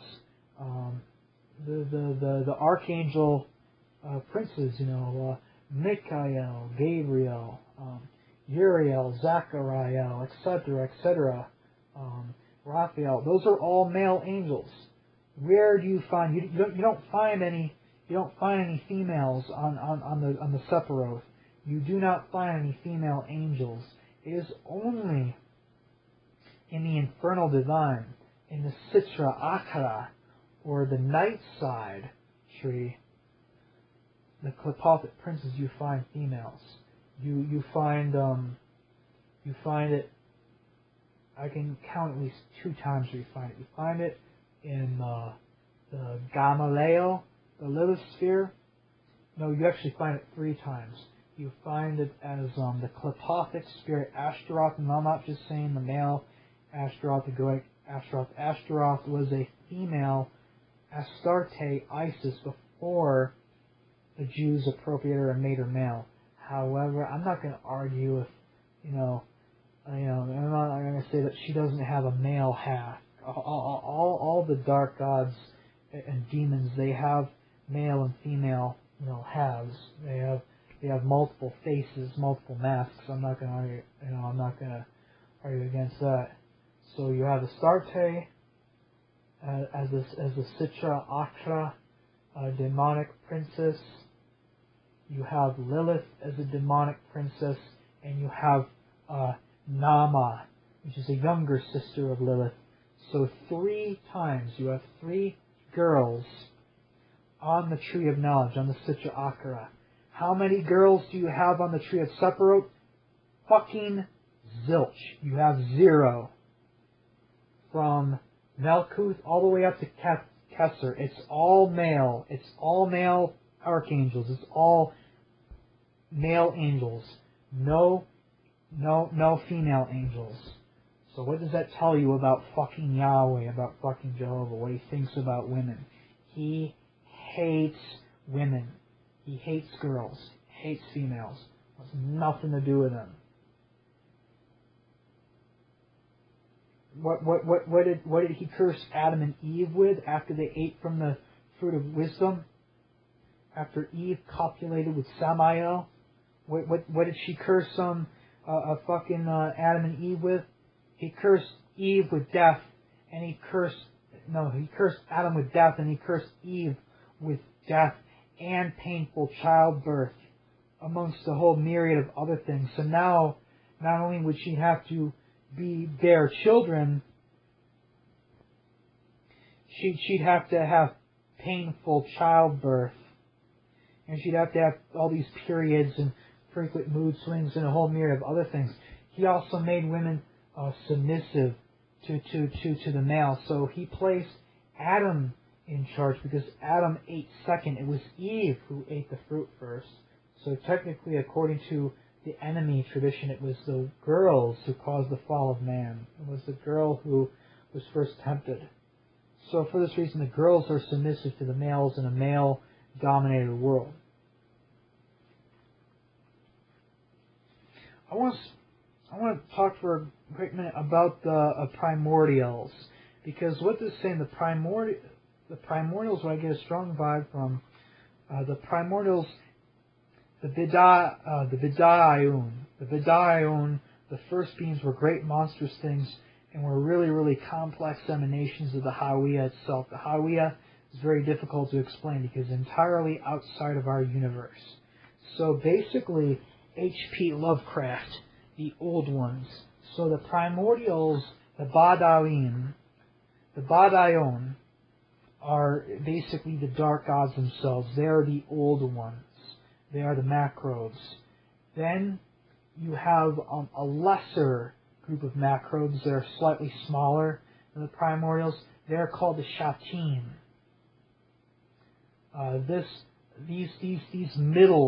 These middle ground, they're kind of like in the middle part of the hierarchy, the infernal hierarchy, are basically your archdevils. They are your Azazels, your Lucifers, your Belials, your Beelzebubs, your demonic, satanic goats, that you summon in a black mass. Those are the Shatim, the archdemons. The 11 princes of the Sitra Achara, the 11 dragons, are the Shatim, the Shatayim. Okay? Now, when the 11 Shatayim form together to form the 11-headed Hydra in the Azerate formation, when they come together to form the Havayoth itself, which is all the 11 heads of the 11 demons in one, collective hive, then that would be the 11 Shatayim coming together to form one Badayon, or one primordial, or one Lovecraftian being. You see, these beings are acausal. They can come together. They're like flames. They can come together. They can collect. They can form like masses, like amoebas. They can form like macrobes. They can split themselves apart. They can shoot out particles themselves like viruses and things. They can break themselves apart. They can form like tentacles and tendrils and pierce different worlds and stuff like that. And that is why that is why in any current anyone in the world, different people in the world can talk to Satan, can talk to Astarte, can summon Lilith, can talk to the infernal divine, because these beings never really come to the sorcerer. They never really come to the Satanist or the witch or the sorcerer as their full self. They never come in their immenseness. They're so immense, if they were even to come there, it would destroy the universe. They send a fraction of their true essence, and they communicate through multi-location. And multi-location, exactly as it implies. These motherfuckers can multitask. They can many and hypertask like you wouldn't believe. Mark Allen Smith said in one of his interviews, I think it was a Black Chair interview on the Scorpion God, he said that if Belial or Lucifer himself wanted to, they could easily have a conversation with all 7 billion people on this planet in their native tongues at the same time with ease. So we're talking about this being, this super mind, can talk to 7 billion people in over 100 different, that's over 100 different languages, different tongues, different dialects and everything, all in their native tongues and everything like that, simultaneously, without even like breaking a sweat. That's the fucking size. That's the fucking size of the shatim. Even the shatim are that fucking powerful, are that fucking big. Now, I haven't even gotten into the fucking Badayun. The Badayun are fucking completely beyond comprehension. The Badayun, the closest thing we can get to the Badayun would be like the perfect Red King of Sulfur. It would be Lucifer. So Lucifer is probably a Badayun. Lucifer and Akate are definitely Badayun. Definitely primordials. Shiva comes from the Badayun. Shiva is the Purusha. He comes from the 1,000-armed one. What do you think that one, the 1,000-armed one, the Purusha? The Purusha is a Badayun in the Vedic tradition. The Zoroastrians called this the Zervan, the first being. And Zervan cut himself from the Purusha, which is a 1,000-armed being. So Zervan would be like a Shataim, or like Badayun child. Okay? Belial is the Azerate, and according to the Scorpion God, he's also the 11 primal gods, which I really don't want to get into. And I'm not going to say their names because they're very, very fucking ancient and very, very fucking dark. Yeah, but he's all of those. He's also the 11 Azerate. There, I mean, he might also be all the 72 Goetia as well. Saw the scales on the dragon. That's just Belial. Okay, Lucifer is even more elevated than Belial or Shaitan is. So the Badayun are completely beyond human comprehension. Now the Shataim, if we're lucky, we might be able to comprehend the Shataim, like Azazel, Belial, Shaitan, Set. We might be able to like cognize the Shatim. But the Badayun is completely even more elevated than that. The once you get into the Badayun is like the fucking Lovecraftian shit. I don't even think you can even work with the Badayun. You have to go into the void first. You have to reintegrate with the void before you can start working with the fucking Badayun. They're that fucking elevated.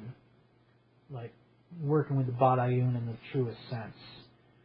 They're that fucking elevated. So the Shatim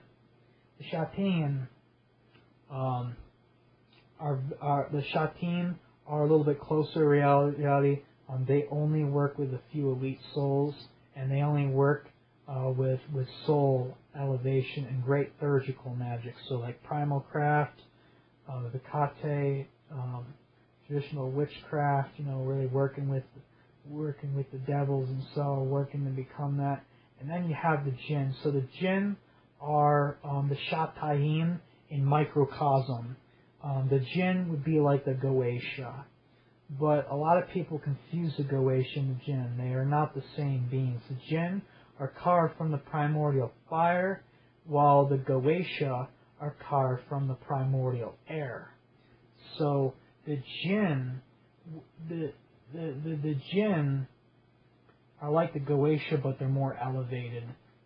So the Jinn are like the more violent, fiery, and darker, older cousins of the Goetia, and like the Goetia are like the newer, airier kind of forms of the Jinn, but they're all like the same kind of like category of spirits, basically, and they're formless. They don't really have a form there. All the old medieval grimoires and shit say that they don't have a form. They come from the void. But when they manifest in the triangle, when they manifest before the sorcerer, they can take on any number of countenances. They can take on different shapes and things like that. They're also shapeshifters as well. So if you ever had interface with a Goetia or interface with a jinn or interface with the devil, then essentially you have had a glimpse at the Shaitan, and you had a very, very, very, very, very, very, very, very, very small flash of the Badayun. So the jinn are shape changers. They're chaotic. They're acausal. They're the Shatayim's children. They're the Shatayim in microcosm, just as the Shatayim are the Badayum, or the primordials in microcosm. So the jinn are basically little tiny Badayums and little Shatayim in microcosm, who are very close to this earth, and they're very practical. They're very good to work with, and they're very, very close to reality. So I'll link in the description there. Uncle Bearheart de-alienated. He de-alienated the difference between the jinn and the Goetia, and he de-occulted what the jinn actually are. The jinn are actually pretty cool, and most people have at least one or more jinn around them all the time. There are billions, trillions of jinn all around the world. There are as many jinn as there are people, perhaps even more.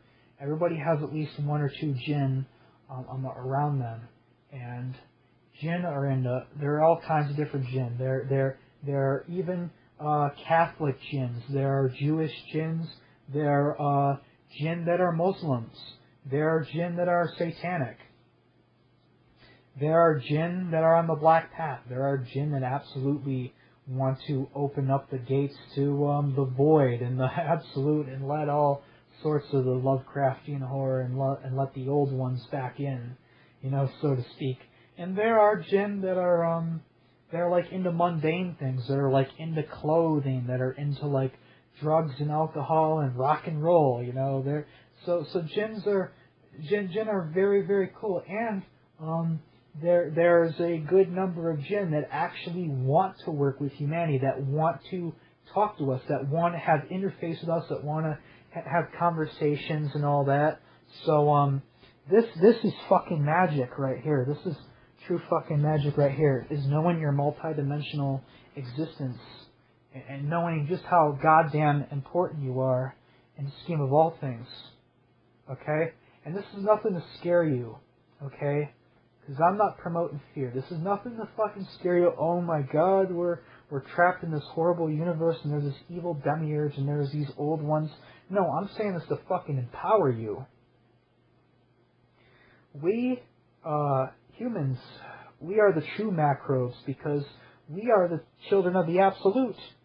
In fact, I'd say that on the soul level, we are at the same level as the Badayun, as the primordials, or even greater than.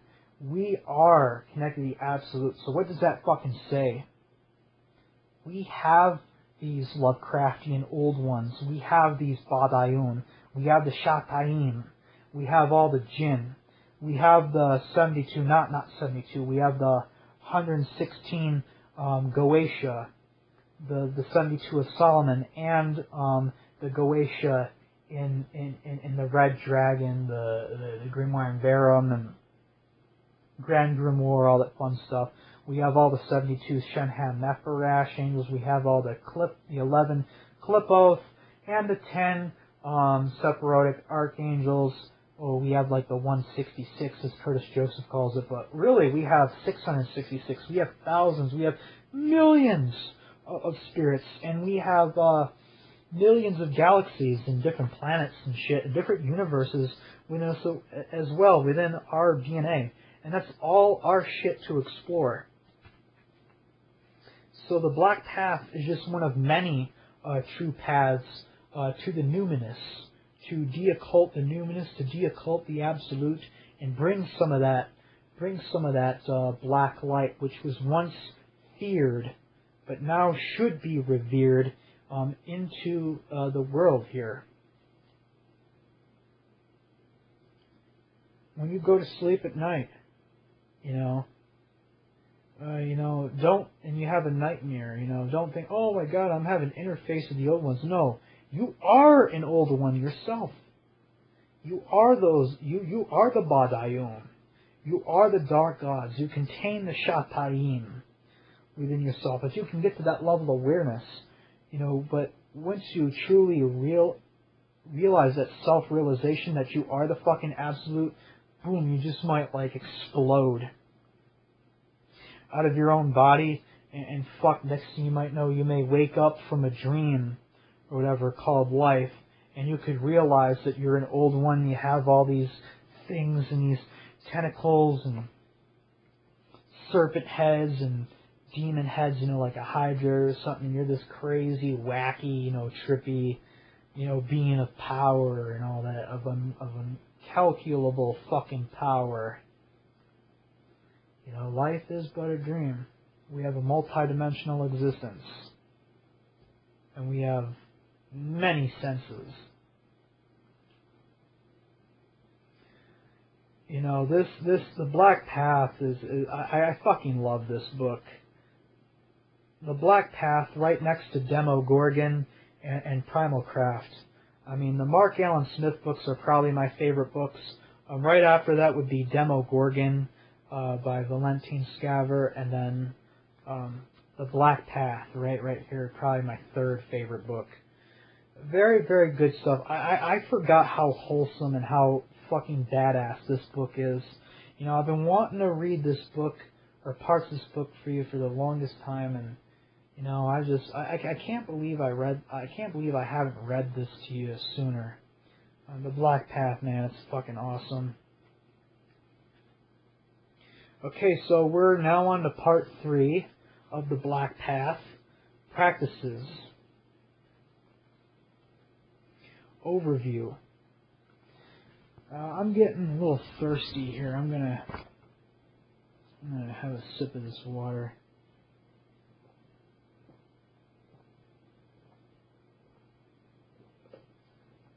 That's much better. Overview. This chapter discloses the practices of the Aissaoua tradition as adopted by Cheikh Azzeddine. Most prominent and fundamental practices of Dhikr, divine mindfulness, and weird spiritual litanies, immediate practices such as trance and sacrifice, advanced practices like possession and esoteric intercourse and skin changing, which is boom, boom, boom. Lycanthropy, one of my favorite occult topics of all time.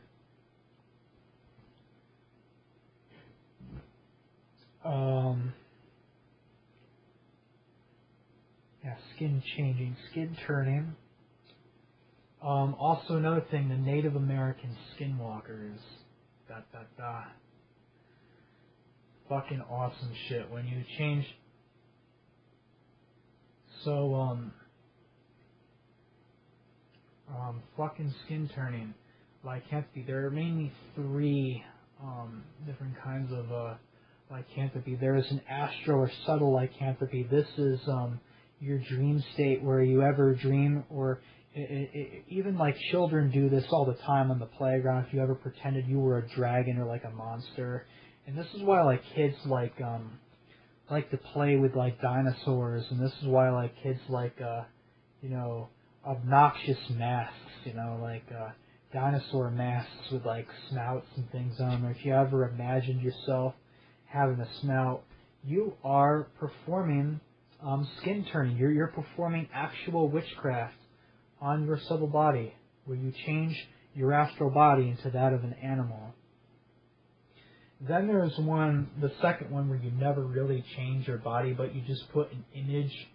You put a holographic projection into someone's mind as to how you want to be seen, And it's kind of like how the Goetia and like how the Shata'im kind of like dumb themselves down from this eldritch horror into something that the magician or the sorcerer can actually comprehend, can perceive, you know, instead of having this like 3-headed or like, you know, 4-headed, you know, 10-armed like you know, Buddhist or like you know, a statue.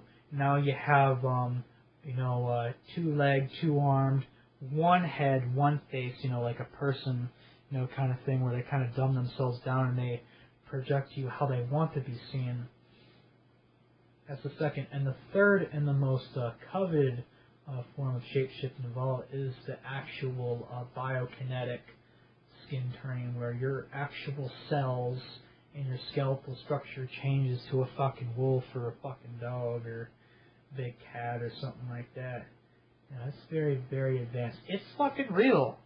It's fucking real. Real, you know. The skinwalkers do this shit, you know. And there are witches who can turn themselves into an animal. But just for now, we can only work with the subtle shape-shifting lycanthropy, and it's not always like turning your cells into like a wolf either. Like when you screech like a wolf or screech like a banshee or something like that, and those frenzied rituals there, the animal totems like the berserkers, you're taking on attributes of those totems. So in a sense, like that is the third shape-shifting, a partial biokinetic, a partial shape-shifting, not the full-blown you turn into a dog like Animorphs or something like that.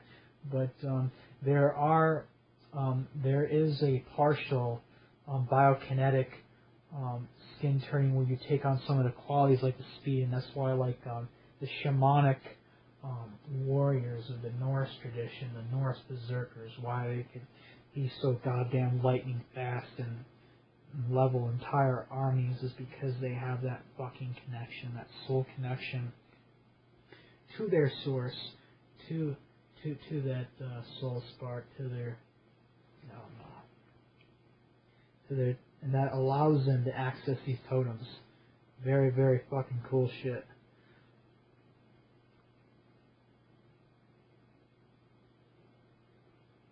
Okay, most prominent are the fundamental practices of Dakir, divine mindfulness, weird spiritual litanies, and advanced practices like possession, esoteric intercourse, and skin changing. The Aissaoua tradition is not meant normally to be an individual tradition, and there is a great emphasis on the taifa, cell, or zawiya as a working community. The Sufi can practice anywhere, but it is very helpful to create a space that is private and suitable for intense spiritual practices. We call this space the zawiya. The Aissaoua tradition, including the Azzeddini, is very simple. You do not need a fancy house or building. You just need a quiet room. In fact, zawiya means corner in Arabic. So even if you do not have an entire room, you need just a quarter of a room that you can dedicate to your spiritual practices. In Algeria, Morocco, Tunisia, it is normal to have a dedicated room in a house, or in some areas, a larger Sufi population, a dedicated building. So you need to decide whether you can manage a quarter, a room, or a building. Zawiya do not need to be greatly decorated. This one advantage comes from the Arab spiritual traditions. The sacred space is recognizable by its lack of objects, so it is called the negative space tradition. In our own specific branch of Aissaoua, we hold that we show respect to the Hawiya by a general lack of physical objects. Still, it is good to have a number of things to help create a positive spiritual atmosphere. The following items may be useful to acquire. Rugs. It is good to be close to the ground for practices, so we keep rugs or carpets on the floor. Incense. It is good to have incense to make the air fragrant, and it is necessary to attract certain spirits. Sacred music is a major part of the Azzeddini tradition. While there are certain types of music that are native to North Africa, Cheikh Azzeddine insists that every religion has its own music, which is appropriate. What is important is that the music have a strong beat in order to induce translate states. So I'm going to interject here, like metal, death metal and black metal are very, very good. If I may make a suggestion here, one of my favorite bands to listen to would be like the Nexul and fucking Pseudo Gods, specifically because of the riff style, the fucking very primitive caveman kind of riffs, especially with Pseudo God. You get that very, very highly destructive, just holocaustic, just patterns of riffage and blast beats just over and over again. Black Witchery is another fucking good band. Very, very destructive, very bestial. Play those bands, you get connected to your wash real quick.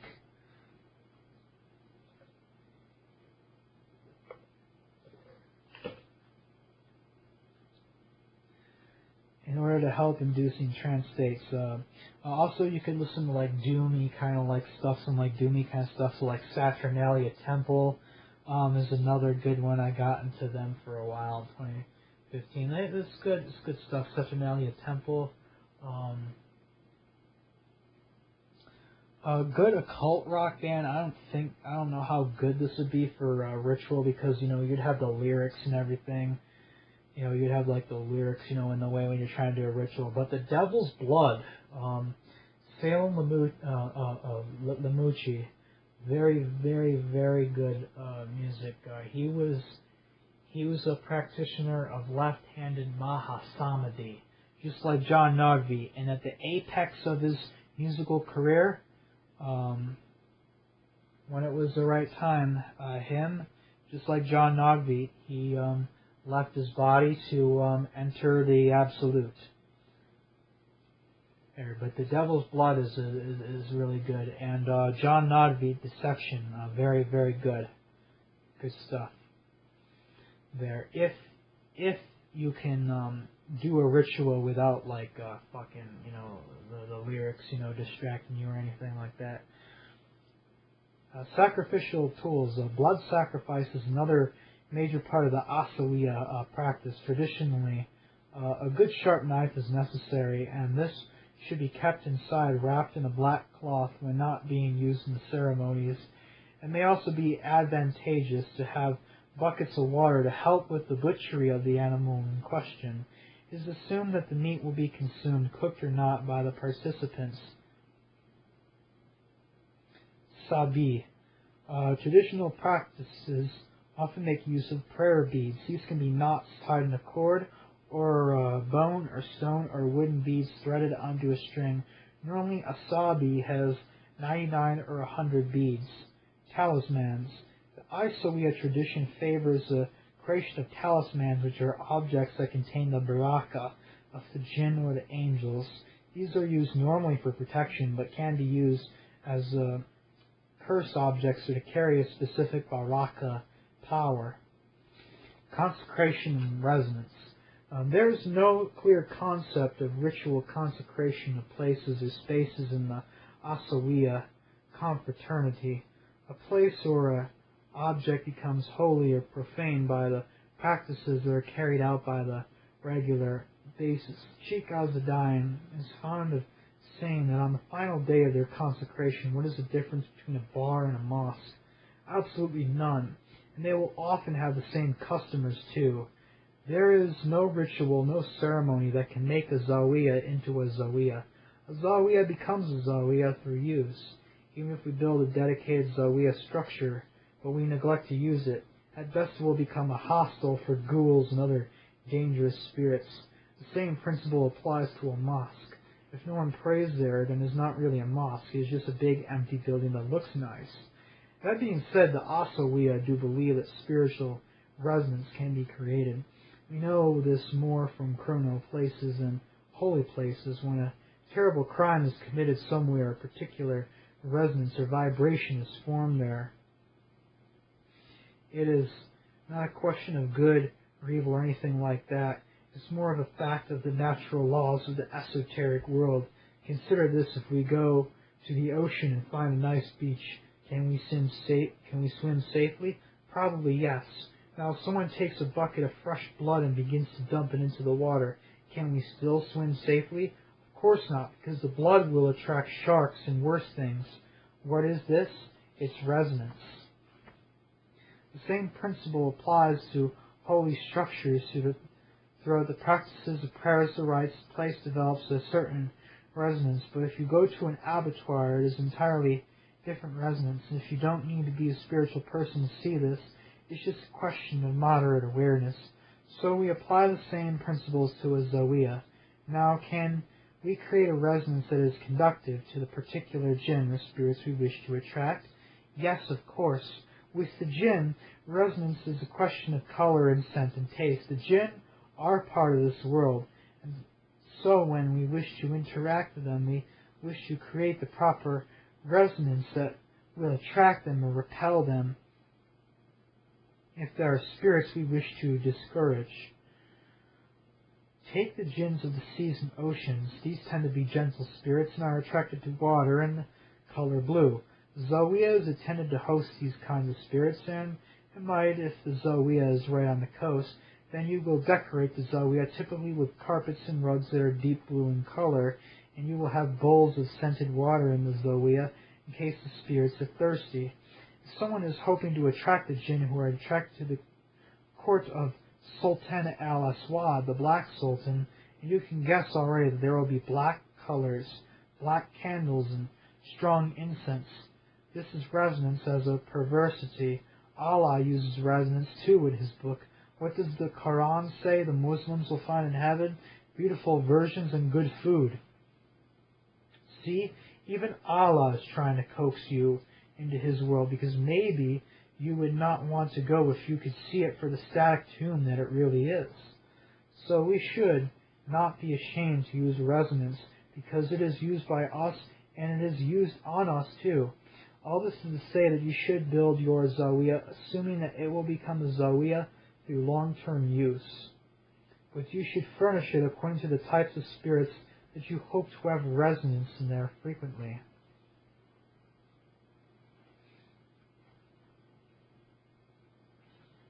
Adhiya, sacrifice. Cheikh Azzeddine is fond of saying, blood makes noise. That is because shed blood, especially in ritual, is very loud in the esoteric world. The Quran and the Torah are not wrong when they say that blood is the life. Blood in this world, blood spilled in this world, especially when it is offered to the spirits, attracts them like it would a great predator in the water. If we are serious about our spiritual practice, and we are really serious about creating an environment that is conducive to the proper spiritual states of mind, as well as to the beings that we want to welcome, then the blood sacrifice, udhiyah, is necessary. Many modern spiritual groups have abandoned practices involving blood, but African traditions continue to emphasize blood rites because they are extremely effective. When selecting an animal for sacrifice, it is necessary to identify the preferences of the being to which the sacrifice is being offered. Is the sacrifice for the absolute? That it can be any living being, and in the primitive times this included human sacrifices. Is it one for the malaika, angels? Then a bull or camel is customary. Is it for the jinn? And in this case it depends upon the particular jinn, but usually in some manner of sheep or goat, or even poultry is acceptable. For murids and clients who live in Africa and the Middle East, blood sacrifices are practice already common with Islam. No special precautions need to be stated. For those living outside of these regions, it should be stressed that the sacrifice is by cutting the throat of the animal. The animal is not meant to suffer, and the stroke should be swift and clean. The blood must be collected, and this is to be used as a separate offering in a lengthy rite where multiple spirits must be fed. It is also tradition that the animal be cooked afterwards, and the meat of the sacrificial animal is held to contain much baraka, especially if it is offered to the Absolute or its angels. I'm going to interject here. This is also in the Devil's Quran. Sacrificing of a goat to Shaitan or Azazel, and then the goat is respectfully cooked and eaten. And this is a whole other video for this topic. It deserves this whole other video, but the sacrifice in the left-hand path is very, extremely debased and abused. Sacrifice is supposed to hurt. You're not just killing. Now, the black path really blurs the line here between sacrifice and killing. I don't practice animal sacrifice. I've never sacrificed an animal. Never drank any animal blood or anything like that. But I do have respect for people who can perform animal sacrifice with the devotion and love for, as in the primal craft. Because in the primal craft tradition, there is a call for the animal, the soul of that animal to be elevated. For that animal, you sacrifice a goat, maybe that goat will become a satyr. Maybe that goat will become a goat of Mendes or a Baphometic goat. Or that bull will become a minotaur demon, or a bull demon. If the soul of the animal cannot enter the absolute, there will be some kind of elevation. It will become, the goat will become a satyr or will become a goat spirit. The spirit of the bull will become like a minotaur demon or like a bull demon or something like that. The dog or a cat will become like a bastet, will become like an Egyptian cat spirit, a cat deity, or like the dog will become like an Anubis, or something like that. There is some kind of elevation. If it cannot enter the absolute, there is a petition for elevation. Now, unless you're vegan, I don't want to hear any fucking shit about it, okay? If you're fucking not vegan, if you eat meat, you're fucking participating in the killing of animals, okay? Passively, even though you may not be cutting the throats of those animals yourself, your money's buying that. Your money's doing that. Okay, so unless you're vegan, I don't want to hear this shit about, fuck animal sacrifice, okay? It's bloody, it's gory, it isn't fun. Yes, it hurts. It's supposed to hurt. It's supposed to make you cry. You're supposed to weep for that animal. If you're not hurting, if you're not grieving over the loss, a sacrifice has not been made, and it's just a killing, is what it is. Now,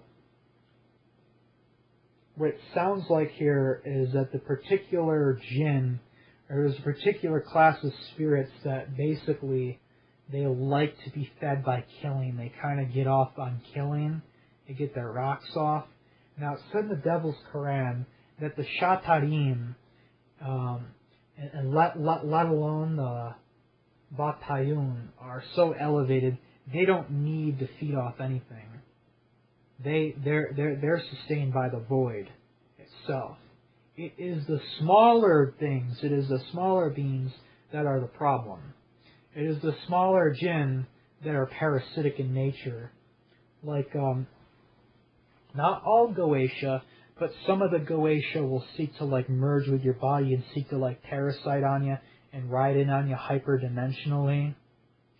And this is why in this tradition we see a lot of killing. We see a lot of killing of animals and the drinking of the blood because it's the spirits feeding it.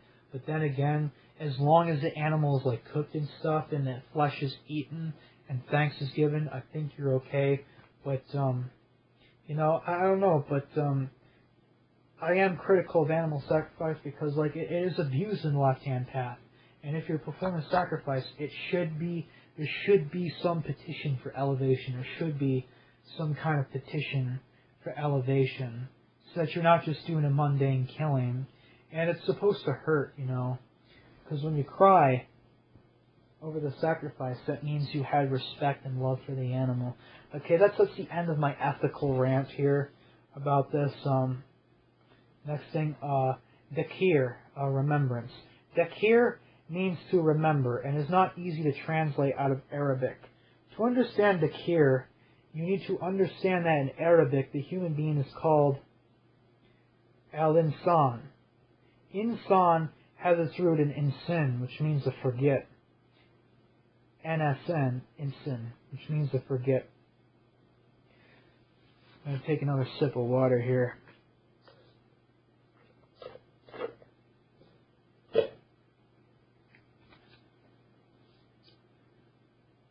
So humans in Arabic are forgetful ones. We forget all kinds of things. We forget to do things we intend to do. We forget a birthday or celebration. We forget to tell our friends they are important to us. We forget the pain of an injury or a betrayal, even the death of a relative. We forget how it makes us feel over time. We are forgetful. Worse, we forget where we come from.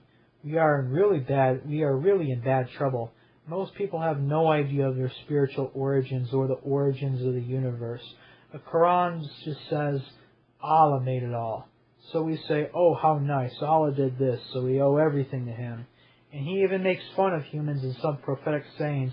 It's like Allah points in Adam and says, oh, you stupid, forgetful human, of course I made you to be forgetful, but you must apologize for being forgetful all the same. What a desperate and insecure deity He is. So Islam says that Allah makes us forgetful of our origins. In fact, Muslim tradition says that Allah had all the souls of all humans in paradise before He created the earth, and He forced them to acknowledge Him as Lord. Then He cursed the humans, us, took away their memories, and caused us to be born in flesh without the memory of the paradise or Him, let alone memory of the Absolute. But the Wash certainly remembers. Excuse me. That's the reflex. And all this life is a grueling test to see which humans will somehow crawl back to Him. So the shaitan, because he is wrathful as Allah's deception and trickery, he calls on us to remember. Not to remember the groceries or our grudges or our pains, but to remember that we are not mortal. We are eternal beings cut from the Hawiyah, torn from the dark mother, and we do not belong in this universe. The universe is an abomination. Of course, we have nothing against the physical or material world. Our tradition says that there are hundreds of physical and material worlds, and when we return to the Absolute, we shall be able to enter those worlds and enjoy all sorts of pleasures without limit. We shall hunt and eat and kill and breed without reservation or limit. But this universe is an abomination because Allah created it outside the fullness of the Hawiyah. So it shall be destroyed and reintegrated. But for the moment, the shaitan calls on us to remember who and what we are. We are not mortals. We are immortal spirits trapped in a body. The soul is a chain that forces us to forget. It is really a curse. But the Wash remembers, and we need to make sure that our waking mind, our thinking mind, it remembers also. If we can remember and stay remembering, and it will be very hard for Allah and His angels to trick us and trap us, even in very chaotic circumstances. Dakir, remembering, it has two modes. One is the active mode of Dakir, the other is the passive mode. In general, we need both. It is no good to cultivate one and not the other. I will explain. Active Dakir. We need to start with the active Dakir, which is the Dakir of beginning and the Dakir of establishing a pattern. When we decide that we want to become mindful, which is to possess taqwa, mindfulness, we must take time every day to focus our mind on remembering. In other spiritual traditions, this is called meditation. It is good to perform active Dakir within our Zawiyah, in whatever form the Zawiyah takes. Active Dakir is a very simple practice. The Cheikh or the Malim or Muqaddimi assigns a specific phrase, always in Arabic, which must be repeated a certain number of times. Usually the Cheikh will specify the phrase should be said 1,000 times, 500 times, it should be said 100 times, 500 times, or 1,000 times, etc. Some phrases are good for beginners, others are more complex and are not revealed until a solid foundation is established.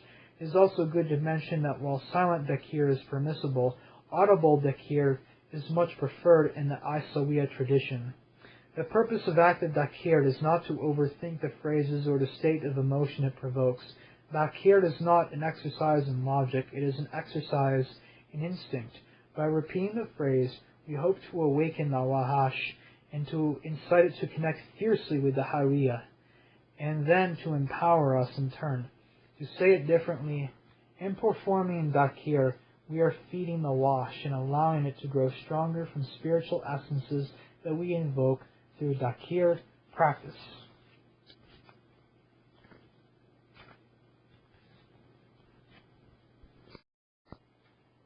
The following phrases are authorized by Cheikh Azzeddine for new members of the Tariqa. We refer to these as the Asma al-Hawa, terrible names. Ya Shaitan. Ya Shaitan means O Satan. Ya Mul Wahosh, O Master of the Beast. Ya Sultan al-Aswad, O Black Sultan. Ya Ataghat, O Absolute. Ya Hawiya, O Absolute. Ya Lala Zaganiya, O Lady Zaganiya. Ya Lala Uzat, O Lady Uzat. Ya Lala Eka, O Lady Eka. Now I'm going to repeat this one more time, but instead of reading the translations, I'm going to repeat the terrible names themselves. Here goes. Ya Shaitan, Ya Shaitan, Ya Shaitan. Now if you want, you can even be doing this, like Ya Shaitan, you could flagellate yourself very lightly. You can make a thing like a little belt whip, and you can be like, Ya Shaitan, Ya Shaitan, Ya Shaitan, Ya Shaitan, Ya Shaitan 100 times, or like Ya Shaitan, Ya Shaitan 1,000 times to basically program it into your soul. Like deprogram yourself. You're no longer you're no longer a sheeple. You're no longer a Muslim or a Christian. You are a devotee of the black path, and you are remembering. Actively remembering your darkness, your absolute, through active dakir.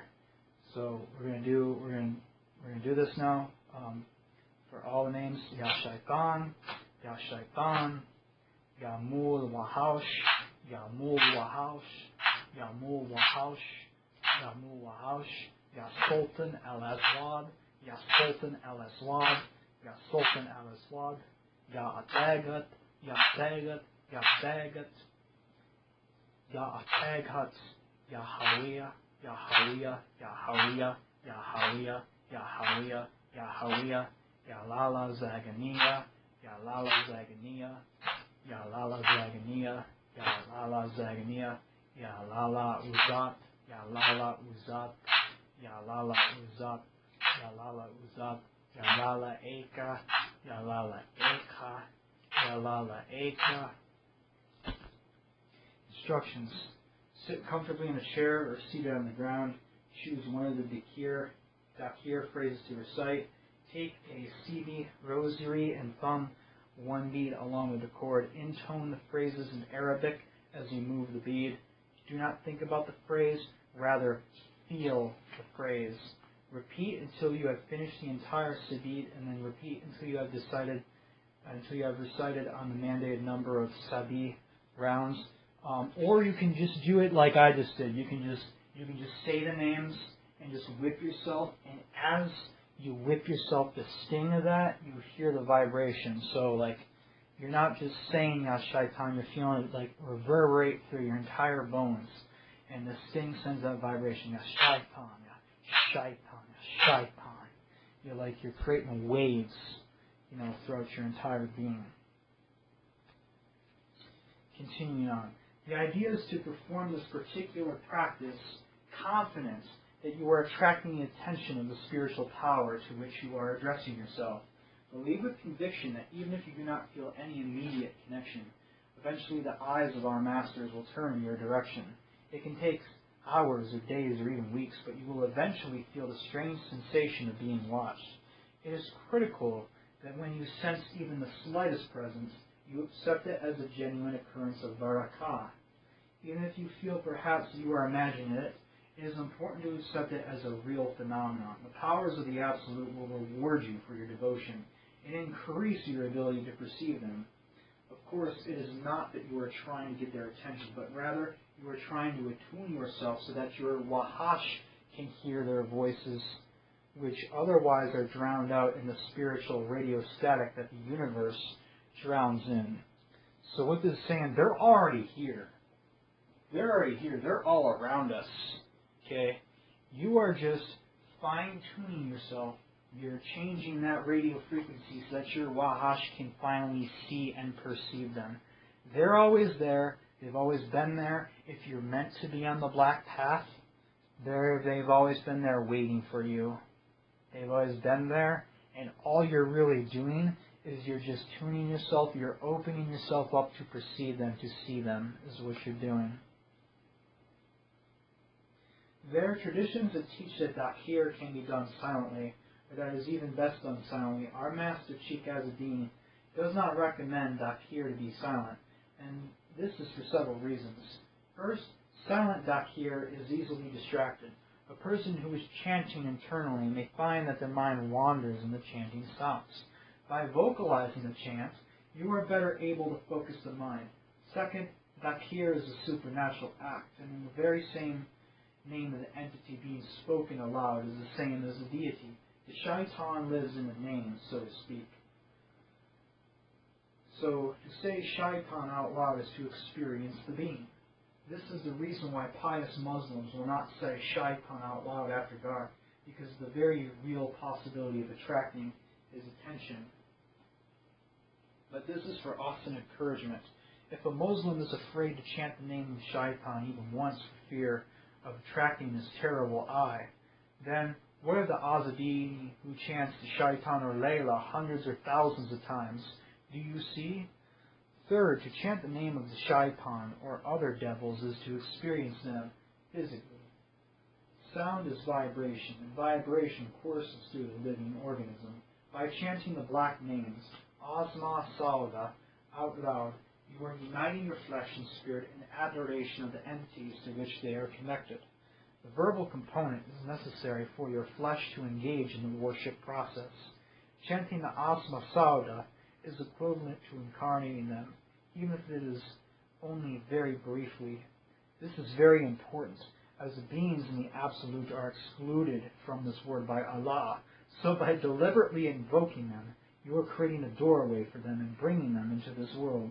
This changes you permanently. You cannot chant Dakhir long term without creating passive Dakhir effects, which I will discuss below. There is also what is sometimes called lesser Dakhir, or which is Dakhir of the jinn. Often Aissaoua tradition works with local spirits. These jinn and the jinnah are closer to shaitan than we are, and are easier for us to interact with. They are, in a sense, our intermediaries. You cannot ask shaitan to help you get a job, but maybe you can ask Sultan al-Aswad. You cannot ask Mother Lilith to give you sex, but you can ask Lala Eka for sex, and maybe she will fuck you. Or she will fuck you to death, maybe. Azzeddini laughs here. Do you see? Sometimes the murid will ask the Cheikh to permission to do lesser Dakhir, and then the Cheikh will give the murid practices that will help create resonance with a particular jinn that the murid hopes to attract. Passive Dakhir. Now there is another kind of Dakhir. This is passive Dakhir. It is easy to explain. Let us say that someone who wishes to attract Baba Hamu for some dark business would like to cause revenge or death. Now, the first thing to do is ask, what do we know about Baba Hamu? First, he is the patron of the abattoirs. This is because he is a terrible ghoul who drinks blood. He loves blood and he loves violence. There are even stories about children who play outside at night against their parents' wishes, and they are suddenly seized by an unseen force and carried screaming into darkness. That is Baba Hamu. Baba Hamu loves red and sharp blades and blood. So a client comes to the Cheikh and says they want to kill an enemy. The Cheikh says, yes, very good. So now what? The client needs to create conditions to get Baba Hamu's attention. The Cheikh will do a lila. I'm sorry, not sorry. I do not apologize for my laughter here. Obviously, this is hyperly evil. This is hyperly wicked. I can't help myself. It's my wash. To get Baba Hamu's attention, the Cheikh will do a lila ceremony, of course, with a sacrifice, but that is only part of the work. The client...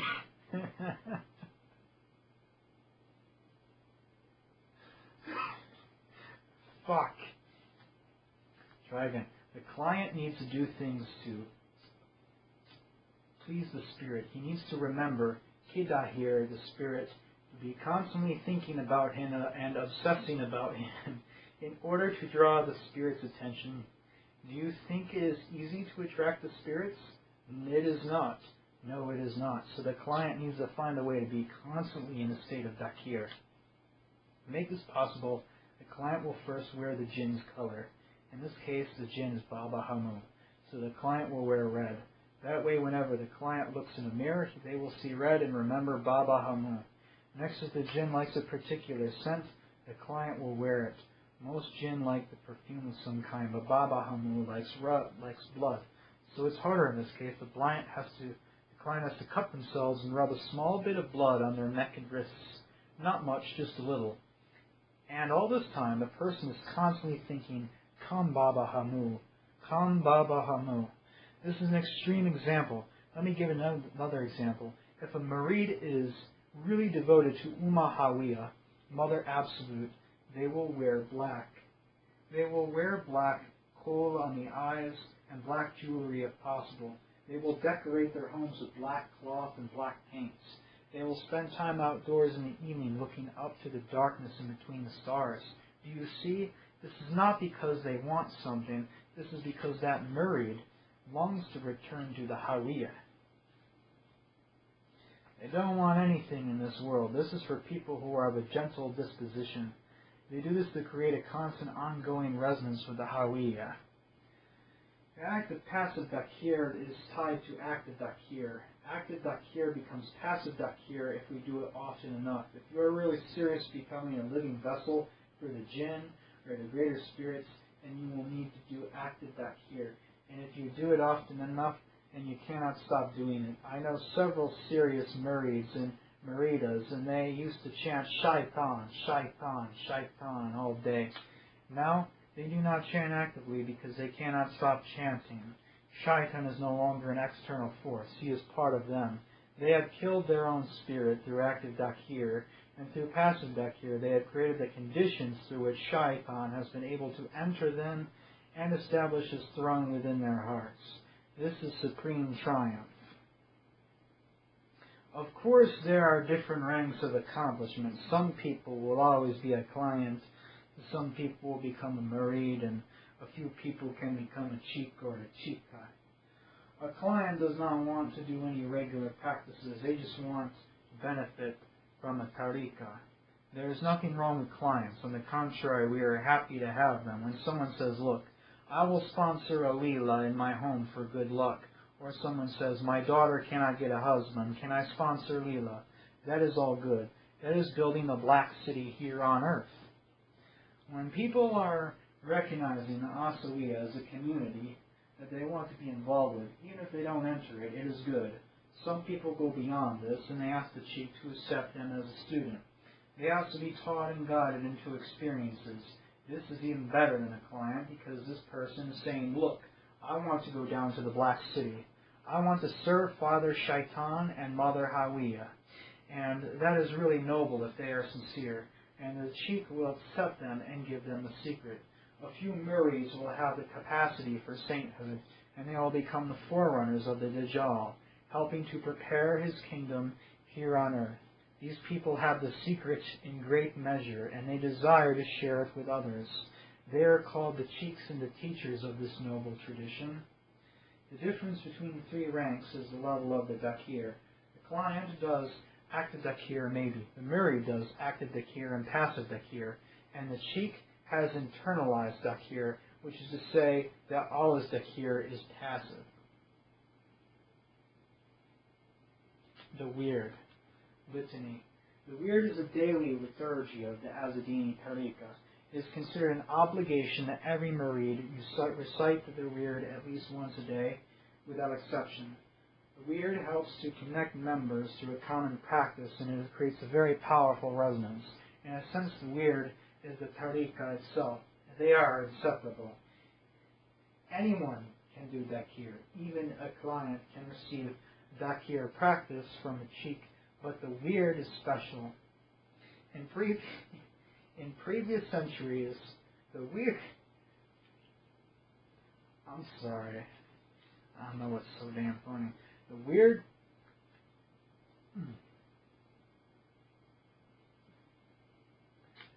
In previous centuries, the Wird was protected.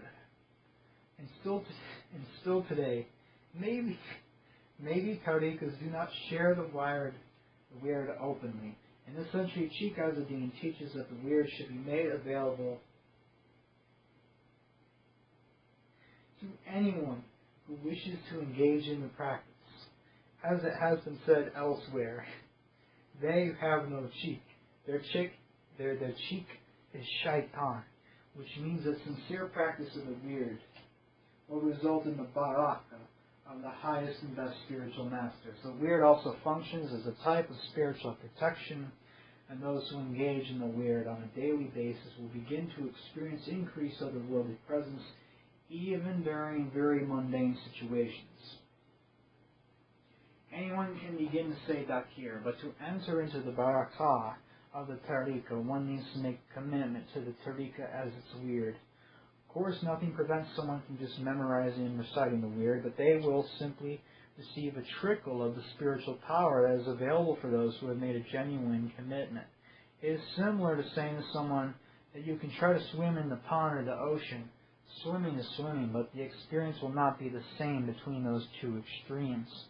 The Wird of the Azzeddini Aissaoua is as follows. Bismillah alathi arsala alayya malakaya wa ruhu wa janam fi hadadar alazim wa hala akulu shin qadir 100 times. Subhan Azazel 1,000 times. Ya Umna, Ya Leela, Ya Latifa 100 times. Ya Taghat 100 times. Fa Umun Hum Al Hawiya 1,000 times. Ilahuma Sala Ala Sayyiduna Azazel wa Ala Alahi wa la Salabini Talasiman 100 times. The ecstasy. One of the distinguishing features of the Aissaoua Tariqa is ecstasy, the wild, ecstatic trance states in which the society engages. While other Sufi orders place great importance on a calm, sober communication with Allah, the Aissaoua hold that the divine is chaotic in nature, and that contact with it does not lead to social order, but rather a kind of degeneration of behavior into primitive, atavistic states of consciousness. If a saint is truly in the grip of the Absolute, he or she will not care about proper etiquette or comportment, because they will be operating completely on inhuman frequencies. The Azzeddini go beyond this, as the founder teaches that genuine touch of the Absolute is very empowering for the watch, which is likely to seize control of the Aissaoua. It reports the Aissaoua as a lycanthropic cult. It is actually derived from outsiders witnessing rites that are meant to be private, wherein the murids work themselves into a trance through chant and drumming and seek to allow their wash to run free. This appears similar to possession, except there is absolutely no invitation for the jinn for possession. Rather, the murids work to arouse their own inner passions and desires. In extreme cases, groups of murids will enter a violent ecstasy and will attack those who are unfamiliar or wearing colors that are considered triggers, like black or red, which the Aissaoua themselves do not wear, except for leelas involving possession. Since it is very difficult and potentially dangerous to engage in leelas independently, Cheikh Azzeddine has authorized murids in remote areas to instead focus on practices of ecstasy. The following are a set of simple instructions which can help introduce this particular spiritual state. Secure a location which will be safe from interruption. Privacy and isolation are critical for the successful performance of this rite. The location should be dimly lit and incensed. Invoke the benediction of Cheikh Azzeddini Azazel, and then take refuge with the Absolute. Recite with the Azzeddini weird in its entirety. Play music with a powerful and steady beat, ideally without lyrics. Traditional African music may be suitable, but local music is equally suitable. Envy. Some murids in Paris report industrial rave music to be very effective. Music is not as important as finding a beat that feels compelling. The murid should rock back and forth in time with the beat. Focus on a particular vice or desire. It can be lust, anger, pride, etc. Allow the mind to descend into a vivid mental enactment of the desire. Allow the vice or emotion to become all-consuming. Concentrate on the feeling of satiety rather than the object of visualization. For example, a murid might fantasize about a particular taboo sex act. They should vividly imagine the sex act, allowing the mind to explore every detail. Eventually, the image of the sex partner should be subsumed into the lust itself, and then the murid themselves become dissolved into lust. Visualize the vice or emotion itself dissolving into the wash. There is nothing left except the wash and its overwhelming hunger and power. Hold the image of the self as the wash. Allow the wash to move through you, and at this point the murid may rage, scream, caper, engage in any activity that does not cause serious harm to oneself, others, or the environment. Visualize when the rage subsides, the wahash superimposed over the human flesh. Feel the wahash surging to the moral coil. See after the ego knots has returned to normal consciousness that the ego is a false construct while the wahash is a genuine personality. Follow any future guidance or advice from the wahash, in which the murid should record and make pains to act on if possible. Powerful new urges and instincts may arise, and these should be sated as often as possible. The Leela. The Leela is the central ceremony of the Aissaoua. It is a group practice and requires the presence of Makademi, master of ceremonies, and a chorus, Tariqa of Aissaoua.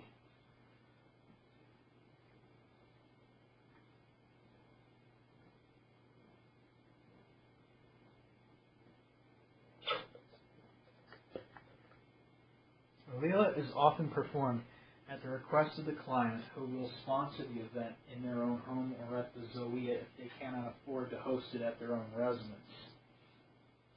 A Leela is always a nocturnal event, and its name itself means night time, Arabic Leela. This is for two reasons. One, most of the murids and clients understood to have professional commitments during the day, which would make their presence and participation difficult. Second, the jinn and spirits themselves are shy of the daylight and do not normally manifest during the daylight hours. And interject here, not limited to just the jinn, but all sorts of astral entities and phenomena manifest easier during the night hours.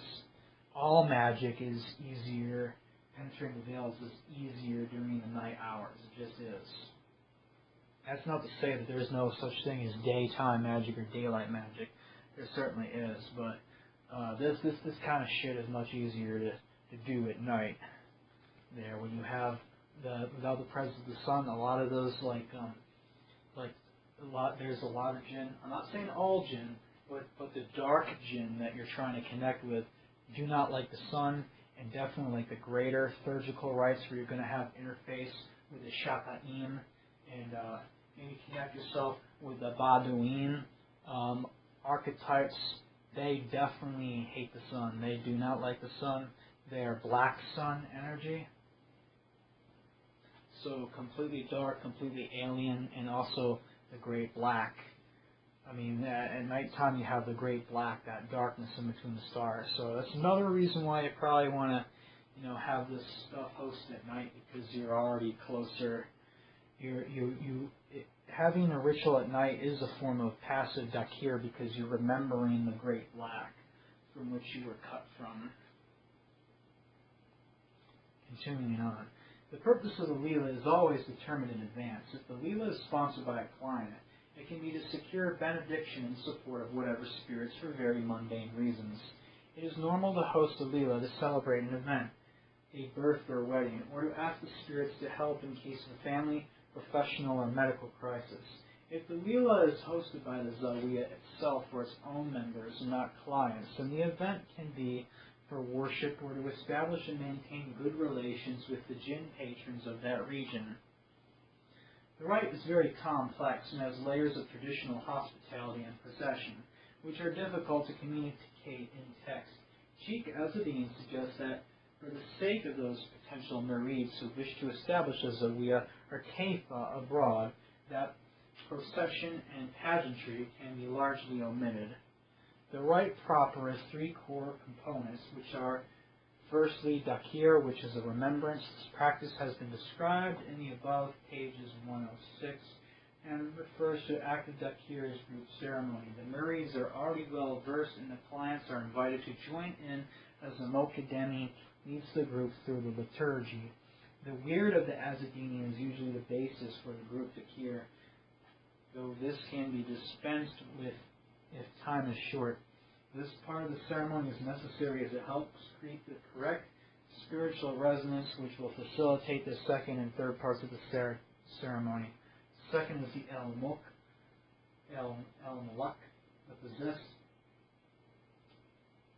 This part of the ceremony is the spiritual heart of the Leela, in which a particular jinn or angels are invoked. The seance is never random and is determined well in advance by Cheikh Mokaddemi Malem. Unlike other occult traditions, the jinn are not evoked into external appearance or manifestation.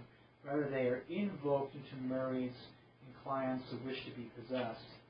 This can lead to violent or wild behavior, for which reason a Leela is never attempted without the presence and supervision of a Mokaddim. Equally, a Leela can be performed to help treat a person who is already possessed. In this case, the seance serves to discover the identity of the jinn and to identify the needs or demands of the intruding spirit. While in modern times it may be fashionable to invoke or evoke spirits independently, that is not an Aissaoua practice. The main reason is that that if a lone murid attempts to call the spirits and succeeds, which is very easy, the spirits are likely to invade the nearest person, in this case the hapless murid. Cheikh Azzeddine himself is no stranger to possession. It states clearly that an isolated murid who becomes possessed may do harm to themselves or leave the Zawiya and engage in destructive or violent behavior, with some spirits such as Baba Hamu or the Agawal. This is all too likely. Alternatively, a person might engage in behavior that is sexually taboo or provocative if under the influence of one of the female jinnia, which is not physically destructive but can cause considerable social chaos. Third is Hadra, or the encounter, the final part of the Leela ceremony. Hadra is where the murids focus on the absolute. After having performed dakir and experienced the presence of the jinn, now the ceremony focuses on transporting the minds and hearts of the participants on the spirit world itself. Through a rhythmic chanting established by the Mokaddim, the murids enter a trance state ecstasy, which is characterized by the rocking backwards and forwards together. Participants experience a sensation of disassociation with their bodies, and in advanced stages will lose any sense of distinguishing self. In place of their own individual ego, they experience the overwhelming presence of the Absolute, which is beyond any description and can only be described with the esoteric language of the secret. Hadra can be witnessed by clients, and some rare few outsiders will actually experience it, though without the internal esoteric power of the secret to help make sense of the absolute, the sensations are said to be overwhelming and nightmarish. Music. One of the most important parts of the Aissaoua tradition is the strong reliance on music. This is likely due to the fact that music soothes or arouses the savage beast. Over the centuries, the Aissaoua has found that music serves as a powerful tool of communication with the spiritual forces that do not respond to human language. Music is, in a sense, a language of the heart, and a wise Mokadini learns very quickly what a manner of language works with which spirits. Music is tied to culture, of which it is a kind of expression, and so the spirits of a particular region are likely to be roused or calmed by music familiar to that region. Cheikh Azzeddine insists on using Berber, Arab, and French music in Lilas in Algeria, but he is equally opposed to using those languages when murids in Indonesia or Malaysia want to deal with the local spirit courts there. It goes without saying that the cosmic spirits and angels are not tied to any one culture, and that they are more likely drawn to the human emotions released during a good performance. Dance. One of the most universal and spiritual tools is dance. The dance of the Aissaoua is very simple and is often limited to a circle or a line of murids who rock back and forth in unison. Even the clumsiest and least musical people are often able to accomplish this, but it should not be underestimated. When clients witness the Aissaoua rocking back and forth for 3 hours, the atmosphere becomes entirely otherworldly. Dance can also be exotic and acrobatic, and murids who are under the spell of the jinn can perform very inspired dances. The dancing of the Aissaoua is almost always simple and repetitive for 2 reasons. One, the dance is meant to strip away the inhibitions of the clients and the murids, and it helps them commune with their own lash. Second, the dance includes trance, which is very necessary for possession, and hadra. General offerings are those offerings which are presented at the beginning of the evening and again at the end. Traditional offerings in Algeria are milk and dates, and in European and North American equivalent could be milk and cookies. The Cheikh will confer his blessing on them, saying Bismillah or other benediction. Specific offerings are more complicated, as each of the jinn have their own required fabrics, colors, and sometimes specific substances which they insist on having. Finally, the Aissaoua rites always have blood sacrifice as part of the Leela. This is because Orthodox Islam insists that the jinn are blood drinkers, and so blood must be offered to have the spirits attend as guests. Several of the spirits have particular colors which should be reflected in the choice of animal sacrifice, and the blood collected from the main sacrifice will be used to greet the specific jinn as they appear. The structure of the Leela. For those initiates who are distant from an actual Zawiya, Cheikh Azzeddine has authorized the performance of the Leela according to the needs of the murids. Ideally, there will be a group of Aissaoua present who are proficient in the ritual and music, and so instructions will not be necessary. However, for those initiates who are operating a new lodge in Europe or North America, the following steps can be followed and adopted. Preparation. Identify the purpose of the Leela. What are the needs of the spiritual client or community? Second, select the spirits which is best invoked according to the needs of the identified. Prepare general and specific offerings. 4. Prepare ceremonial banners, flags, and clothes. Obtain music which will be played during the Leela. 6. Have the Aissaoua sit in a circle on carpets or on the ground, and have the clients sit comfortably to the side. The Leela proper. Opening invocation by Mokadini. Takir, Mokadini, Murids, and clients. 3. General sacrifice offerings. Mokadini and Murids. Mluk, Mokadini, Murids, and clients. 5. Hadra, Mokadini and Murids. 6. Closing invocation, Mokadini. 7. Refreshments, Mokadini, Murids, and clients.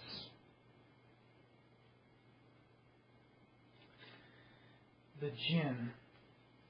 Orthodox Islam holds that Allah created the three worlds and then created the three kinds. Angels from light, jinn from fire, and humans from clay. All three were endowed with levels of intelligence and power in descending order. The three materials represent the innate quality and power of the three kindreds, so angels are considered the highest and purest of beings. Jinn are nearly as potent, while humans are weaker and duller than either of the angels or the jinn. Angels are said to inhabit the celestial world. The jinn are native to the spiritual esoteric side of the terrestrial, but can enter the celestial. Humans are native to the material exoteric terrestrial level and can learn to enter the esoteric level of the material plane through spiritual practices. The jinn of the Aissaoua tradition are generally divided into three great families or categories, but to the murids outside North Africa, these distinctions will not mean very much. On the following pages, the author attempts to describe several of the most prominent jinn who are considered patrons of the Aissaoua and the Azzeddini Aissaoua. Unlike other spiritual traditions, the Aissaoua hold that these entities are very real beings which exist separately and independently from humans. Like humans, they have their own society, politics, agendas, and desires. The jinn are fascinated by our world and seek to manipulate our world for their own inscrutable reasons. Whatever has been written in Western books on goetic magic, the jinn cannot be summoned or commanded. In fact, it is highly unlikely that any spirit which is independent of the witch's imagination could be. Contemporary oral tradition in Algeria has many accounts of people who have tried to coerce the jinn or summon them for petty reasons. This typically leads to horrific consequences, including harmful possession, sickness, misfortune, and accidents. For such reasons, the jinn are treated by the Aissaoua as respected friends or patrons and dealt with in the most courteous of ways possible. Zawaj bi-Djinni, spirit marriage. In many African religious societies, it is believed that the spirit world and the human world can come together in marriage. Cheikh Azzeddine says that French folklore had similar beliefs, especially when they speak of humans being abducted into the other world of the Fae, fairies, which sometimes resulted in embarrassing pregnancies or foundlings. In the Aissaoua tradition, a client or murid who wishes to obtain special spiritual powers or good luck will sometimes ask the jinn in marriage. Alternatively, a client or murid might find themselves demanded in marriage by a jinn who is invoked at a lila. In either case, it is best for the Mokadimi to assist in formulating the contact of the marriage. The jinn themselves are not monogamous, and so their demands are usually relatively simple. For example, they will often include a demand that their spouse shall reserve 1 or 2 nights a week for conjugal visits. This is not a symbolic request, as the jinn are deeply sexual beings, and so on those nights the client can expect to be visited by their spouse, who will proceed to initiate intercourse.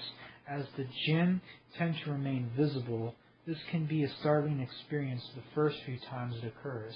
Other murids experience the conjugal visits as vivid dreams. Also frequently, the jinn may insist on particular offerings in exchange for their love, which translates into material good fortune. A murid who makes weekly sacrifices of blood and sugar to Lala Malika will find their interpersonal conflicts are soothed over and their social challenges are made mysteriously easy. A client who is married to Kamharok will typically find that the misfortune of others becomes their own good fortune. A rival company might botch several contracts, and an enemy may sicken or even die. Less maliciously, Kamharok may help his spouses see the opportunities that were not visible before, or more colloquially, discover buried treasure. Marriage with the jinn is not without risks. Clients frequently enter into it thinking that a jinn marriage is a quick fix for a long-term problem, but this is disastrous thinking. Unless the contract clearly states that the marriage is temporary, fixed-term duration, then the jinn may expect a permanent connection.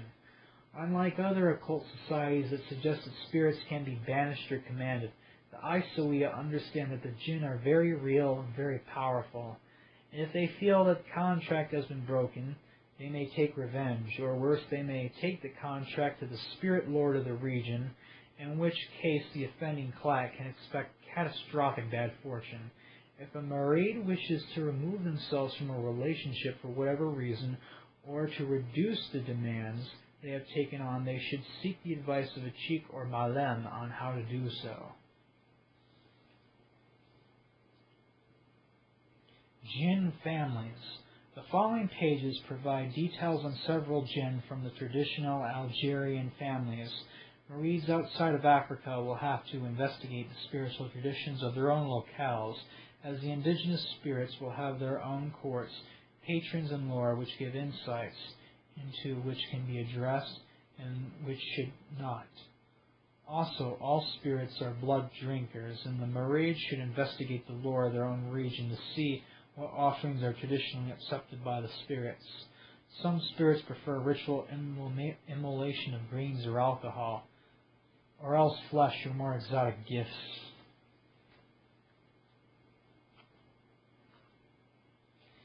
Sidi Musa, Jalala family.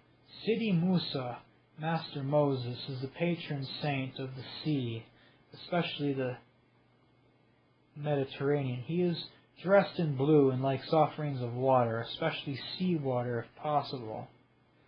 Sidi Musa is also the patron of travel and of liminal spaces like the seashore of the coast, but also doorways to the spirit world. For this reason, the Aissaoua call him to help open the way to other jinn. Sidi Musa is like the Mediterranean. He is generally warm and of good temperament, but he can be angered and stormy if he is not shown the appropriate respect.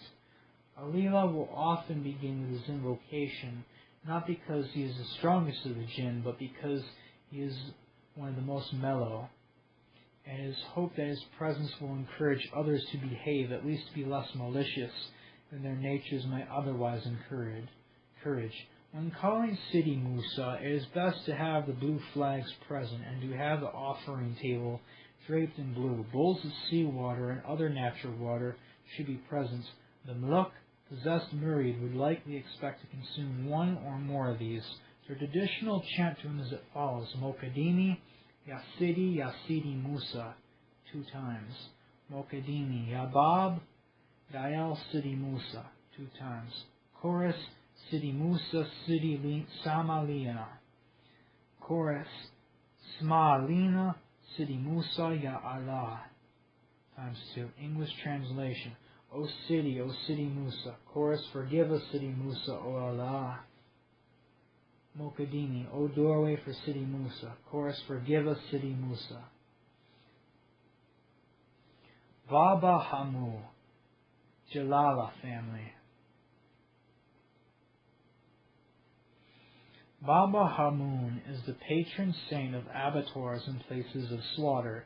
He is fond of the color red, and the offering table must be draped in red to please him. He is also drawn to fresh spilled blood, so it may be necessary to offer this to him. Otherwise he may be angered and cause great harm to all present. If Baba Hamu appears through possession, it is necessary that blood sacrifice be offered.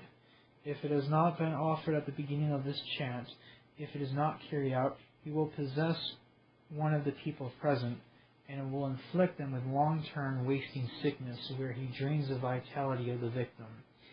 Cheikh Azzeddine holds that if it is not possible to slaughter an animal for Baba Hamu, it may be possible to offer some of the murid's own blood. This is not advised as a frequent practice, as one does not want this particular spirit to develop a taste for the blood of the murids involved in his cult. The chant to attract Baba Hamu is as follows: Mokadimi, Sidi Hamu, Samana, 2 times. Chorus, Ya Sidi Smarina, 2 times. Mokadimi, Sidi Azazel, Smarina, 2 times. Chorus, Ya Maraik, Selina, Smarina, 2 times. Mokadimi, Sidi Hamu, Murdar Adadam, 2 times. Chorus, Sidi Hamu Muldar Adam, 2 times. Mokadini. Bal Tarbok Amar, 2 times. Chorus. Bal Tarbark Amar, 2 times. Mokadini. Agwal Baghal Shrub Adam, 2 times. Chorus. Agwahal Baghal Shrub Adam, 2 times. English translation. Mokadini. Sidi Hamu bless us, 2 times. Chorus. O Saint bless us, 2 times. Mokadini. Sidi Azazel forgive us, 2 times. Chorus. O Angel forgive us, 2 times. Mokadini. Sidi Hamu patron of abattoirs, 2 times. Chorus. Sidi Hamu patron of abattoirs, 2 times. Mokadini. You who wear red turban, 2 times. Chorus. You who wear red turban, 2 times. Mokadini. The demons who wish to drink blood, 2 times. Chorus. The demons who wish to drink blood, 2 times. Kamharok.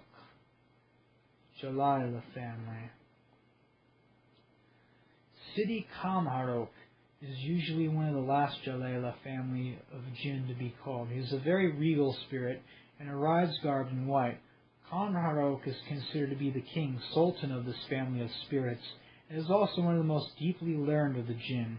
He is counted along the Muslim jinn, although Cheikh Azzeddine insists that he is to be paid cult when possible. Kamharok is depicted as carrying books and scrolls like a scholar, despite his regal title, and is said to be able to pass on much occult and hidden knowledge to those who call him. When Kamharok is called, it is tradition to raise white banners, and a white cloth must be draped over the offering table.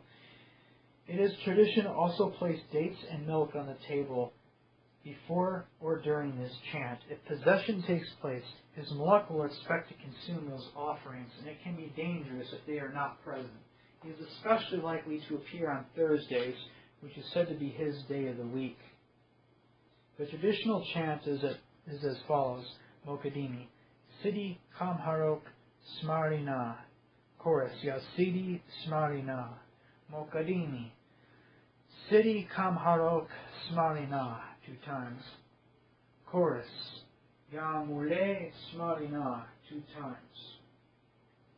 Mokadini. Sidi Kamharok Netna Mul Haruf. 2 times. Chorus. Sidi Kamharok Neta Malem. 2 times. Mokadini. Mule Nata Sultan Al Dwaha. 2 times. Chorus. Mule Netan Sultan Diona. 2 times. English translation. Sidi Kamharok bless us. 2 times. Chorus. O Saint bless us. 2 times.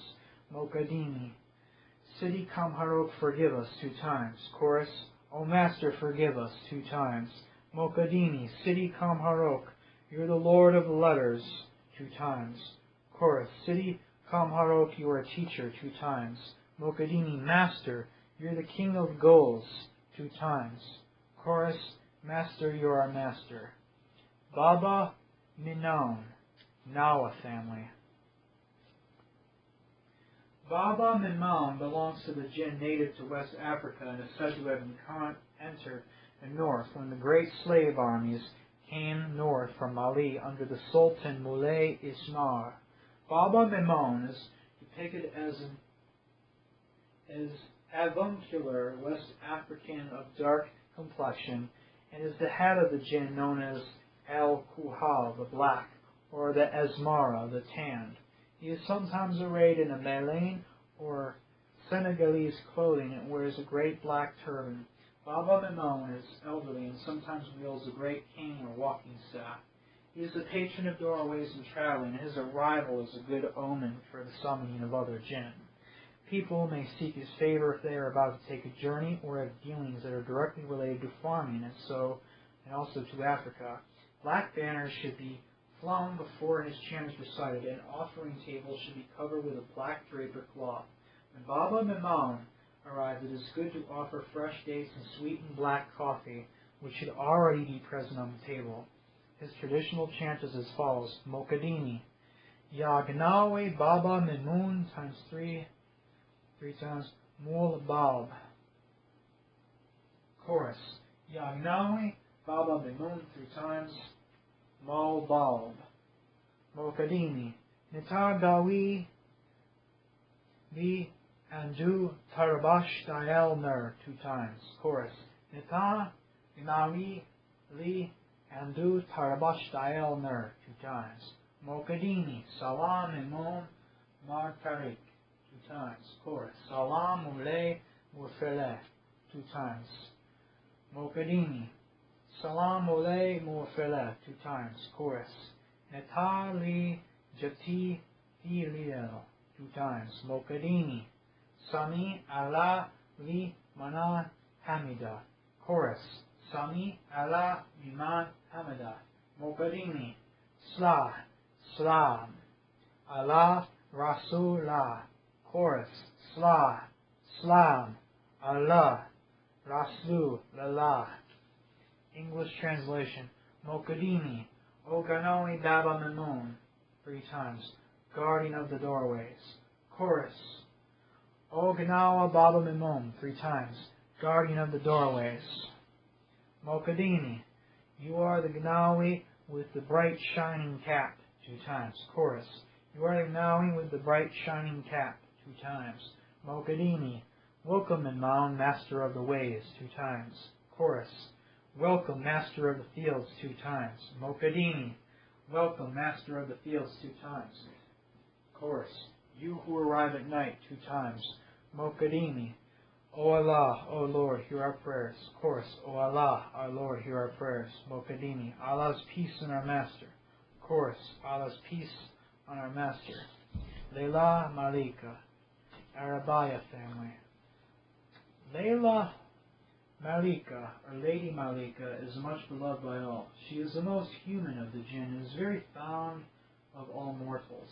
Lala Malika especially likes French culture and is known to cause her Muluk to speak French, even if they do not know the language. This can be very disconcerting to observers who witness her to possess someone for the first time. Lala Malika is very seductive and enjoys flirting and sporting with men. Her nocturnal visits tend to come in dreams and are rarely harmful.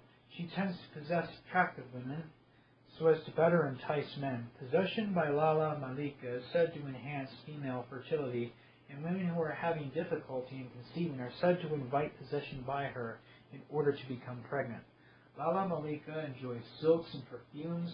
These must be present on the offering table. Perfume may be incensed into the air to facilitate her arrival.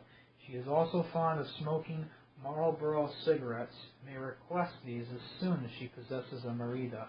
The traditional chant to call her is as follows, and it's performed in French or Arabic. Salam Mokadini. Salam Lala Malika. Salam Ya Fasiya. Chorus. Salam Lala Malika. Salam Ya Fasiya. Mokadini. Salam Lala Malika. Allah Salamatik. Chorus. Salam Lala Malika. Allah Salamatik.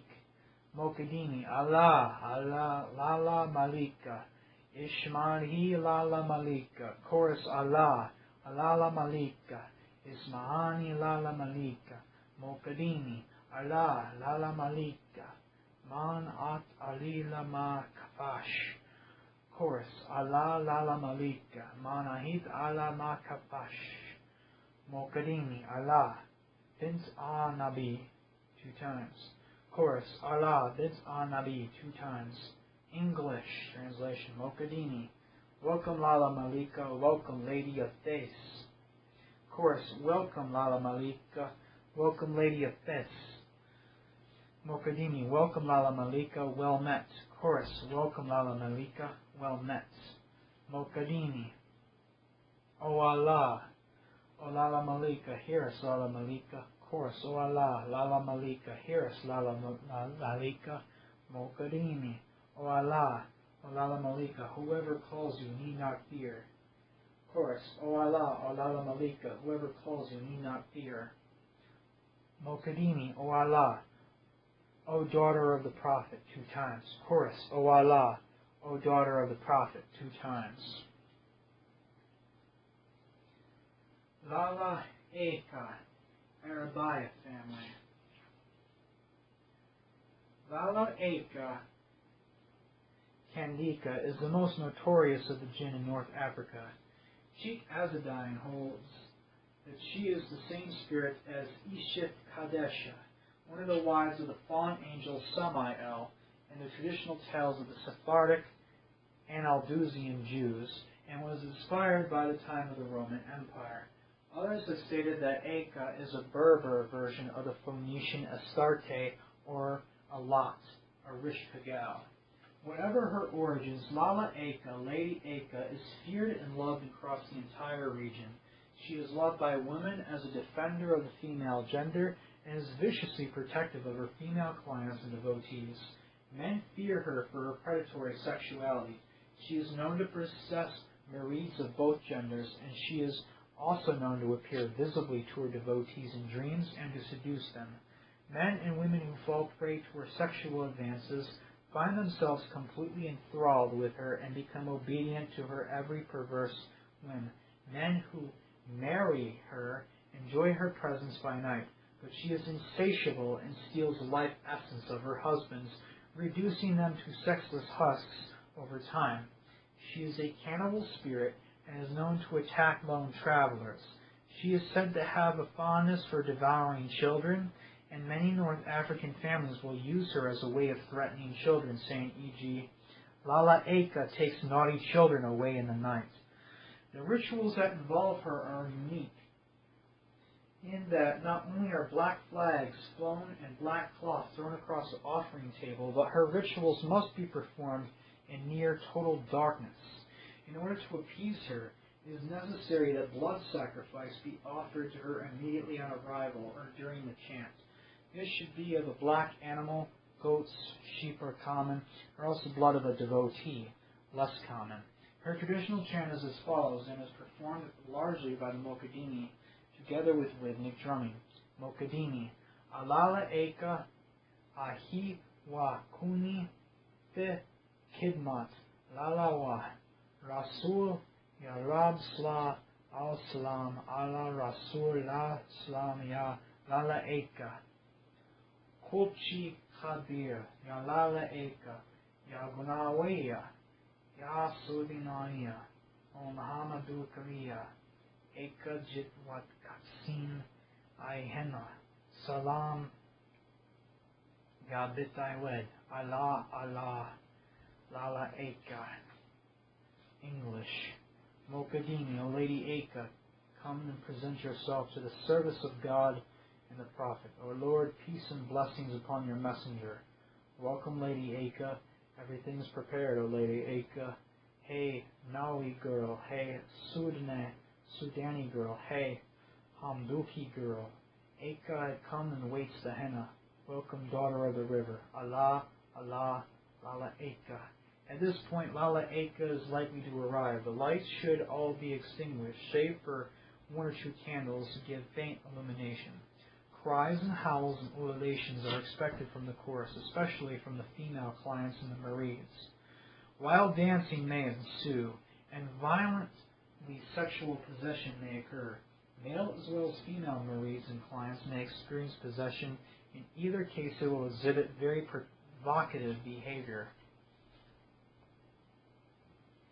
Intense drumming is required to keep the jinniyah pleased. In regions outside of North Africa, it may be acceptable to play music suitable for dancing, as Lala Eka is especially fond of dance. While the drumming and dancing occurs, the Mokadini in chorus shout the following again and again. Mokadini, Haya Jat, Haya Jat, Haya Jat Lala Eka. Chorus, Ya Allah, Ya Kwalkina, English translation. She has come, Lala Eka has come. Chorus, O Allah, our protector. The chanting and drumming must continue until Lala Eka departs, at which point the Zawiya or Lisa space can be illuminated again. This jinn is especially dangerous and must be placated immediately if there is any indication that she is displeased.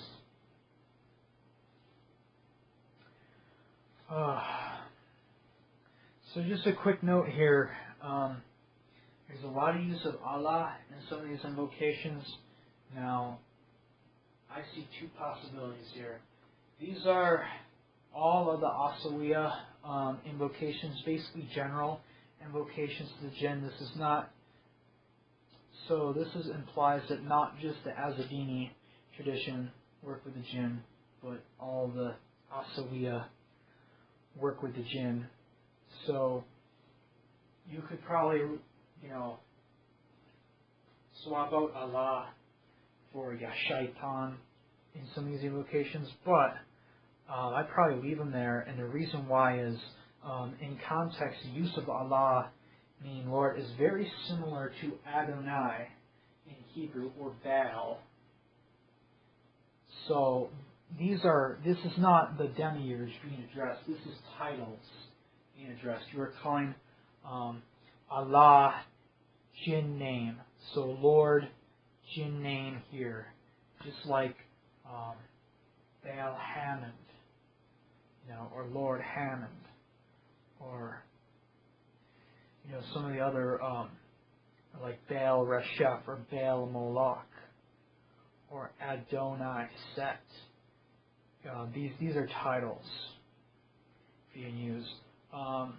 Finally, almost at the end of the book here. Okay, chapter 4. This is the last part of the book here is Revelations, and this is the Black Paths version of Revelations. So the Quran has an apocalyptic book, and the Bible has an apocalyptic book. So this is the Black Paths on eschatology. This chapter deals an overview of the apocalyptic vision of Cheikh Azzeddine. The figure of the Dajjal Messiah is treated, along with the preparations for the coming final battle. Before the end, Allah will wax very proud. As the faith of the Nasrani, Christians, and the Muslim covers the earth, they will extinguish the other faiths.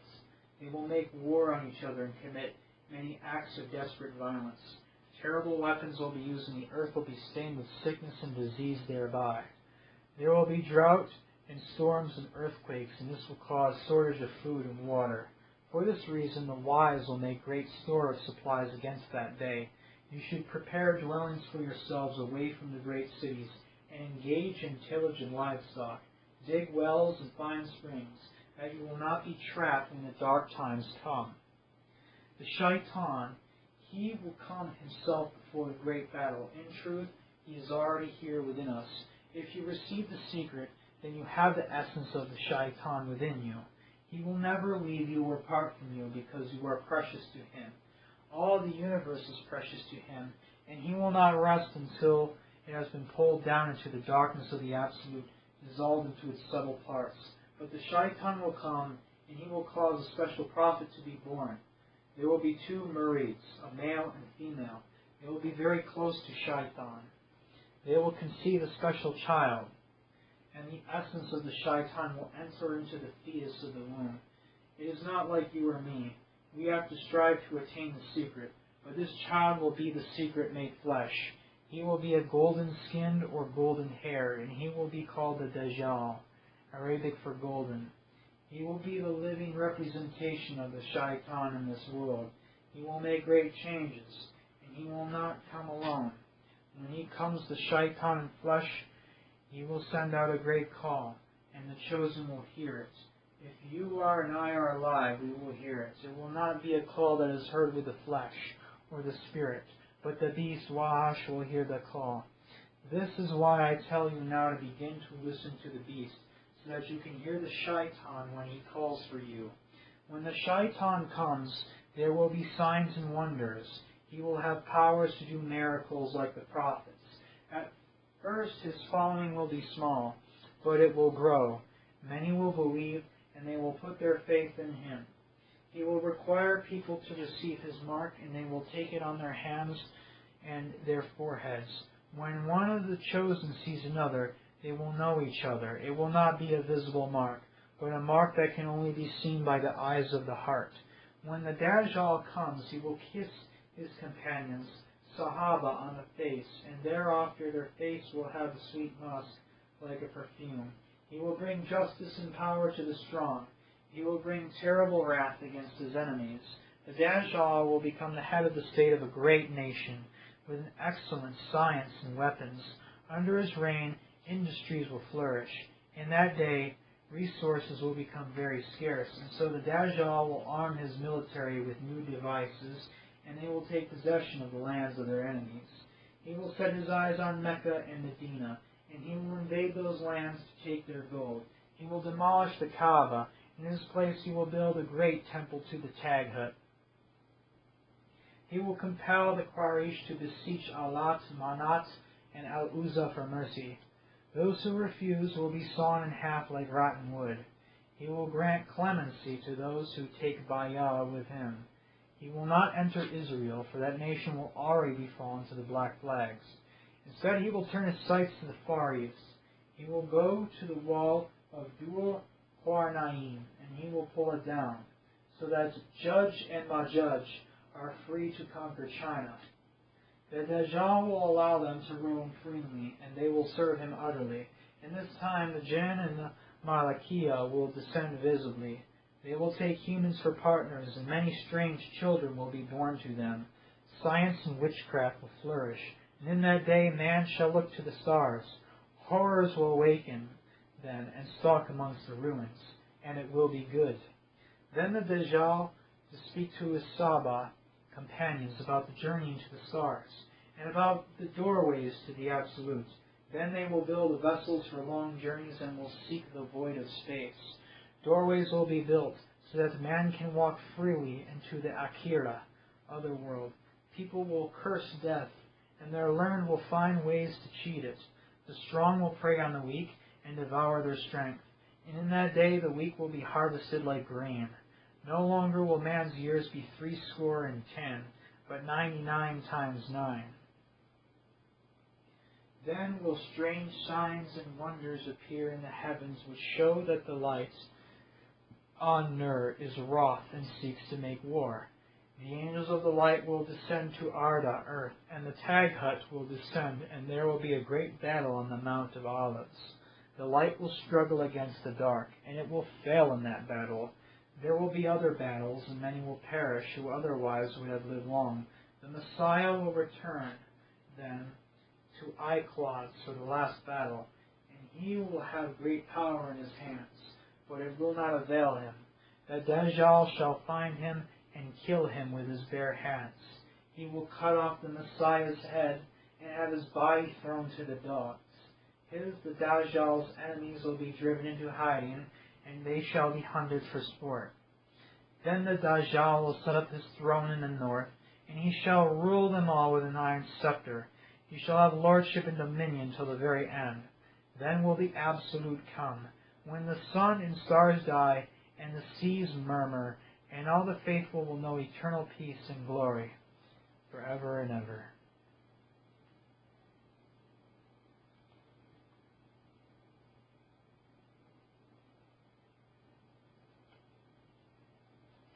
And that is the end of the Black Path. Photo credits, that'll be in the description. You got a couple of blank pages here. Azzeddini Tariqa contact is tariqa@safemail.net, spelled Tariqa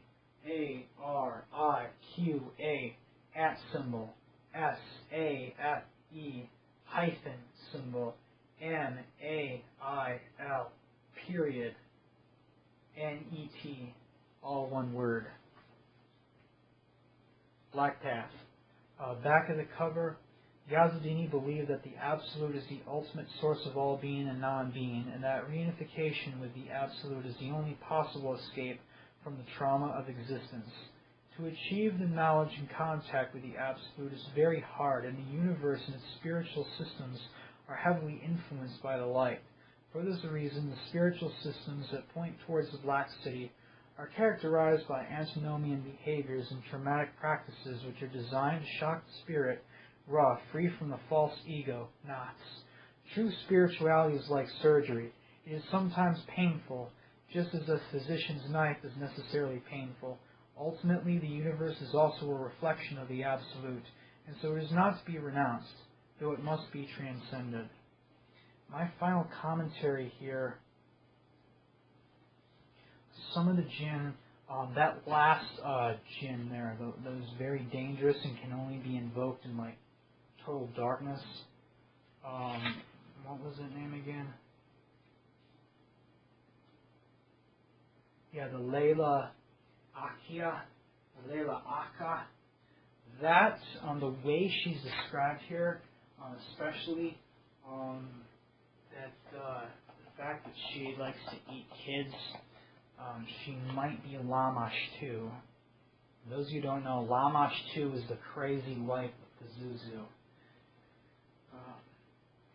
You got a couple people out there in this alternative scene there that are really like shitting on Pazuzu, saying that he's a real badass and like he's real evil and parasitical and causing all the chaos and everything like that. That he's like a parasitical, interdimensional spirit or egregore, and he's highly negative, and he's behind anti-Semitism and Nazism and chaos on the internet, and he feeds off trolls and things like that.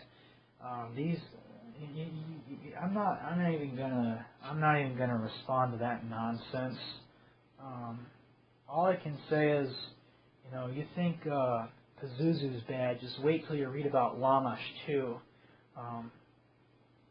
No, I'm gonna straight up say, Pazuzu can be a dick. Pazuzu is an asshole, but he is one for good reason. Because that's just his bestial nature. It's really Lamash 2 you gotta watch out for. Okay, so this Lamash 2 is so crazy there that a lot of people in like Sumeria, they would carve statues of Pazuzu and they'd place it in the cribs and like in the bedrooms of children to ward off his wife Lamash 2. And I guess Pazuzu and Lamash 2 were like in like a feud or something, feuding together, and Lamash 2 would like be responsible for like crib deaths and stuff. Would like kill children, eat like babies and stuff. Responsible for like sudden infant death syndrome and like shit like that. And that supposedly the myth is if you had a statue of Pazuzu in there, it would ward Lamash 2 away. And then, of course, Baba Hamu. I'm not gonna say with 100% confidence. I'm not gonna say that he is Pazuzu, but there might be a connection there because Baba Hamu, Pazuzu being the son of Hamdi,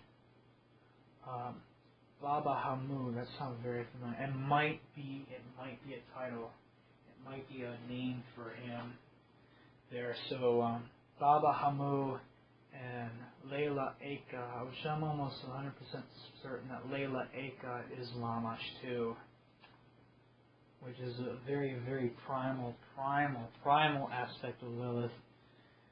Very primal Lilith, very predatory. Very, very predatory. Pazuzu, yeah, he is a bad dude. He is a bad guy, but Lamash 2 is like 10 times worse. She's like 10 times more evil and predatory. So I'm just going to leave it at that. Mark of the Beast bullshit at the end of the book there. All these like conspiracy theorists saying that like they're going to force you to get a microchip and everything like that, okay? That is the mark of the demiurge. The microchip, okay, where you're gonna get like a chip in your hand or like a brain chip in your forehead so that you can be like linked up to like artificial intelligence computers or some dumb shit and have like a global communist hive mind. That's Christianity, okay? That's not Satanism. That's not Luciferianism. Luciferianism is about freedom and spiritual independence, okay? It's Christianity that fucking... It's all about marking people like fucking cattle. That's fucking communism right there, okay?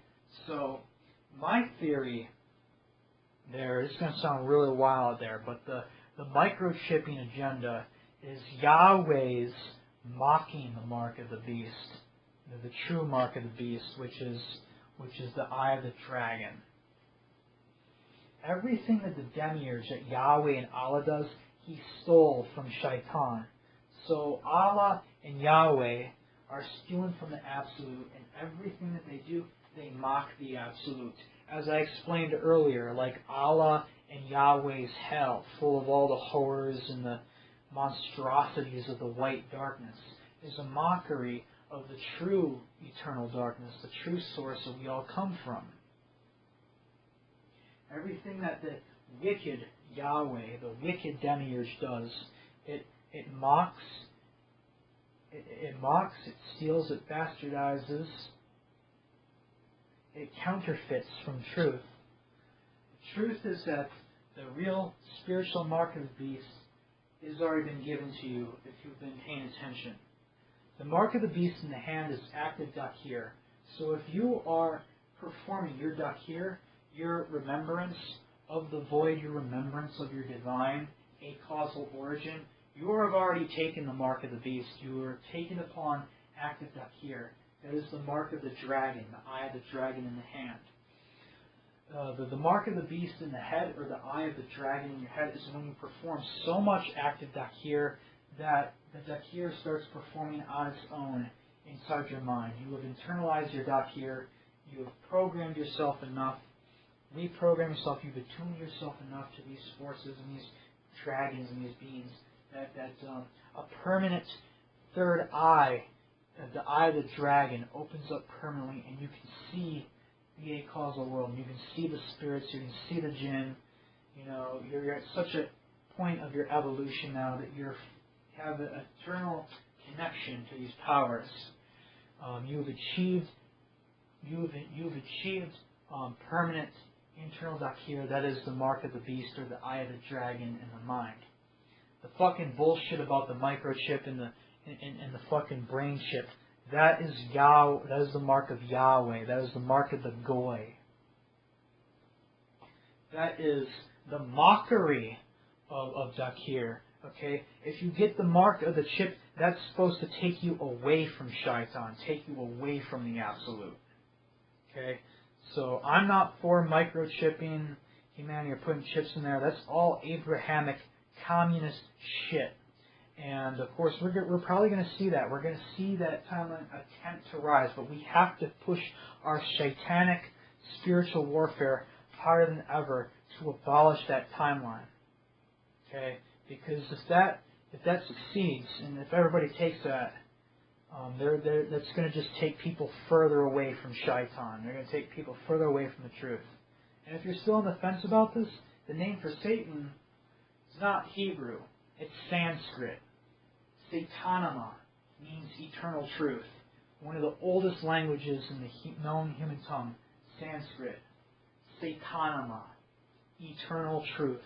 That's what it means. It means eternal truth, Satanama. And what did the Jews do?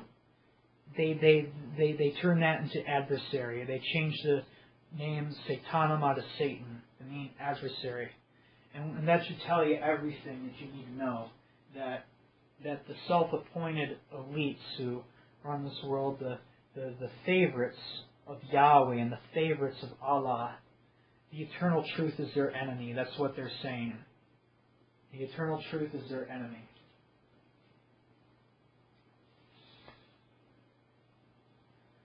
Okay, we covered the mark of the beast, eye of the dragon. We covered.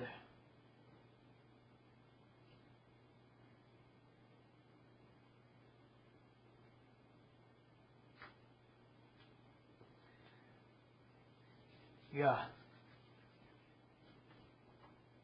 Probably one of the best books by Mark May.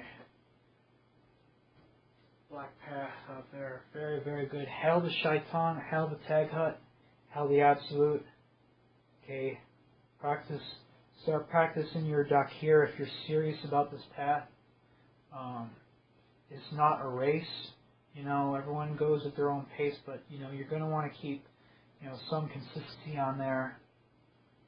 You're going to want to keep that connection strong so it doesn't get distorted, or you don't become your house, meaning your psyche, doesn't become a fucking host of ghouls or other fucking bullshit, And you see, not all demons and all jinn are friendly to man. There are some that are hostile, and that's the ghouls and the ifrit. If you don't do this constantly, even a slight pause in it can cause you big problems, because you'll get imposter spirits. You'll get things that hate you for being on this path, that hate you for seeing the truth, and they're trying to stop you. They're trying to cut you off from Satanama, from the eternal truth, from the shaitan. They're trying to cut you off there, so they're going to work to scare you back into church or scare you back into Christianity. It's very fucking important that you can recognize this shit and see it from a mile away. See it for what the fuck it is.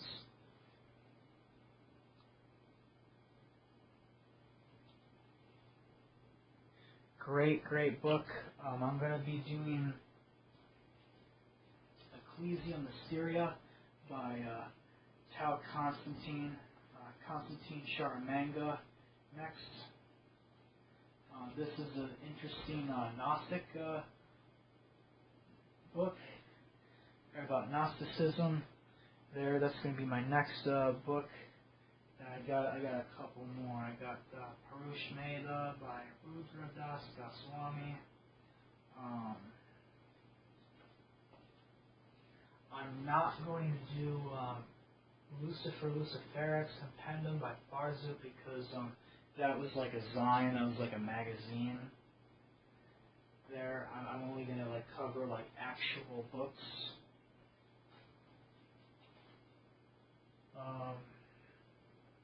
And I got a couple more things on my bookshelf there that I might cover in the future. But yes, do your dakir. Know, not fear. Know your divine origins, and you have absolutely no reason to fear the devil. One of the greatest lies, the greatest crimes was getting mankind to fear the devil. The devil is absolutely not your enemy. The devil is your friend. It's actually God who's the asshole here. It's fucking Allah, the fucking Yahweh, Jehovah, that's the real prick in the story. Do not fear the jinn. Do not fear the shayateen. They don't want to be feared. Do not fear the Badayun, because you are just as great as they are, if not greater. Like I said earlier, mankind are the real macros, are the real hyper chaotic, hyper-dimensional super beings, Lovecraftian beings. If you were to see the fullness of your soul, if you were to see your multidimensional self, you would scare yourself. That's how great you are.